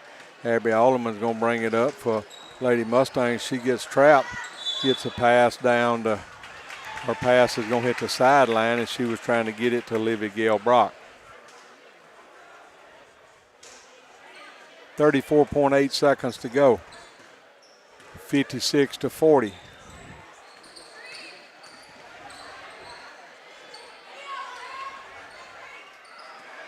they get the ball in to Rush. She takes it down the lane, scores as she got loose from Mason McClellan. Abby Alderman's going to bring it up. She recognizes the trap, gets it down the court. Olivia Gale Brock puts up a pass, but it's it's blocked by Olivia Patera. It's going to be 1 second left in this game. It's going to end it, and the Lady Mustangs are going to win it 56-42. Once again, big night by Avery with 18. Big night by Elena Hodo with 14. Nice conference win for the Mustangs. Excuse me. Stay tuned. We will have boys action with remote stats by Suresh Chawla. Right, Suresh? That will take the Lady Mustangs to 15-5 on the year as they come away with a victory here on the road in Starkville. The boys will be coming up in just a minute. We'll take a break and be back with it.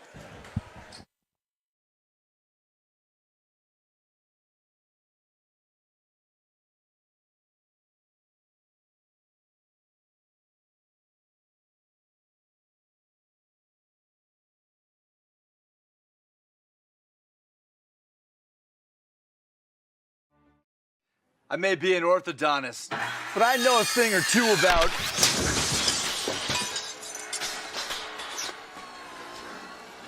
Perfect. Mayhem is everywhere, so get an Allstate agent. Are you in good hands? Ready to get your money moving? Zelle is fast, safe, and an easy way to send money in minutes to friends, family, and others you trust. And it's now available in the Guarantee Bank mobile app. Enroll today and get your money moving. Guarantee Bank together with Zelle. Guarantee Bank, member FDIC. Transactions typically occur in minutes when the recipient's email address or U.S. mobile number is already enrolled with Zelle. Mobile carrier fees may apply. Available to United States bank account holders only. Terms and conditions apply. The Zelle service is property of Early Warning Services, LLC.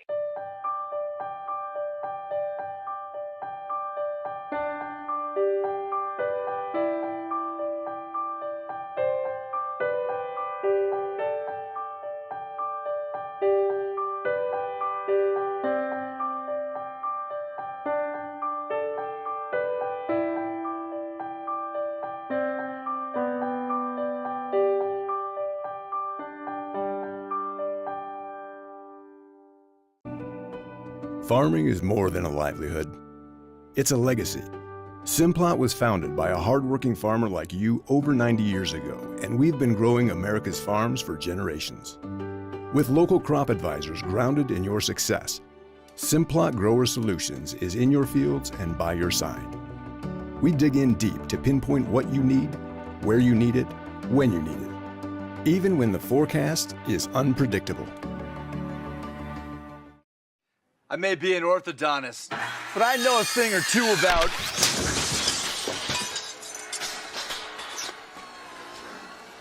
Perfect. Mayhem is everywhere, so get an Allstate agent. Are you in good hands? Ready to get your money moving? Zelle is fast, safe, and an easy way to send money in minutes to friends, family, and others you trust. And it's now available in the Guarantee Bank mobile app. Enroll today and get your money moving. Guarantee Bank together with Zelle. Guarantee Bank, member FDIC. Transactions typically occur in minutes when the recipient's email address or U.S. mobile number is already enrolled with Zelle. Mobile carrier fees may apply. Available to United States bank account holders only. Terms and conditions apply. The Zelle service is property of Early Warning Services, LLC.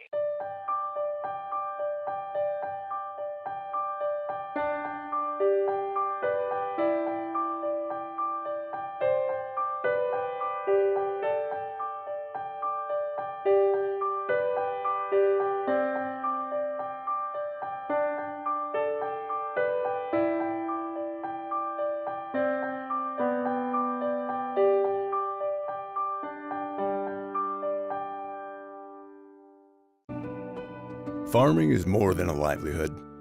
It's a legacy. Simplot was founded by a hardworking farmer like you over 90 years ago, and we've been growing America's farms for generations. With local crop advisors grounded in your success, Simplot Grower Solutions is in your fields and by your side. We dig in deep to pinpoint what you need, where you need it, when you need it, even when the forecast is unpredictable. I may be an orthodontist, but I know a thing or two about...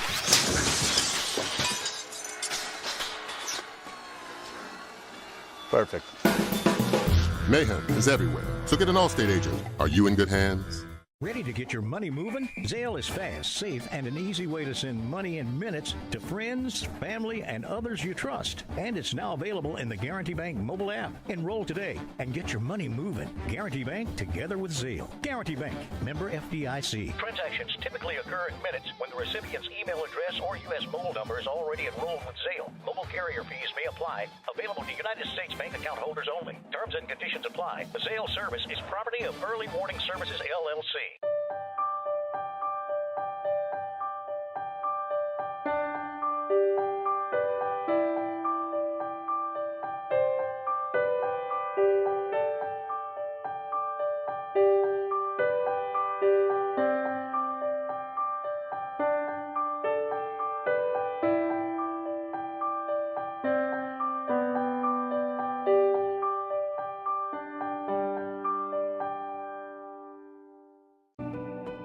Farming is more than a livelihood. It's a legacy. Simplot was founded by a hardworking farmer like you over 90 years ago, and we've been growing America's farms for generations. With local crop advisors grounded in your success, Simplot Grower Solutions is in your fields and by your side. We dig in deep to pinpoint what you need, where you need it, when you need it, even when the forecast is unpredictable. I may be an orthodontist, but I know a thing or two about...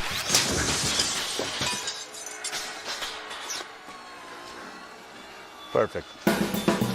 Mayhem is everywhere, so get an Allstate agent. Are you in good hands?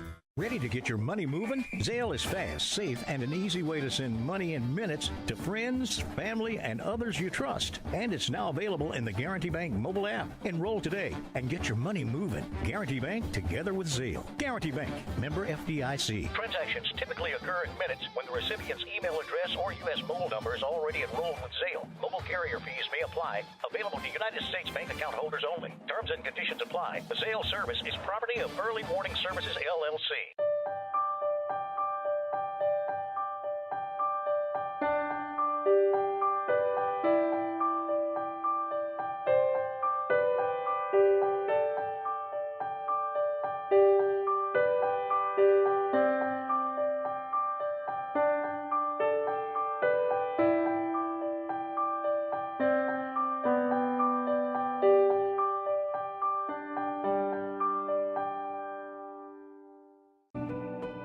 Farming is more than a livelihood.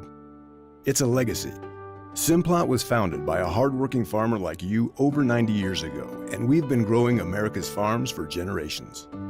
With local crop advisors grounded in your success, Simplot Grower Solutions is in your fields and by your side.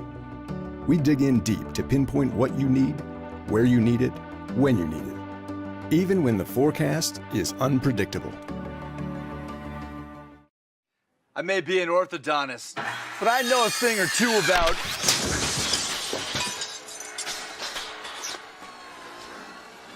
Perfect. Mayhem is everywhere, so get an Allstate agent. Are you in good hands? Ready to get your money moving? Zelle is fast.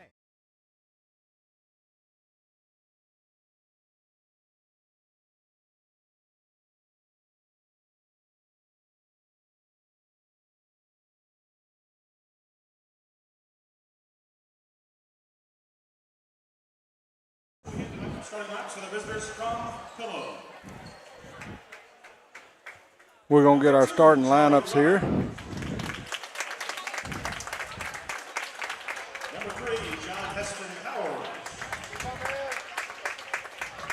Number 5, Cameron Lee.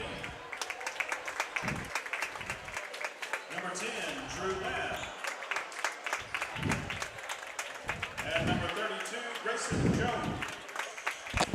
The head coach of the Mustangs is Andrew Mitchell, assisted by Mike Surrey.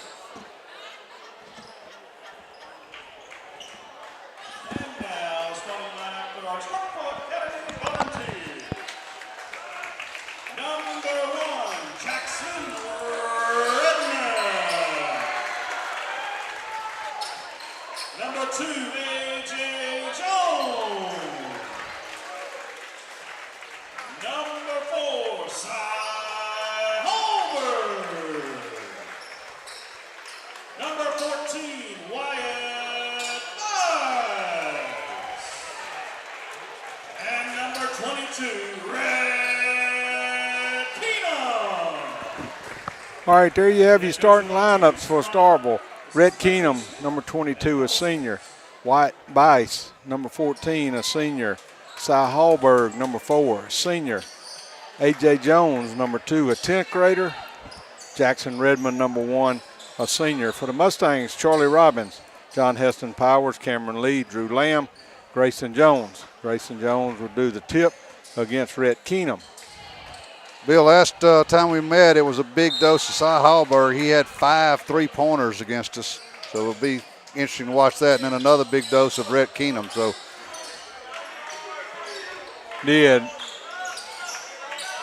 Jackson Redmond them's capable of it too. We watched him last year in the North Half tournament, our district tournament there at Pilla Light Up Bio Academy.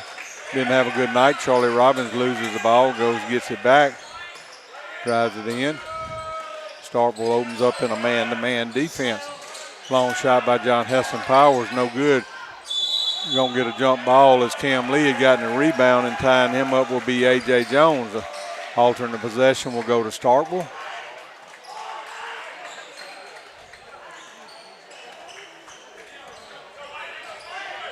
Bringing it up will be A.J. Jones. Quickly gets it to Jackson Redmond.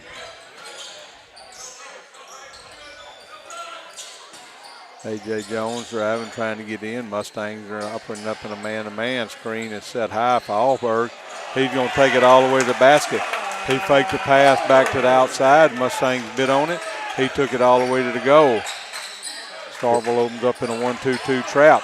Ball is lost. He's going to claim. Cy Hallberg going to put it back up, miss the shot. Rebound Grayson Jones out running with his Charlie Robbins. Charlie gets picked up high top, picks up his dribble, gets it over to Cam Lee.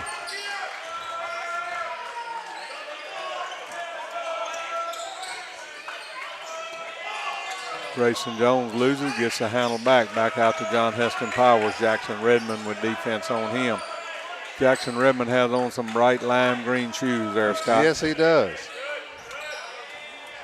Charlie Robbins fakes to the right. Hallberg's got defense on him. Drew Lamb's driving around with White Bice. Defense on him. John Heston over to Charlie at the three-point line. Drives just inside it, puts up the 2.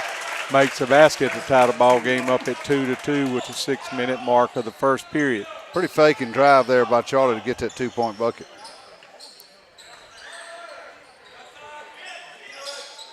They try to get it deep inside to Jackson Redmond. John Heston Powers had defense on him. Driving with Rhett Keenum, kicks it back out to A.J. Jones. Charlie Robbins with defense on him. They get a pass into Rhett Keenum over. Goes over the top of Drew Lamb. Grayson Jones, I think, is going to come from the other side. They're going to call it on Drew, the backside. I really thought that Keenum walked there. I thought he took an extra step in there, too. Nonetheless, he'll go to the line to shoot, try to get a 3-point play.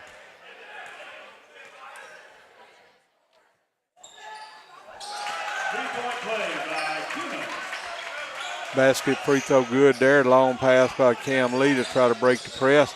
Back to John Heston Powers. Tries to get it to Drew Lamb in the middle. A pass is stolen, tipped by Cy Hallberg. Claimed back by the Balls. Get it back to Cy. He'll bring it up. Second early turnover there by the Mustangs. They tried to set a screen, get Cy Hallberg loose. Mustangs cut him off. Hallberg drives it down the lane. Ball's taken away from him by Cam Lee. Cam Lee's bringing it back up.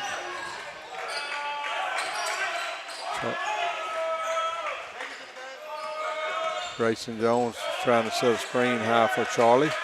Gets cut off. John Heston drives. Gets kicked back out as Redmond cut him off. Grayson Jones has got his free throw line. Finds John Heston. Fakes a 3. Drives to the edge. Is going to get fouled. Be on Jackson Redmond. John Heston Powers to go to the free throw line for 2 free throws. 1 foul on each team. Drew Lamb has 1 for the Mustangs. Jackson Redmond draws the first one for the Vols.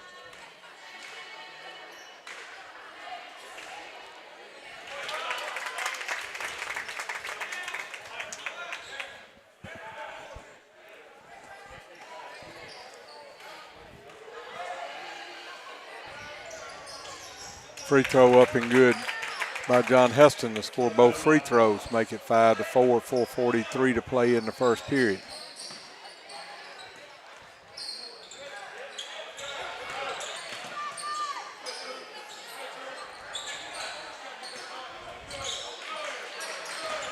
Jackson Redmond drives, loses the ball, gets it back to Rhett Keenum. Got a three-pointer out front by A.J. Jones to score it.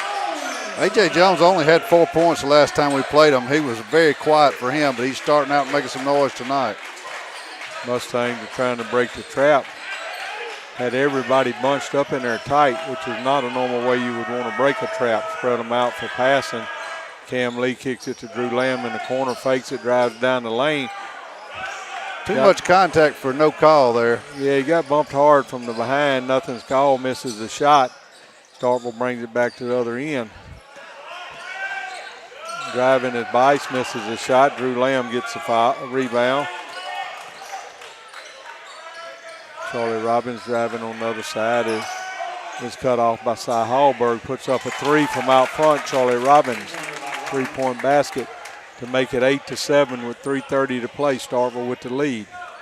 Charlie been quiet scoring here the last couple games, but tonight looks like he might be his night. Cy Hallberg gets by his man, drives down the lane, puts it up short. He's going to be fouled. Maybe on John Heston Powers. On Cam. It is on Cam. We'll call it on Cam. He kind of slapped at it. I thought John Heston may have bodied up on him.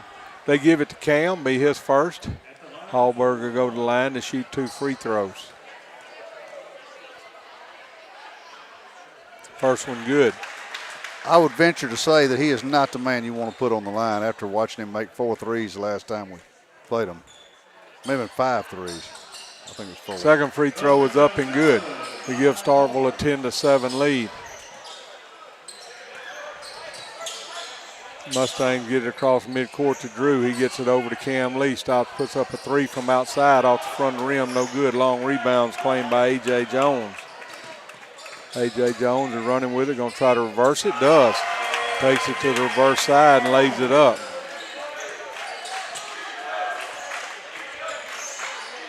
Mustangs beat the press. Cam Lee gets it across to Charlie Robbins. John Heston's going to put up a three from out front high. No good. Rebound claimed by Rhett Keenum. Running with it is Cy Hallberg. Mustangs cut him off, leave him in the lane. He puts up a shot from deep under the goal. No good. John Heston Powers drives, kicks it in the corner to Charlie Robbins. Puts up a 2, misses it. Cy Hallberg with a rebound on the backside. Quickly out to Rhett Keenum. Grayson Jones does a good job to cut him off. A.J. Jones on the dribble, kicks it back out to White Bice. Now ball moved to Jackson Redmond up top. Starkville slows it down, wants to reset their offense. Mustangs remain in a man-to-man defense. Get it to Rhett Keenum. He takes it down the lane. Going to draw the foul call on Grayson Jones.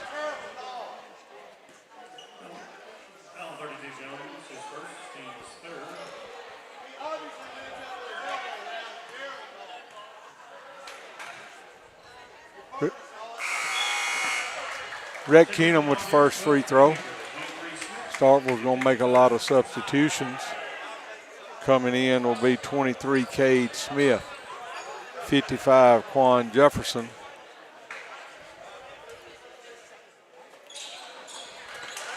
And number 12, Alex Friedelhaber.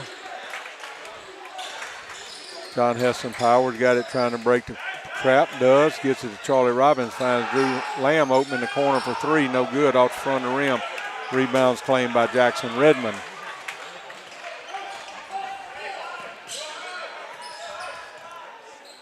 Cade Smith will run the point for him on now.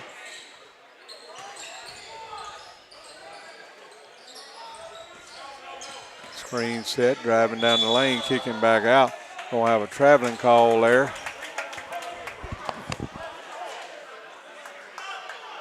Cade Smith got no man's land in the lane, traveled out. They set up the 1-2-2 trap. Mustangs pass it over, back to John Heston Powers. Gonna get it over midcourt. Wanting to drive, puts up a shot from outside, no good. Rebound by Rhett Keenum. Probably not the best shot by John Heston there as he got off balance but had to go ahead and put it up or turn it over. Yeah, I think he just got in the air and he didn't have a choice. I don't think he wanted to shoot it like that. Got a three-pointer outside from Cade Smith. Good basketball team, Bill. They make a lot of shots. They shoot good shots and they go in. It's a good basketball team. Mustangs got to play good. I thought a timeout was taken, but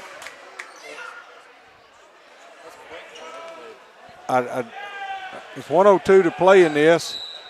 I don't know what was going on. I thought a timeout was taken. Officials sent them back on the court, and then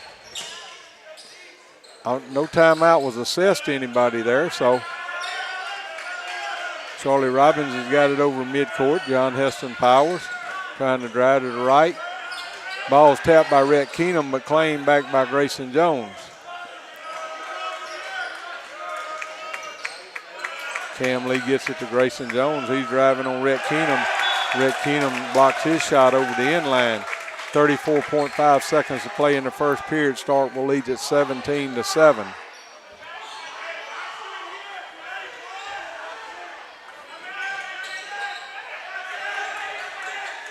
John Heston in the corner. Fakes, drives, puts up a shot from the side, hits the side, the backboard comes off. Rhett Keenum gets it. 23 seconds to play in this first period. Starkville's going to walk it up slow. Squam Jefferson's going to walk it up. Starkville's going to go for the last shot. Have three deep on the line. They get it to Rhett Keenum at the top. Rhett spins, puts it up, gets the basket, scores it to make it 19-7 at the end of the first period. Mustangs only put up 9 shots in that whole quarter and made 2 of them. Charlie Robbins had 2 two-pointers, and John Heston had 2 free throws. I must be missing a free throw somewhere because I've only got us with 6 points. Charlie had a 3 one time. Oh, was one of his a 3? I think Charlie had a 3. They got 5 points on the board for him. Oh, really? Okay. So Mustangs. Okay, but they gave him the 3, and that's what's going to count. Okay, so. Okay.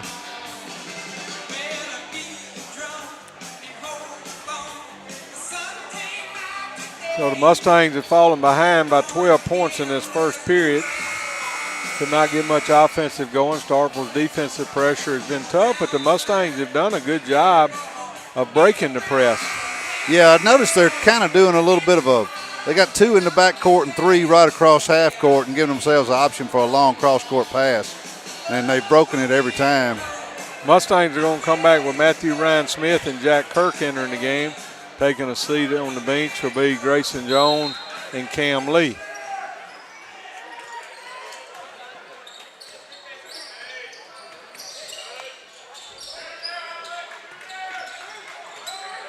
Drew Lamb gets trapped down the line.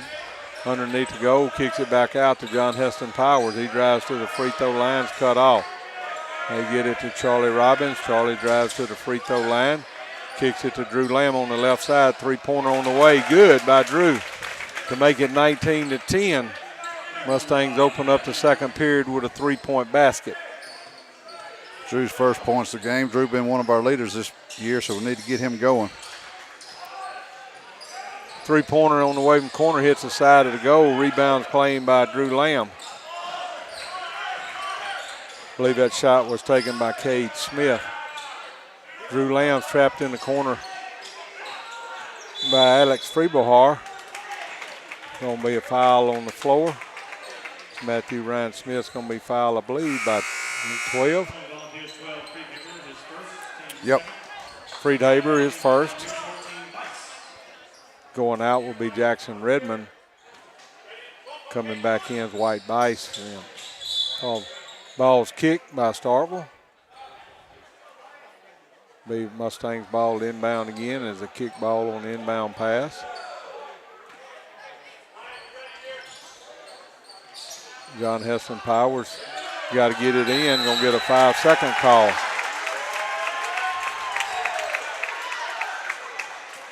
5-second turnover by the Mustangs there, not the turnover they needed right there.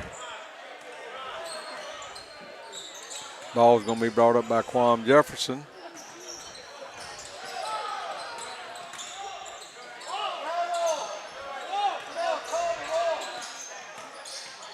They get it down in the corner. Shot 3-point on the way by Feeblehard. No good.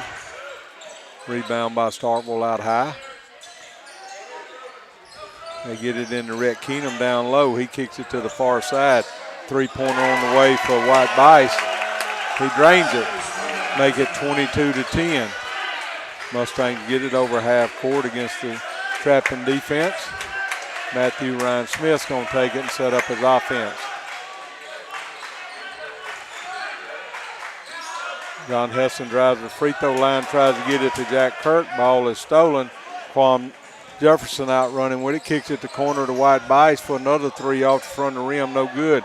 Rhett Keenum gets the rebound, misses a shot. Rebound goes off the backside, claimed by the Mustangs. Did Jack get that or Matthew? No, he knocked it over to Matthew Ryan. John Heston Powers drives, stops, puts up a shot, no good. Rhett Keenum. Nobody crashing the boards there. I preached to Jack earlier about that. You got to crash the boards, and we do a terrible job of it sometimes. Preston Blaylock up to come in for the Mustangs. May have been what Coach Mitchell saw. Reading he wants substitution. Down the lane, shot was missed there by 22, I believe. No, correction, that was 12 on the miss. Feeblehard. Mustangs come out with it. Jack Kirk at the top of the key, swings it back over to John Heston Powers. John Heston back to Matthew Ryan Smith. John Heston wanted to give and go, but Matthew Ryan couldn't get it to him. Matthew Ryan drives to the right side. The elbow puts up a shot and scores a basket. 4:55 to play in the second period. Starkville leads it 22-12. Rhett Keenum on a drive, kicks it back out. Drives down the lane, puts up a shot, gonna get the bounce. There's Alex Feeblehard. Frieda Haber. Timeout taken. Fella's gonna take a full timeout here. 3 fouls on the Mustangs. Got one on Grayson Jones, one on Drew Lamb, one on Cameron Lee. 2 fouls on Starkville, one on Jackson Redmond, one on Alex Friedhaber. Mustangs have not lost any ground in this quarter as near as I can tell. They've got a 3, we've got a 3, and Matthew Ryan's got a 2, and Friedhaber's got a 2. So 5-5 in this quarter. Mustangs need to make up some ground before halftime somehow or another. Do. So, yeah, we've hung 5-5 with it, but we've got to have some defense to shut them down. And it's done. The Mustangs have done a good job of breaking the press they've got. How many turnovers have we got, Scott? I've only got us with 3, but it's hard to keep up with. I don't think it's been many more than that. So if it is, it's only one more that I remember. But Mustangs have done a good job of limiting the turnovers. They've just not got our offense going, and Starkville has had some success from the three-point line and getting to the rim. They're going to back off the pressure this time. They back off the pressure. They come back. A.J. Jones is back in the game. Cy Hallberg's back in the game. White Bice is back in the game. Redmond's in the game. And Rhett Keenum, they're 5 starters. Mustangs got Grayson Jones, Jack Kirk, Matthew Ryan Smith, Cam Lee, and Preston Blaylock. Going to have a foul. They're going to call Grayson Jones with an elbow. Be his second foul. Wasn't watching it, so I really couldn't see. I couldn't see it over there in the corner, but they caught him for like a sweep, kind of.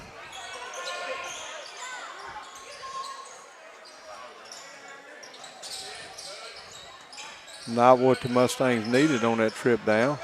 They get it to Redmond. He loses handle on the ball, gets it back, kicks it over to Bice. He drives it. Ball's tapped out by Grayson Jones. Going to be claimed by Cy Hallberg. He's going to drive it down the lane, lose the ball. He's going to go off Preston Blaylock as Hallberg threw it back in. I think it may have hit Preston Blaylock in the eye. He's holding his eye. Grayson Jones is going to go out, and Drew Lamb's going to come back in for the Mustangs. Matthew Ryan does a good job cutting on the inbounds pass to Rhett Keenum. They were trying to hit underneath. Cy Hallberg shoots a shot from outside, no good. Rebound by the Mustangs.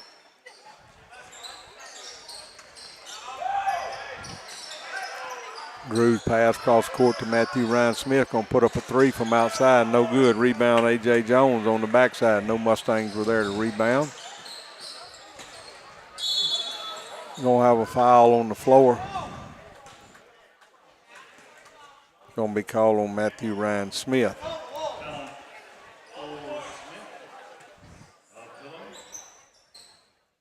A.J. Jones will inbound it.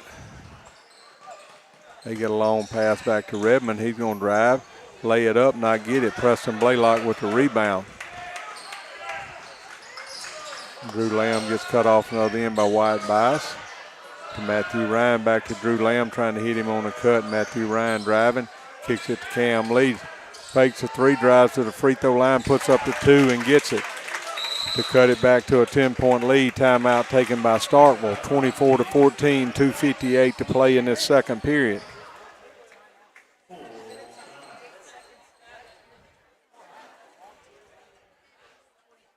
(24-14), Starkville leads it. Mustangs have 5 fouls. Starkville has 2 fouls.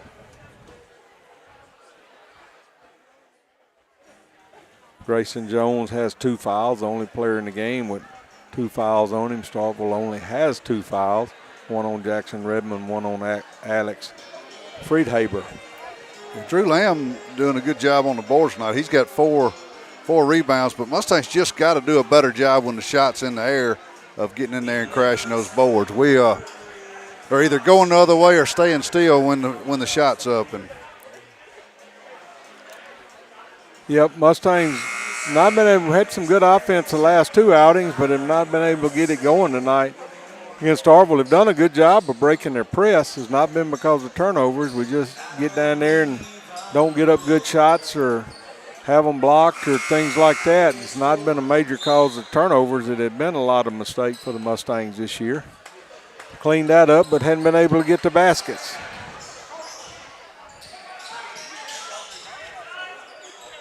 They find Saul Harburg on the backdoor cut. He misses the layup. Rebound by Preston Blaylock. Matthew Ryan Smith's got it, set his offense up. Drew Lamb back to Preston Blaylock, drives it down, kicks it to Matthew Ryan on the other side. Back to Drew at the top of the key. 3 no good. Rebound by A.J. Jones. Again, nobody under the goal for the Mustangs to rebound. Redmond drives it down the lane, kicks it back out to Bice. He kicks it back to Redmond, fakes a three, going to drive it down the lane, lose the ball, get it. He gets loose, puts up a shot, misses it. Rhett Keenum on the backside puts it in. Mustangs get it down to Drew Lamb. Drew puts it up, misses the shot, rebound by Rhett Keenum. Going to call Drew on the hold. Wow. In the I thought Drew had position there.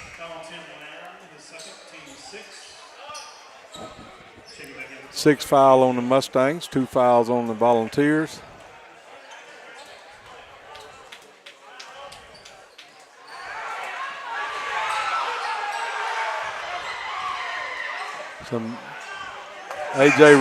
Jackson Redmond takes it down the lane, lays it up. There was some pushing on the outside. Nothing was called. Referee talked to both players. In the meantime, Jackson Redmond takes it down the lane, lays it up while that was going on. Preston Blaylock going to shoot the 2 from out front, no good. Rebound, Cy Hallberg. Nobody under the goal again, Scott. Jackson Redmond got it out top, gets it to Rhett Keenum down in the basket. It's going to be a call on the floor. It's going to be called on Grayson Jones. It'll be his 3rd.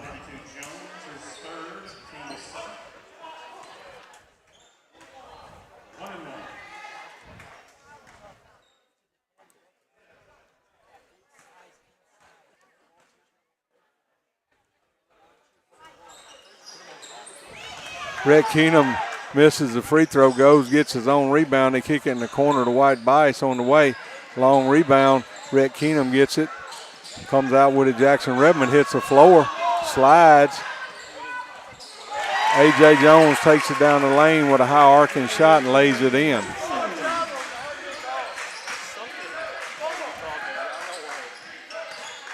Cam Lee's going to put up a shot. No good. Rebound by Rhett Keenum. 48 seconds to go in the second period.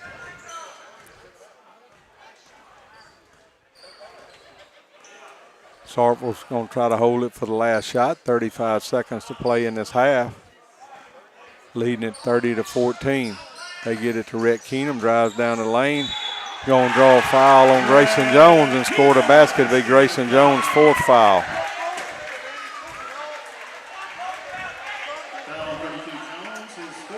Charlie Robbins, Drew Lamb up to come in. Going out will be Grayson Jones and Preston Blaylock.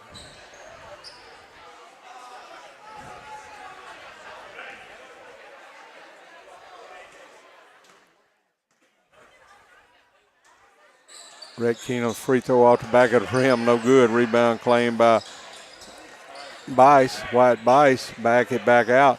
20 seconds to go. We'll hold it again for another last shot. Get it to Rhett Keenum, drives it down the lane. Shots altered by Charlie Robbins. He gets his own rebound, puts it back up and scores. 7 seconds to go. Matthew Ryan Smith coming up. Starkville leads it by 20. Matthew Ryan Smith loses it. Wyatt Bice shoots a long three-pointer from the other end. Going to make it 34-14 at halftime. Starkville is on their way on the boards against the Mustangs. Mustangs just done a really terrible job of offensive rebounds. I mean, they're shooting and nobody's even attempting to go. So my coaching isn't working, Bill. I'll just say that. So anyway, Mustangs are going to trail it by a tough 20 points here at halftime. Mustangs have Grayson Jones with 4 fouls, Drew Lamb with 2, Cameron Lee with 1, Matthew Ryan Smith with 1. There are 2 fouls on Starkville, 1 on Jackson Redmond and 1 on Alex Friedhaber.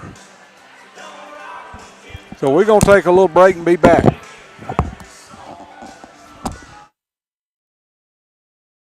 Safe and an easy way to send money in minutes to friends, family, and others you trust. And it's now available in the Guarantee Bank mobile app. Enroll today and get your money moving. Guarantee Bank together with Zelle. Guarantee Bank, member FDIC. Transactions typically occur in minutes when the recipient's email address or U.S. mobile number is already enrolled with Zelle. Mobile carrier fees may apply. Available to United States Bank account holders only. Terms and conditions apply. The Zelle service is property of Early Warning Services, LLC.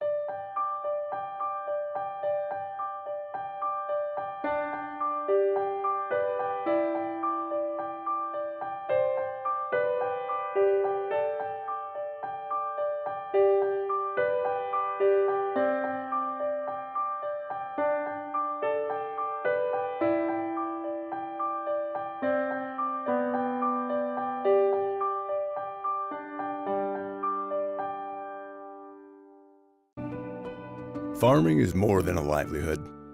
It's a legacy.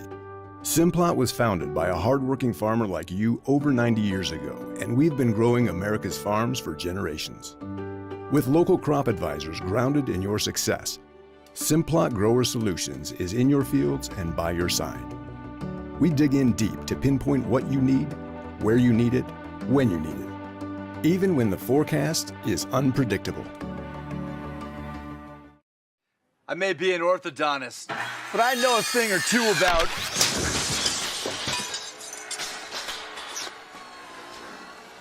Perfect.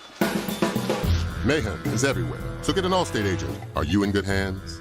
Ready to get your money moving? Zelle is fast, safe, and an easy way to send money in minutes to friends, family, and others you trust. And it's now available in the Guarantee Bank mobile app. Enroll today and get your money moving. Guarantee Bank together with Zelle. Guarantee Bank, member FDIC. Transactions typically occur in minutes when the recipient's email address or U.S. mobile number is already enrolled with Zelle. Mobile carrier fees may apply. Available to United States Bank account holders only. Terms and conditions apply. The Zelle service is property of Early Warning Services, LLC.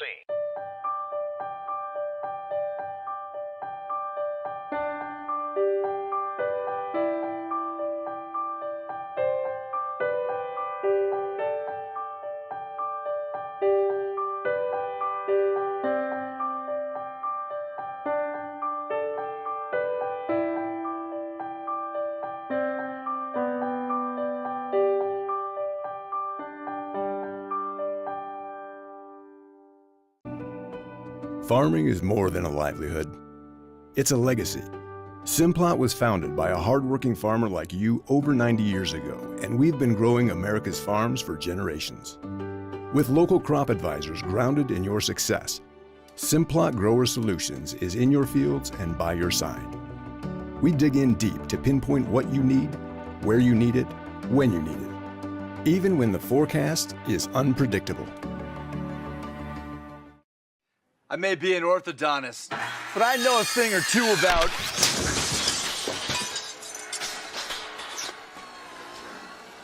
Perfect. Mayhem is everywhere, so get an Allstate agent. Are you in good hands? Ready to get your money moving? Zelle is fast, safe, and an easy way to send money in minutes to friends, family, and others you trust. And it's now available in the Guarantee Bank mobile app. Enroll today and get your money moving. Guarantee Bank together with Zelle. Guarantee Bank, member FDIC. Transactions typically occur in minutes when the recipient's email address or U.S. mobile number is already enrolled with Zelle. Mobile carrier fees may apply. Available to United States bank account holders only. Terms and conditions apply. The Zelle service is property of Early Warning Services, LLC.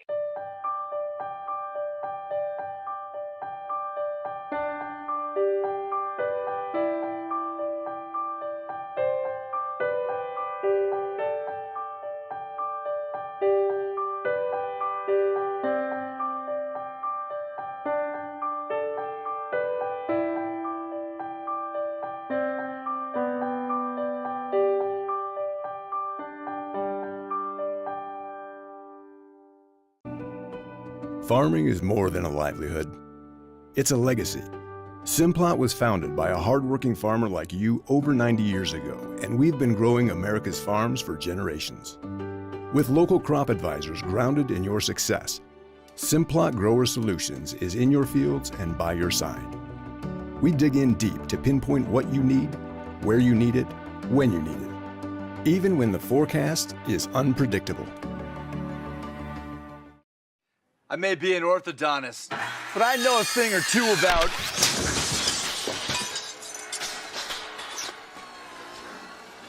Perfect. Mayhem is everywhere, so get an Allstate agent. Are you in good hands?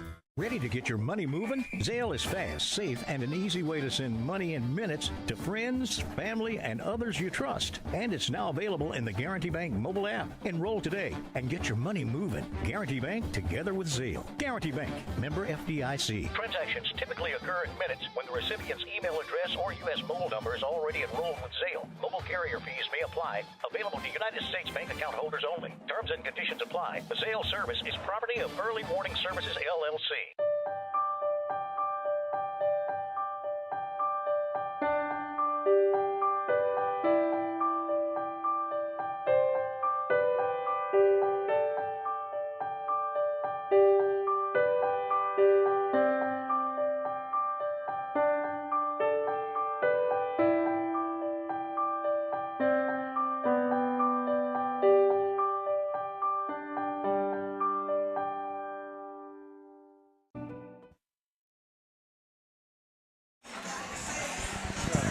All right, we're back up.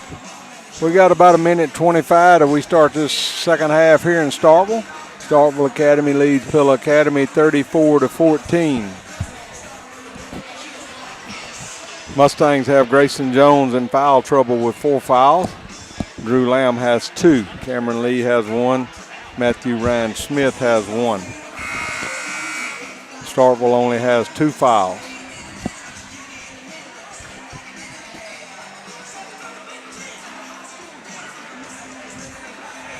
Grayson Jones looks like he won't start the second half with 4 fouls. That will be a big miss. Jack Kirk is going to come in his place. Starkville will have the ball to start it. Jack's lost his man a couple times and let him drive. A.J. Jones is going to set it up. Like they're going to play a zone this time. Get it into Rhett Keenum, kicks it back out to White Bice on the side. 3-pointer, no good. Rebound is attacked by Jackson Redmond. Eventually comes back out after a missed shot by A.J. Jones. Cy Hallberg, his trap, kicks it back out to A.J. Jones. Coach from Starkville calls the play he wants to run. White Bice is going to put up a 3 from outside. Cam Lee is going to go on the block out and get a foul. That's Hallberg. Yeah, excuse me, what did I say? Bice. I did, I'm sorry. Cy Hallberg on that because he drained all the threes in Greenwood, and that was his attempt one there, but he'll get to shoot 3 free throws, try to get it. And that was on Cam, the foul? Yep. 2 on him. First free throw, no good. Second foul on Cam Lee.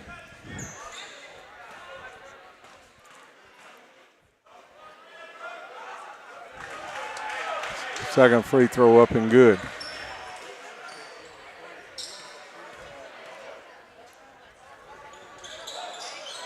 Third free throw, no good, so he makes 1 out of 3. John Heston Powers driving, the ball's tapped away from him. Ball's on the floor, eventually claimed by A.J. Jones. A.J. pulls it back up as he didn't have numbers.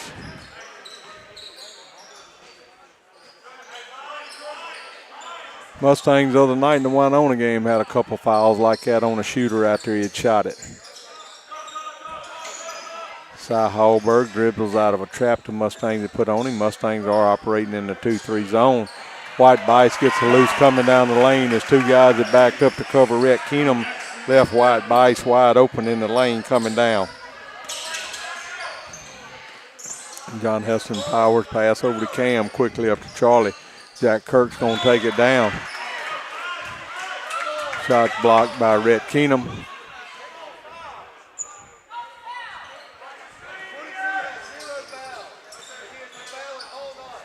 Drew Lamb misses a shot. Cam Lee has a rebound, loses it off his hands, claimed by Rhett Keenum. Out running with it, Cy Hallberg. Ball's tapped away from him. He gets it back. Rhett Keenum puts up a shot. Nobody under there for Starkville to rebound. Jack Kirk comes down with it. John Heston Powers stops it and gets a 2-pointer. His foot was on the line. John Heston scores it to make it 37-16.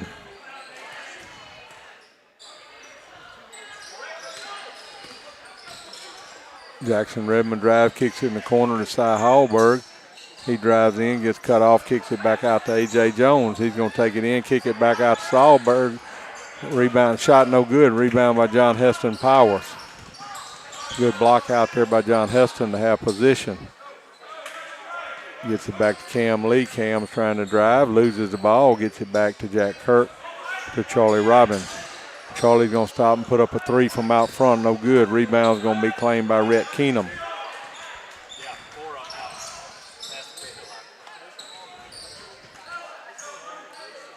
White Bice puts up a shot down in the block, scores it. Mustangs get it in, trying to get it over half court. Trap. Charlie Robbins drives over half court, going on with it. Lays it up, gets a basket. Challenged Rhett Keenum, got by him, scored the basket. 39-18, 4:58 mark of the third period.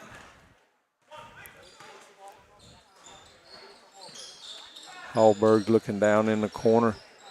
Swing it back around top. Jackson Redmond back to Hallberg. Fakes a 3, drives in the middle, gets cut off. But still looking to drive. Shots blocked by John Heston Powers.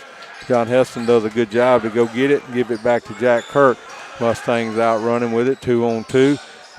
Heston Powers stops on the left elbow, puts up a shot to make it 39-20 game with 4:28 to go. Full timeout taken by Starkville. Be a minute timeout on the full timeout. The Mustangs have come out and scored 6 points. Starkville has scored 5 points in this third period. Going to have to establish some offense for sure, and we had them 5-5 in the second quarter as well, and they kind of took out on us. So Starkville calls a timeout here to try to regain their momentum. Mustangs need to come back out and with some good shooting here.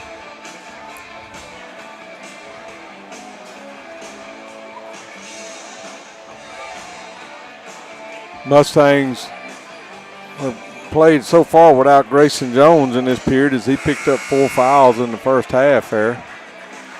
I'd start doing Grayson like we do Avery and explain to him he's got to be on the floor. Avery did stay on the floor all night tonight.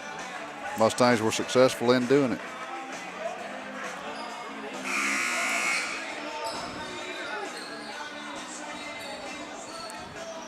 Starkville will have it. Jackson Redmond will inbound it to A.J. Jones.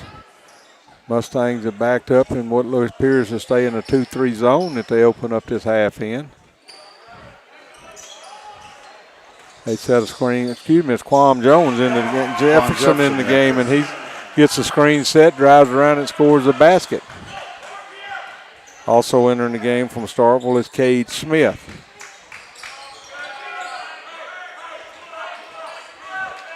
Mustangs back it out. Coach Mitchell's calling a play. He wants getting his players directed where he wanted. Jack Kirk's trying to get it to John Heston Powers in the lane. John Heston puts up a shot, no good. Rebounds claimed by Rhett Keenum.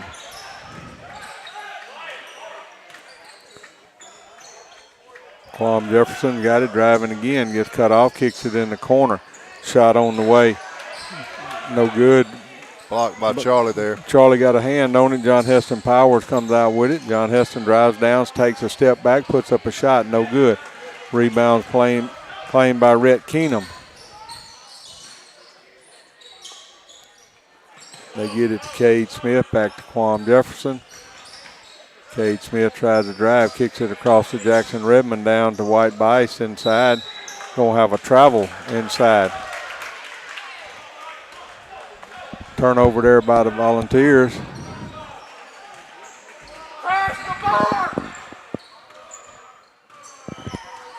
.305 mark to go to the third period.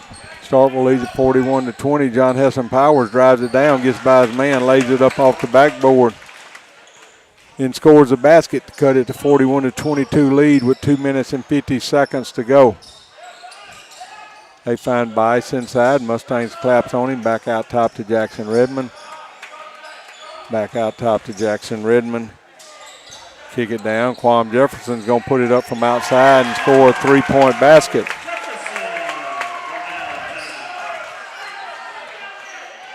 Mustangs are going to come back trailing 22 points, 44-22 with 2:25 to play in the third period. Charlie Robbins trying to drive. Gets kind of shoved back. He kicks it back out to Drew Lamb. Drew Lamb scores a basket. Cut the lead back to 20. Got a long pass by Jackson Redmond that goes errant. Goes on out of bounds in front of the Starkville bench. Lead Mustangs ball going the other way.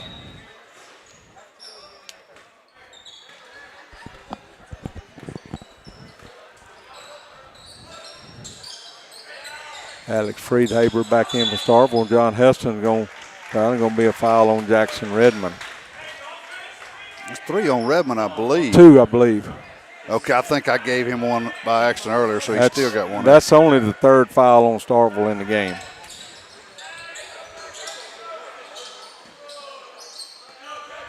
Drew Lamb drives it down, puts up a shot off the front of the rim. Rebound claimed by Jackson Redmond. There's no Mustangs runner to goal to rebound it. Quam Jefferson loses the ball, gets it back. It was tapped by Charlie Robbins. Quam Jefferson's going to shoot a 2, no good. Jack Kirk goes up and gets the rebound, gets it out to Matthew Ryan Smith. 1:25 to play in the third period. Charlie Robbins in the corner, back to Jack Kirk. Jack's going to shoot a 3 from outside, no good. Rebounds claimed by 12, Alex Friedhaber. He takes it all the way, misses a shot. Drew Lamb's going to John Heston Powers eventually comes down with the rebound. Brings it up to court. Looking to drive. Going to have another foul on Redmond. Be the third foul on him.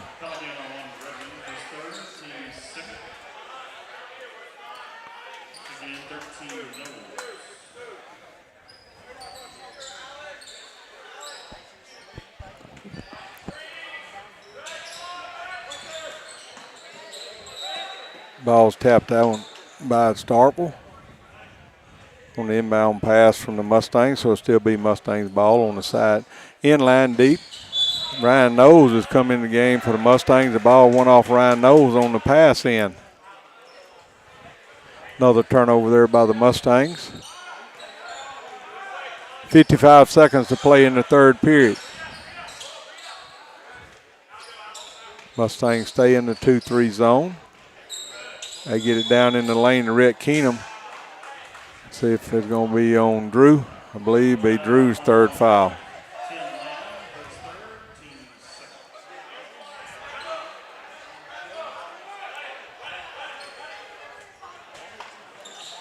They get it inside. Shot missed. Keenum comes over. Drew Lambs gets the rebound back, goes up on the shot. Charlie Robbins is going to draw the foul on him. Be Charlie's first foul of the game.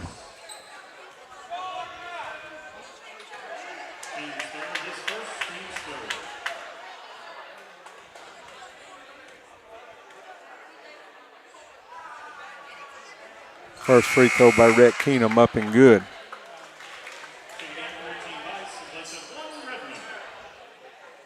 Redmond will go out after picking up his third foul a while ago. Second free throw by Rhett Keenum, good. Rhett Keenum's going to go out. Come in and be Caleb Prather. Grayson Jones up to come back in for the Mustangs. Going out will be Drew Lamb.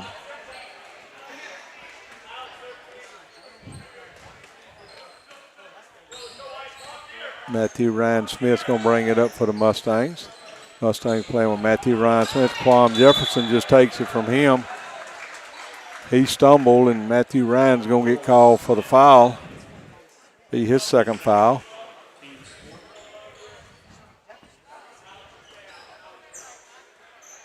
Quam Jefferson's going to lose it. It's going to be a backcourt. Got a little cute with his dribble and lost the ball, and it goes over the backcourt. I was absolutely about to say he got a little cute with it, and it'll come back to bite you sometimes. There's no reason in the world for him to be going between his legs out there. So Mustangs ball coming the other way. Ball pass was intended for John Heston Powers. It was stole by Alex Freehaber. And he got cute and missed it. He got cute on the layup and missed it. Mustangs coming back the other way. Matthew Ryan driving down the lane, gets it to Grayson Jones. Ball's taken away from him by Freehaber. He's out running with it this time again, puts it up, makes the basket this time. I think, I could be wrong, Bill, but I think that is 3 or 4 straight turnovers down the court for the Mustangs. That's going to end the period 24-48. So the Mustangs scored 10 points. Starkville scores 14 in that period. So we've got one more period to go. The Mustangs trail it by 24 points here in Starkville. 4 fouls in this half, 2 fouls against Starkville. This is a pretty poor played game for the Mustangs here. Now, this is a good quality Starkville team, but the Mustangs have not played nearly as hard as they did against Bio or as hard as they did against Winona either. I don't know if they're having a letdown or Bio just brings out the best in them, but they have played a much better game than this one. They have not rebounded the ball good. Cleaned up the turnovers some until right there to late. Got real raggedy with it there, but have not rebounded the ball very good and shot. Yeah, and Rhett Keenum and also Jackson Redmond, they're going to be tough to rebound against. But you got to at least be there to make the attempt. When the Mustangs shoot, there's one guy shooting, maybe one under the goal, and the rest of them are out behind the arc, and that's just not going. Yeah, you can't conducive to getting offensive rebounds. You can't block them out when you only got one under there.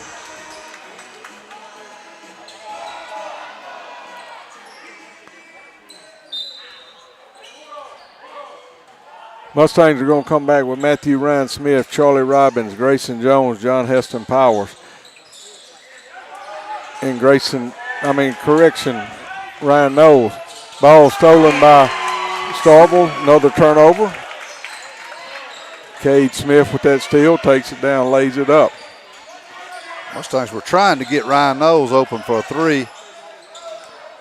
Matthew Ryan Smith. We did get one man crash the boards there. Grayson Jones went in and tried to get an offensive rebound, did knock it out, but only man there. Starkville will bring it back up with Quam Jefferson.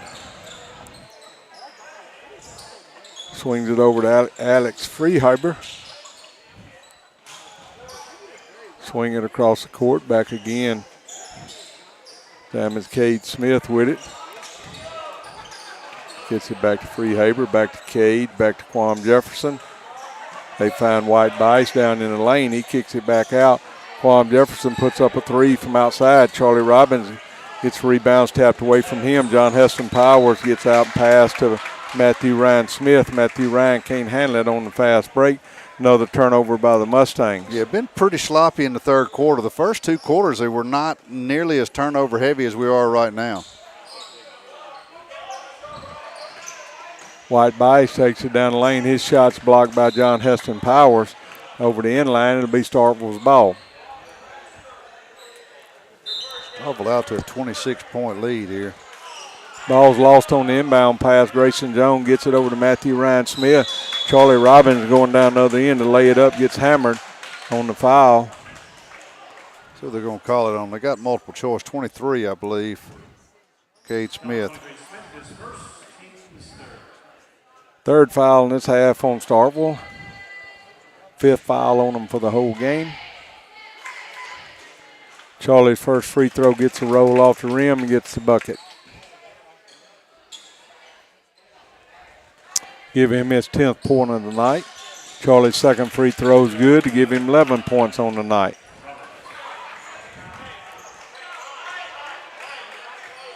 Quam Jefferson's going to bring it up against Matthew Ryan Smith.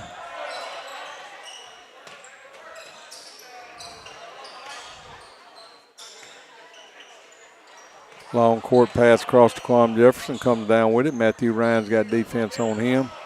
They get it back down to Freehaber. He's driving, takes it, kicks it back in the corner to White Bice. He's going to throw it back out the corner to Quam Jefferson. Ball's tapped away from Charlie Robbins. Charlie Robbins out running with it. Has it tapped away, gets it back, puts up the shot and going to score the basket. Not score the basket, but go to the line for 2.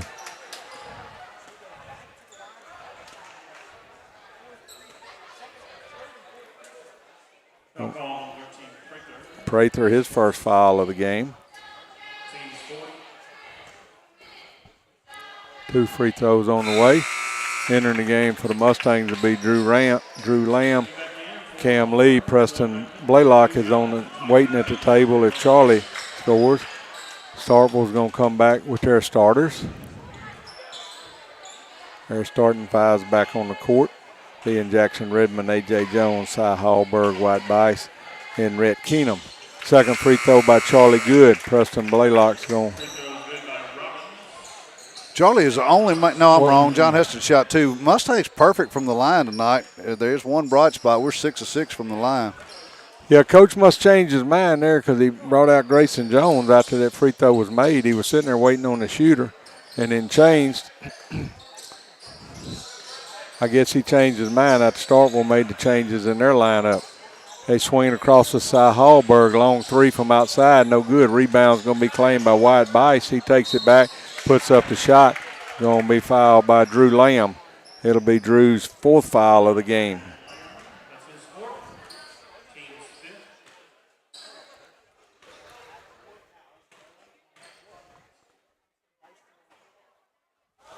First free throw up and good by White Bice. Rhett Keenum has 15 points. Bice makes the next one to give him 9 points. A.J. Jones has 7 for him.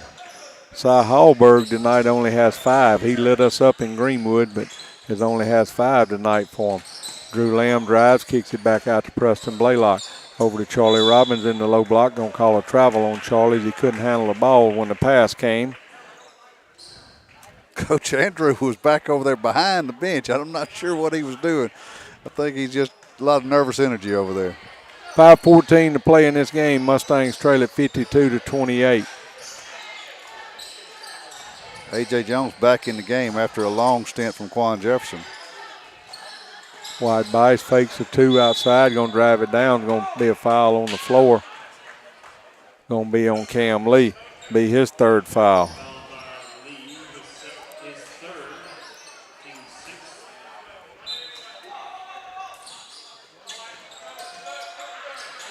Get it to White Bice. Cy Hallberg in the corner. Kicks it back out. Now it's over to White Bice in the corner. He drives the long pass to Cy Hallberg. 2 Mustangs get there to deny a 3-point shot. Long 3-pointer taken by A.J. Jones. No good. Rebounds lost off the Mustangs. Right back to Jackson Redmond. Lays it in. We finally go for a rebound, and with 2 of us going for it. 54-28, Starkville leads. Drew Lamb's got it at the top of the key, back to John Heston Powers, shoots a three from outside, good. It's 11 by John Heston, I believe. You can tell Cy Hallberg likes to shoot it. The net was hung on the rim. Usually people throw it from the bottom, knock it out. He was going to make a shot to knock it out. They gave those points to Charlie, but that was John Heston. Yeah, it was John Heston got that. There's Hallberg for his first three of the night. Drains a three from the corner. Mustangs get it back up the court. Preston Blaylock's driving. He's going to be fouled by Rhett Keenum, be his first foul of the game.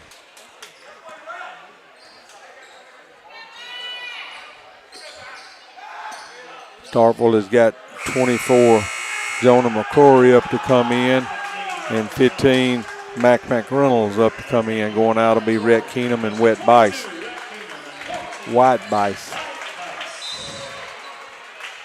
Preston Blaylock inbounds it to John Heston Powers. 4 minutes to play in this game. Mustangs trade at 57-31. Drew Lamb puts up a three from outside, no good. Follows his shot, gets a rebound, lays it up off the goal, and scores it. Bringing it back up will be Cy Hallberg. Gets it over to A.J. Jones. Long pass across to Jonah McCrory. Ball taken away by John Heston Powers. Long pass is too hard for Charlie Robbins to get. Another turnover by the Mustangs. 3:33 to play in this contest. 5 fouls on Starkville, 6 fouls on the Mustangs. Going out will be Preston Blaylock, John Heston Powers, Charlie Robbins. Coming in for the Mustangs will be Davis Swain, Walker McQueen, Noah Maddox,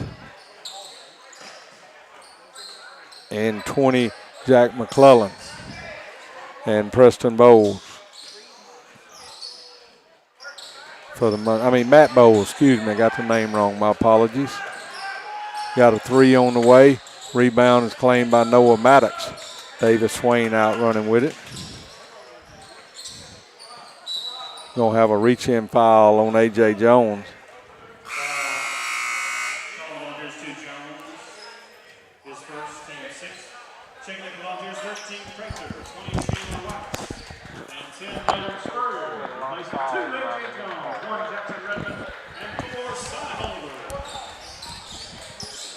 Davis Swain got it on the drive.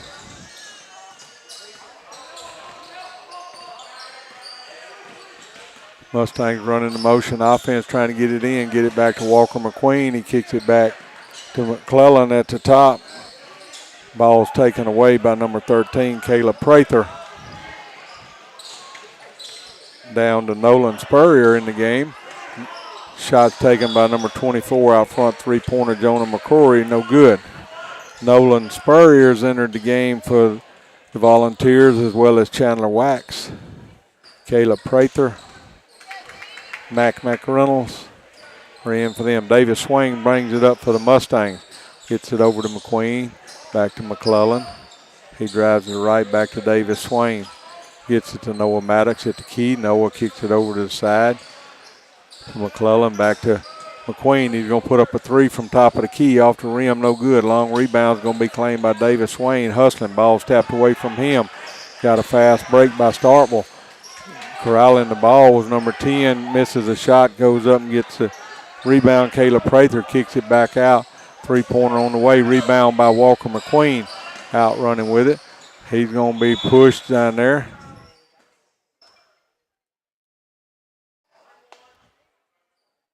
I don't know who he called it on. He never gave a signal. We're going to call 1-1. They put it on the board on 20, Chandler Wax.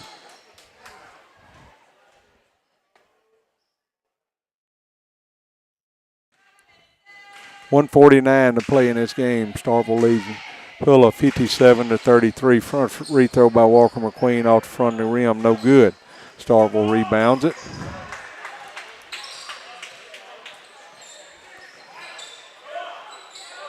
They get it to Spurrier at the top of the key. He dribbles, kicks it right to Jonah McCrory. Down in the corner to Caleb Prather. He drives it in the middle. Tries to put up a shot. Eventually gets it up, no good. Noah Maddox with the rebound. Davis Swain out bringing it up. Kicks it over to Walker McQueen, puts up a three from outside, no good off the rim. Rebounds battle for, eventually going to be claimed by Kayla Prather for Starkville. Davis Swain goes for the steal, but loses the ball over the inline. 1:09 to play in the fourth period. The reserves do a better job of trying to get offensive rebounds than the starters do. They have played hard since they've been in, crashing it.